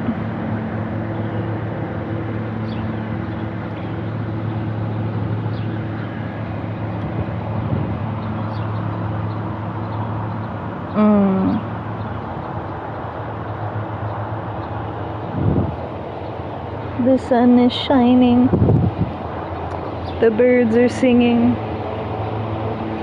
And the grass is cutting.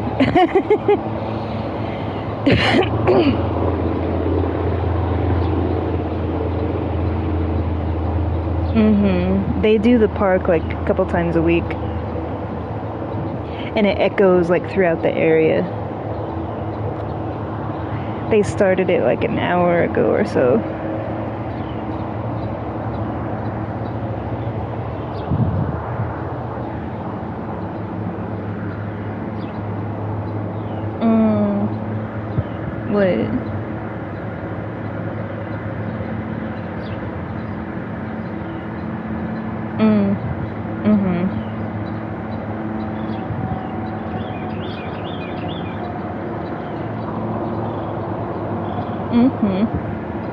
I've already seen 3 butterflies this morning, as usual. Every day. Every single day.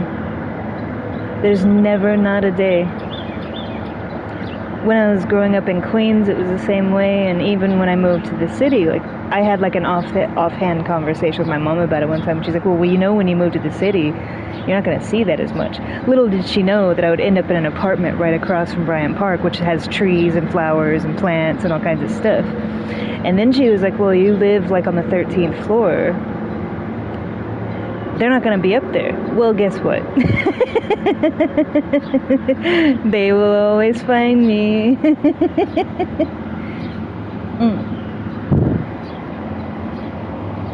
Hedgehogs.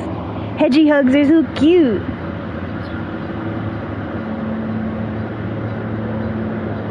They're round. They're round. Well, wherever he is, he's round. You know. He's somewhere being round. I like their tiny little feet that stick out.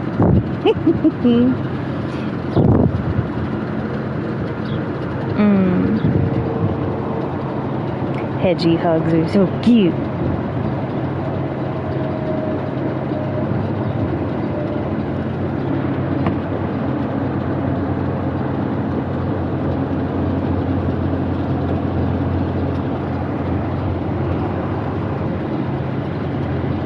Grazing in the grass is a gas, baby, can you dig it?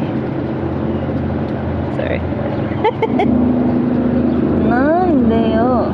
Why are you looking at me in that tone of voice? Give me that. What are you doing? You need water, honey. I know you like laying out here, but it's hot. You need some waters. I was gonna sit here, but I want to give him water. Yeah, you need waters, honey. You're your baby. You're your baby. Yeah. You've been out here tanning. You have such a hard life. Lay out here in the sun and work on your tan. He's got to maintain his color, you know. You're starting to get spits of blonde. We can't have that now.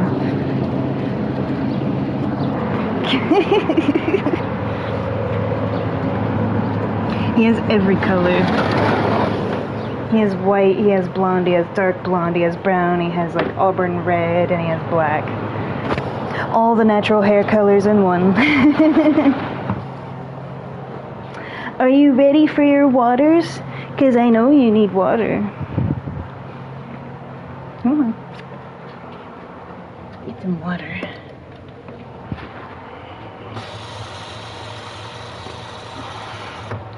Nice, cool, filtered water. Yeah.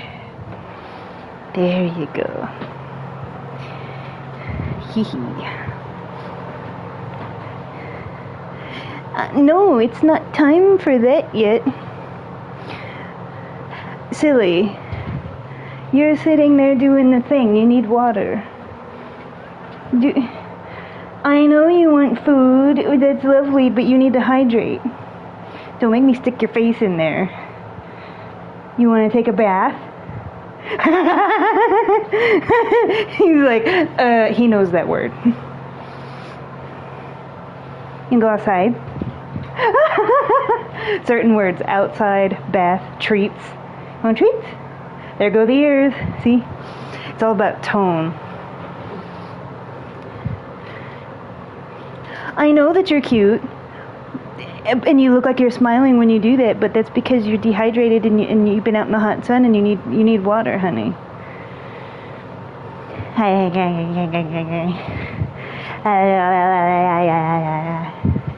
Come here. No. Get your waters.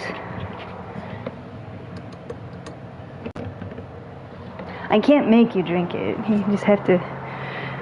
If I walk away, if I walk away, typical child, you know. The parent knows what the child needs, and they're like, oh, I don't need it. The second you walk away, they drink the water. Sometimes, yeah, because you know that you're cute, and you blend in with my floor.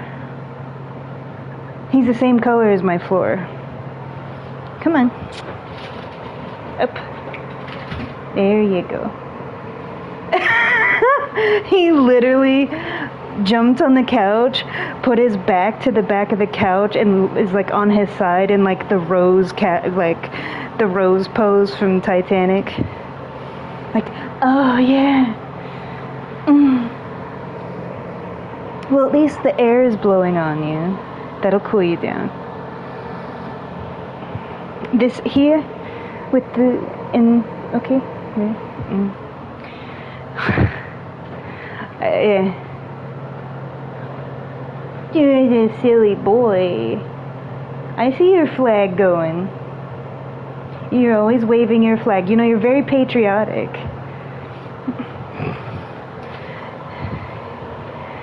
Yeah, you are. Are you gonna march in a parade or something? Yeah. I could see him in a parade because I would put like the little doggy sunglasses on him, you know, with the bandana and the jacket, you know, and just like prancing.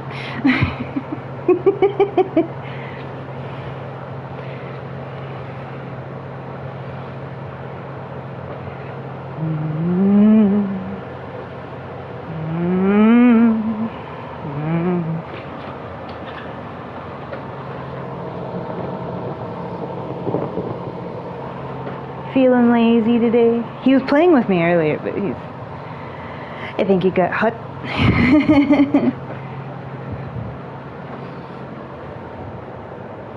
Silly.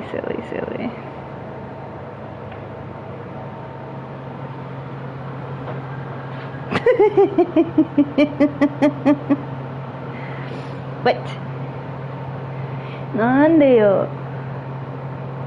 You're all the way over there. I don't know if I can, you know, it's just so far.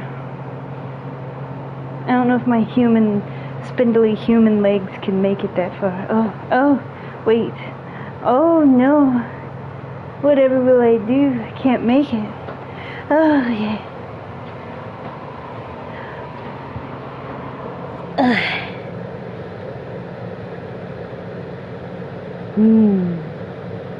Silly.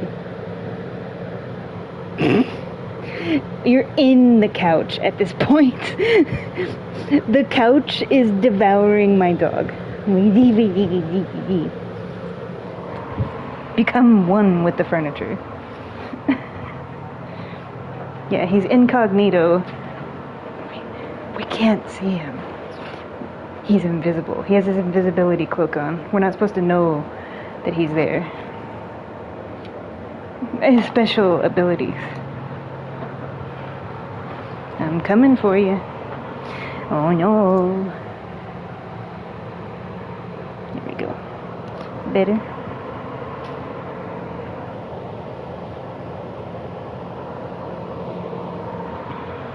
I got you to kiss goodnight. I got you to hold me tight. I got you, I won't let go. I got you to love me so. No? Okay. I try to serenade him and he just looks at me like, I don't know you. You are the bearer of food, nothing more. Yeah, that's a cat.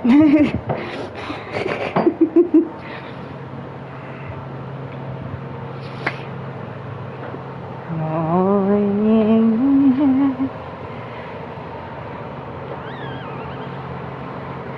Now I've had the time of my life.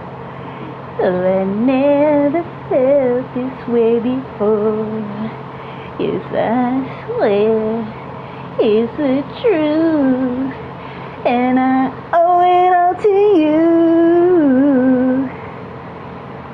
He has his paws like pulled against his chest with his belly up. Oh yeah, hot stuff. Bringing in the ladies. Get my good side. Ooh, ah, ooh, That's it, I'm not going. mm.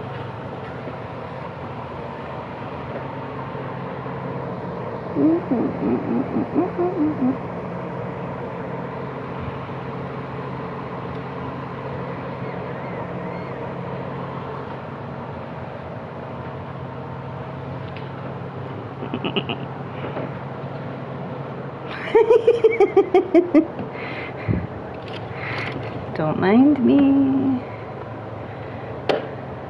Hi. Oh, that's where I put them. Stuff. Now I need waters. Hi. Make sure to hydrate. Hydration station. Oh, you know, the freezer feels really nice.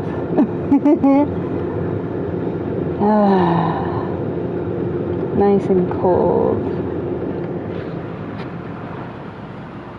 Oh, if I could climb inside my freezer right now and just sit there for a while, I'd be so happy. You make me so very happy.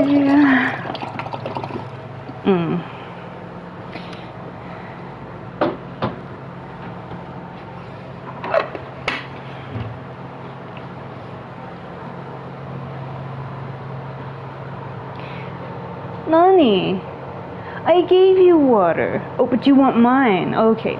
He really is a child. I don't want the food on my plate, but I want to eat off yours. It's the same water. Now I sound like my mom. It's come from the same pipe. It's the same water. Shut up and eat it. And you're gonna like it. And you're gonna sit there until it's gone. That's my mom. Luckily, I wasn't a picky child, so. Yeah, like she never had to really, it was more like kidding. It was like banter.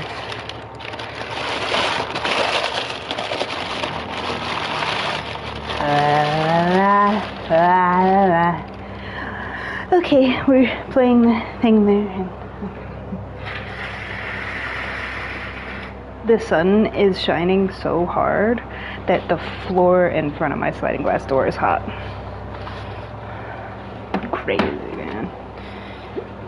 It's a good thing I tan easily. I'm definitely gonna have a tan this year.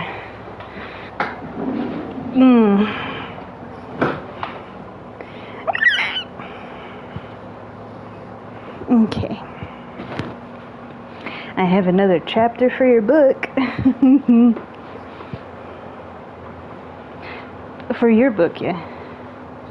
That you're writing about my furniture attacking me. No. Oh, okay.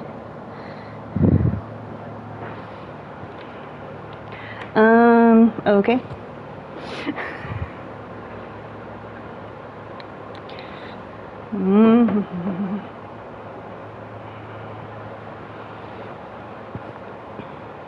Yeah, there was a whole like oven door incident.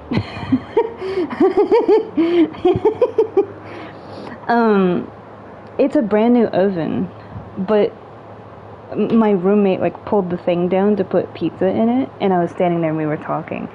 When she pulled it out like some time later, it like snapped closed, like it, you know, it was like, oh, it's trying to eat your arm. So now we have kitchen appliances involved too.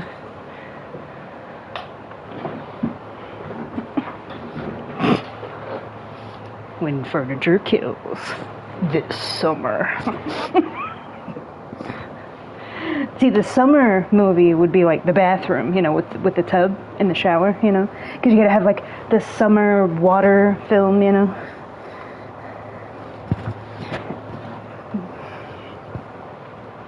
Don't go in the bath.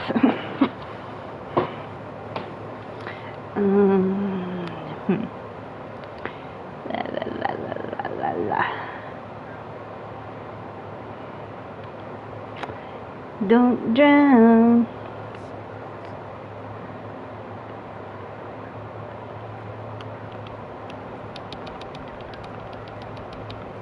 Sorry, my triangle button was sticking.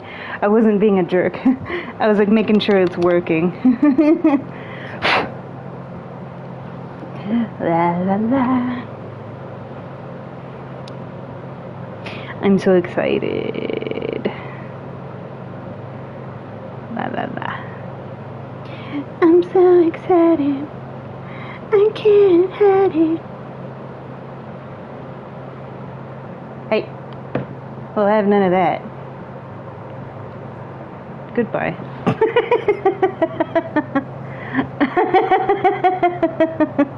There can only be one.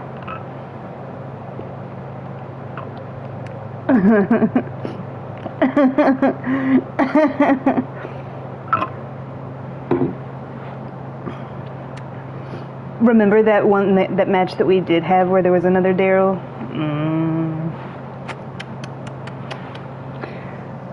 There we go.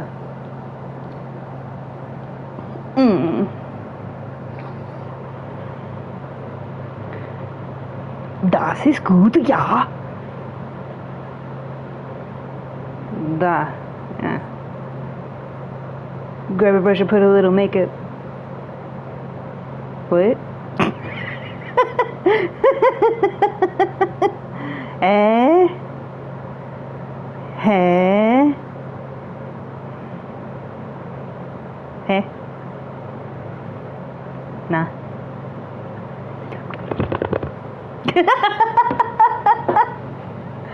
You didn't expect it. You have no clue the power of the linguist. There's a reason. Yeah.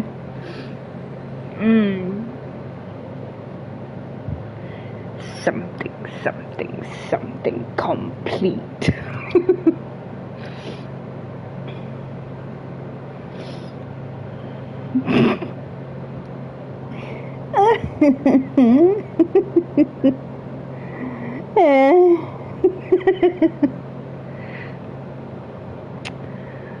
That sounds like a you problem.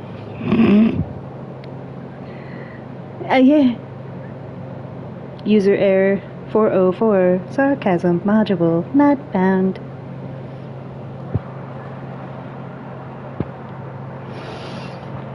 Hello, friend.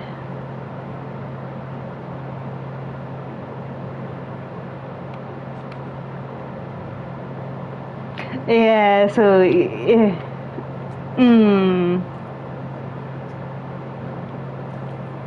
there's Birdie. It's overrated, overblown.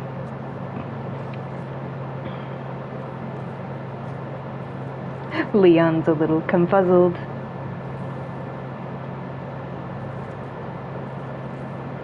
What? It's a ghosty.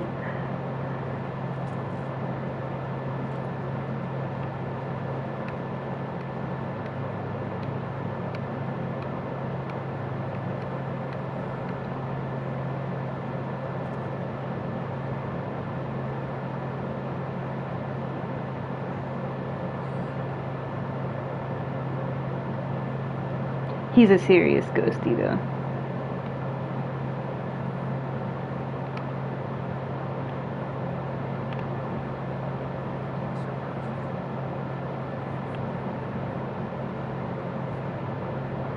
Goodbye. Everybody's a comedian.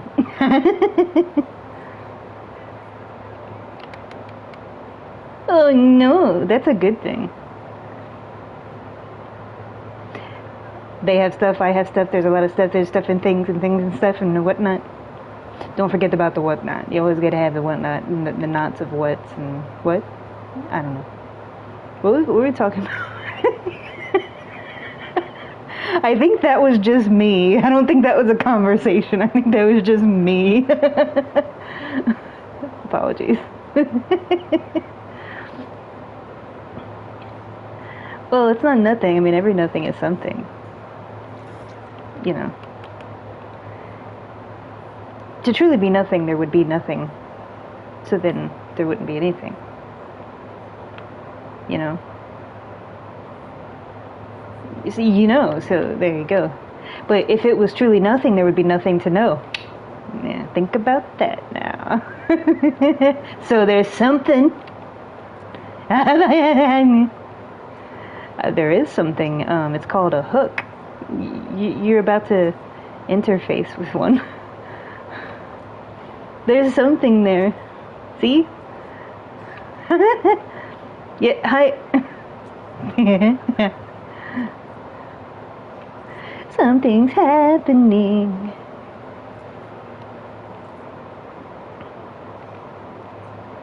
Changes.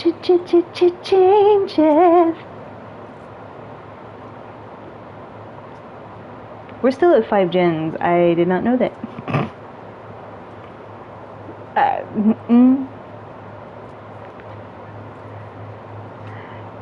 Yeah. How was that?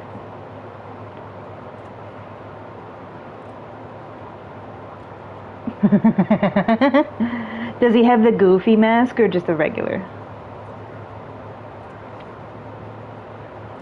I feel like if it was the goofy mask, you'd notice, because it's pretty blatant.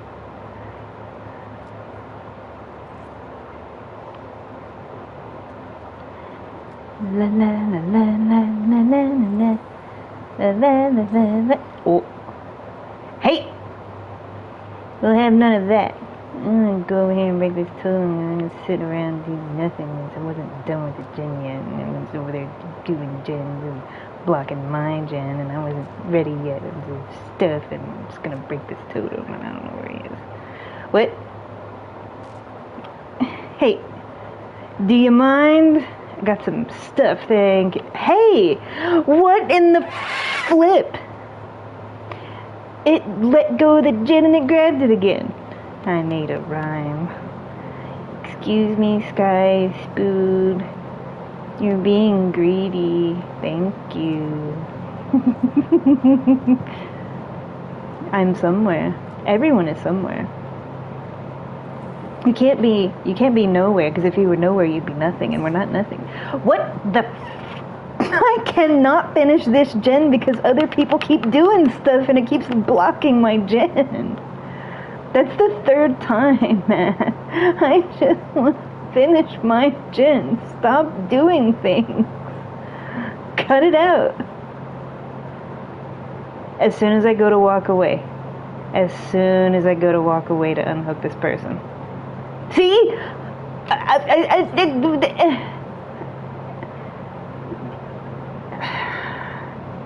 Hello, it's me. Was it me you're looking for?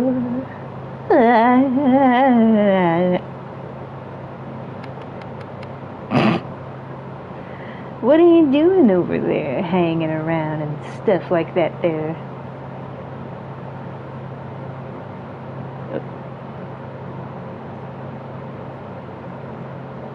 The trees need what?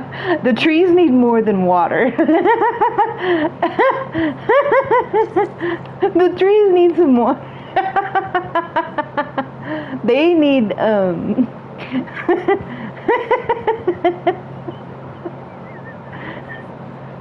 You think so?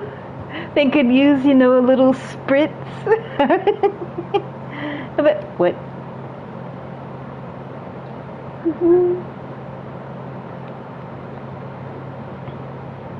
Oh, I hear something. He's nearby. I heard the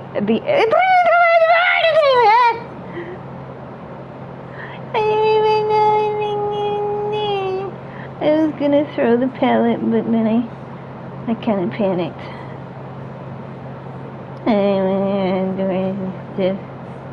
Just gonna go over here and crank that out there real quick like that. Why does it sound like he's hurting himself when he's healing?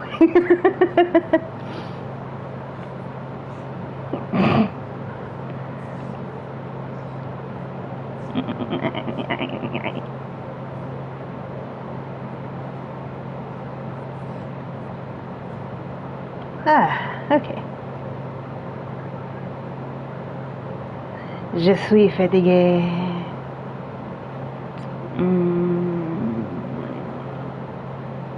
La la la la la. La la la la la. Looking for a gin. La la la la la. It's like the most un-Daryl thing. Hello?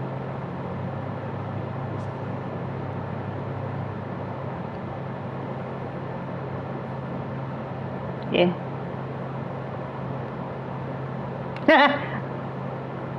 I watched him watch you. Because he stood there all crouched watching you, and then I saw you go, ah!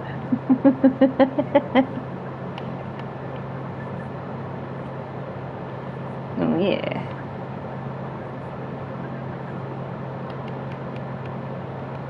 I always feel like somebody's watching me, and I have no privacy. Whoa. That's a gin, but it's out in the open. Become one with the wall. Become one with the wall. Blending, blend. Normally I stand out, but in this case we want to blend with the wall. Blending is a good thing. Okay, we're gonna come over here. We're just gonna kind of do the thing there.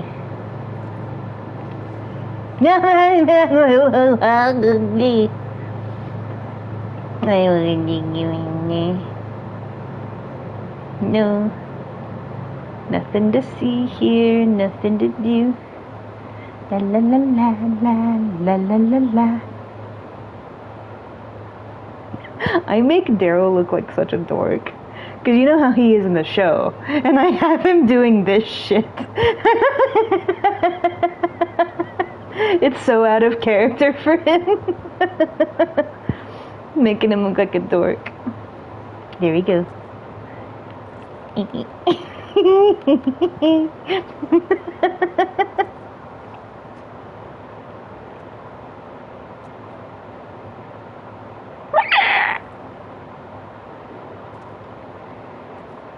So you think, like, you know, a nice, like, little drizzle of rain might take care of most of this? Like, you know, just 2 hairs and some air. A nice little, you know, a little misting. Hi, how's it going? What it do? What it be? Oh no. Oh no. La la la la la. Everybody needs somebody to love, someone to love. Sweetheart to miss, sugar to kill, sugar to kill. Wait, isn't there a gin that Leon was working on that was more far along than this one? I think he's looking. You can't see me, right? Okay, we're. Inconspicuous. No.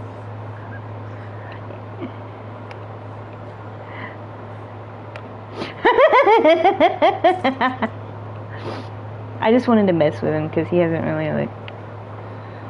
Yeah. I was just trying to play peekaboo with him. I peeked his boo, but he didn't like it.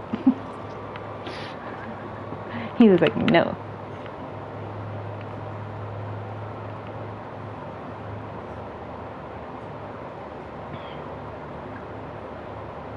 Everybody hurts.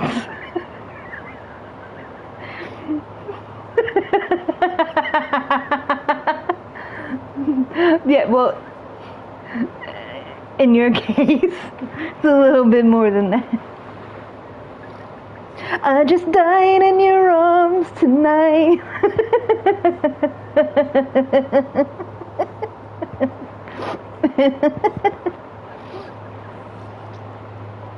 Arigatou gozaimasu. Okay, you do that, I'm gonna drink.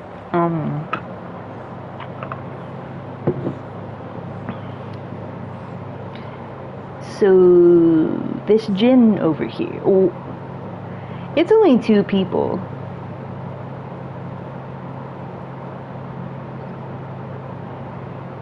'Cause it's you and me and all other people with nothing to do, nothing to lose, and it's you and me.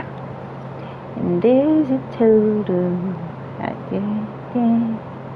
and I don't know why I can't take my eyes off of you. Do you see that slide? The sliding. Hello.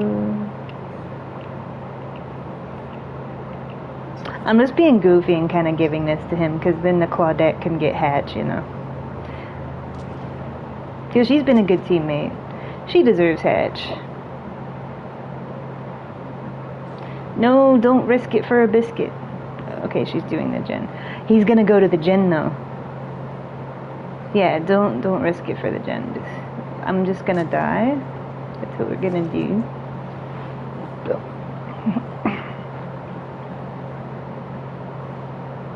La la la. There we go.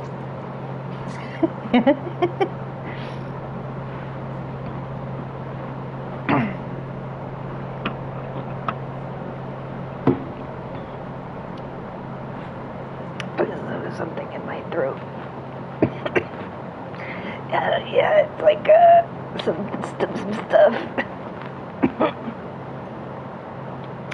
Yeah.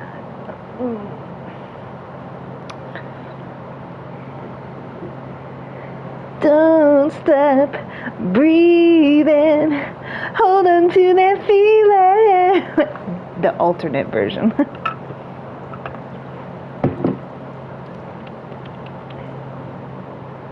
She did? Oh, nice. Nice. So it wasn't in vain. Nice.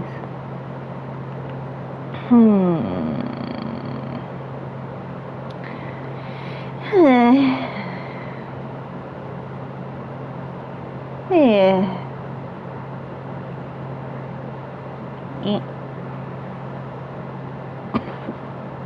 It's a heck of a transition, if I do say so myself.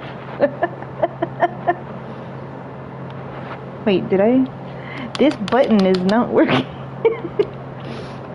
Wait. No, it's like there's something in there, in like the crack, that I can feel that it's like hitting when I push the button. So I need to get like canned air, you know, to blow it out, and it'll be fine.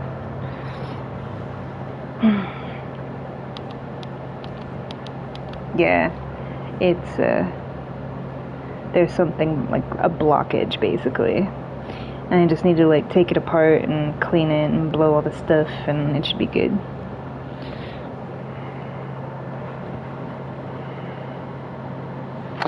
Yeah.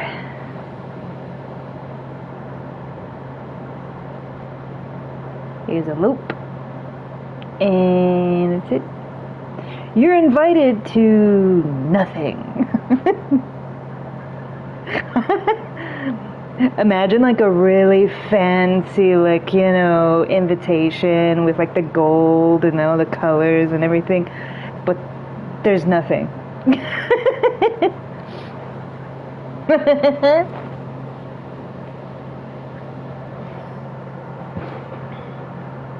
Yay, Maurice, where are you, Maurice? Hello? Maurice. Where's Maurice? I wanna go see Maurice. Where are you? There you are. Hello. You're adorable.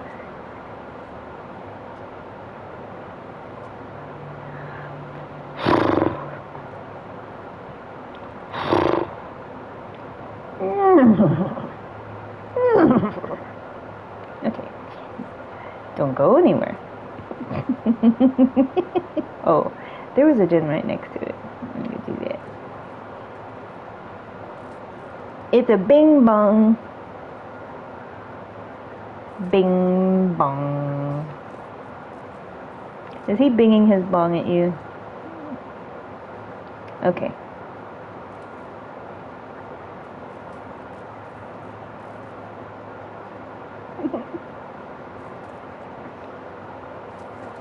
Oh no.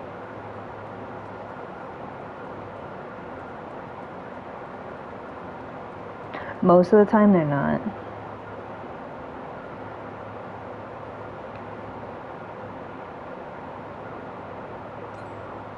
Hello.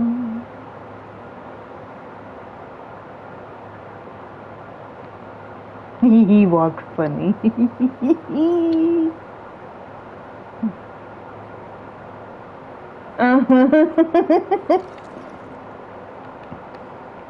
What you doing there?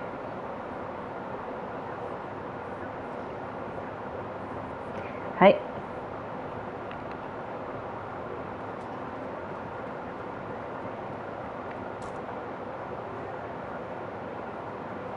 Kick, punch, it's all in the mind.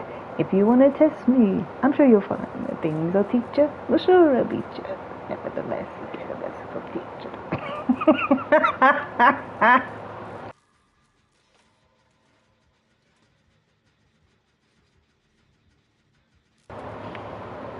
I laughed so hard that I hit my mute button. He's dinging his bong again. I feel like we've been here before. We have to stop meeting this way.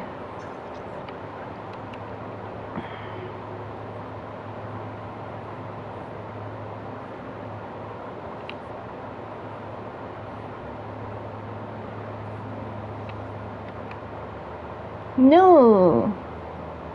Chase me. Hello. He keeps going after you. Even when there's other people. Because he saw me, like, straight up.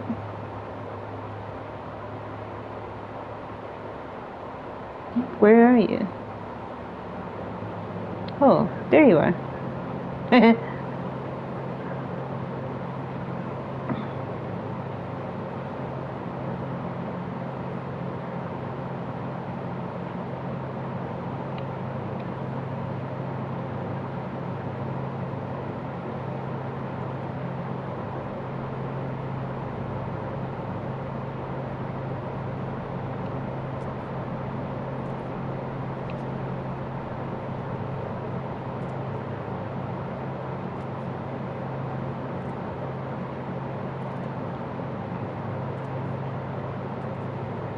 I'm sorry, I just kind of spaced out, staring at the staircase. I'm basically staring at the stairs, and as soon as I see anything coming up there, I'm staring at the stairs.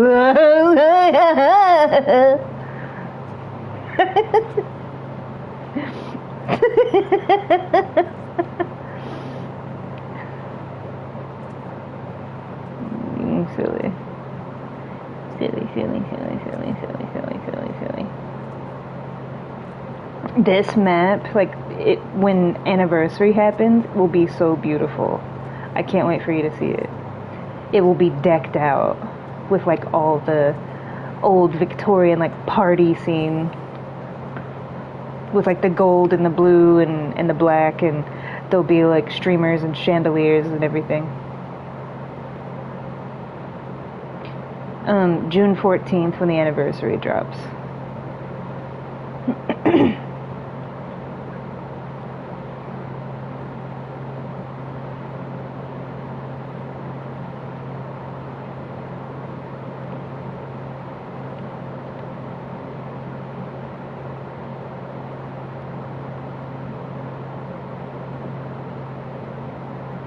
Ah. Yes.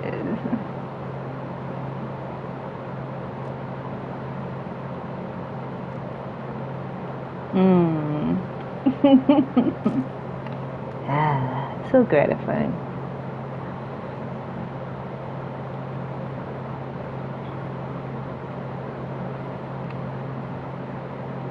What is he doing?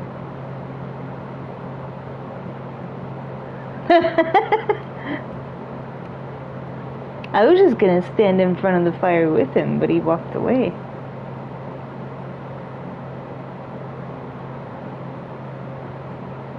So wait, we did the one in Czech, we did the one in Maine. What about this one over here? I'm sure that you do. You did that one. We did that one. This one.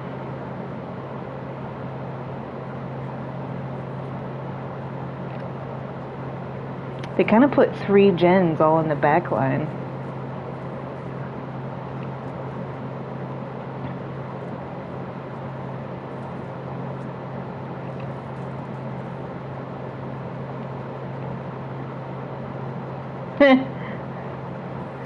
That's funny.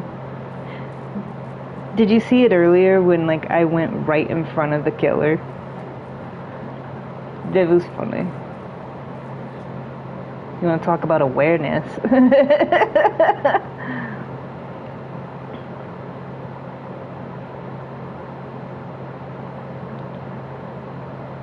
Hoo hoo.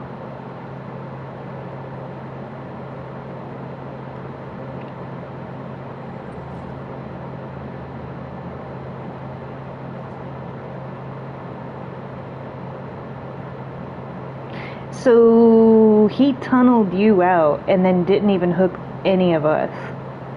That's crazy. Because the very last time that he chased you, he saw me like straight out and just went for you. Yeah, that's usually what it is. Like maybe as an ex-girlfriend that plays Michaela or something.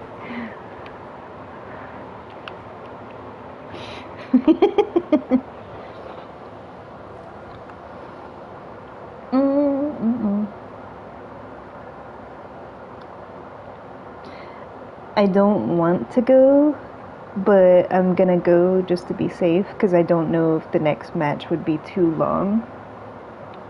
So I'm gonna go. Ne. Hi.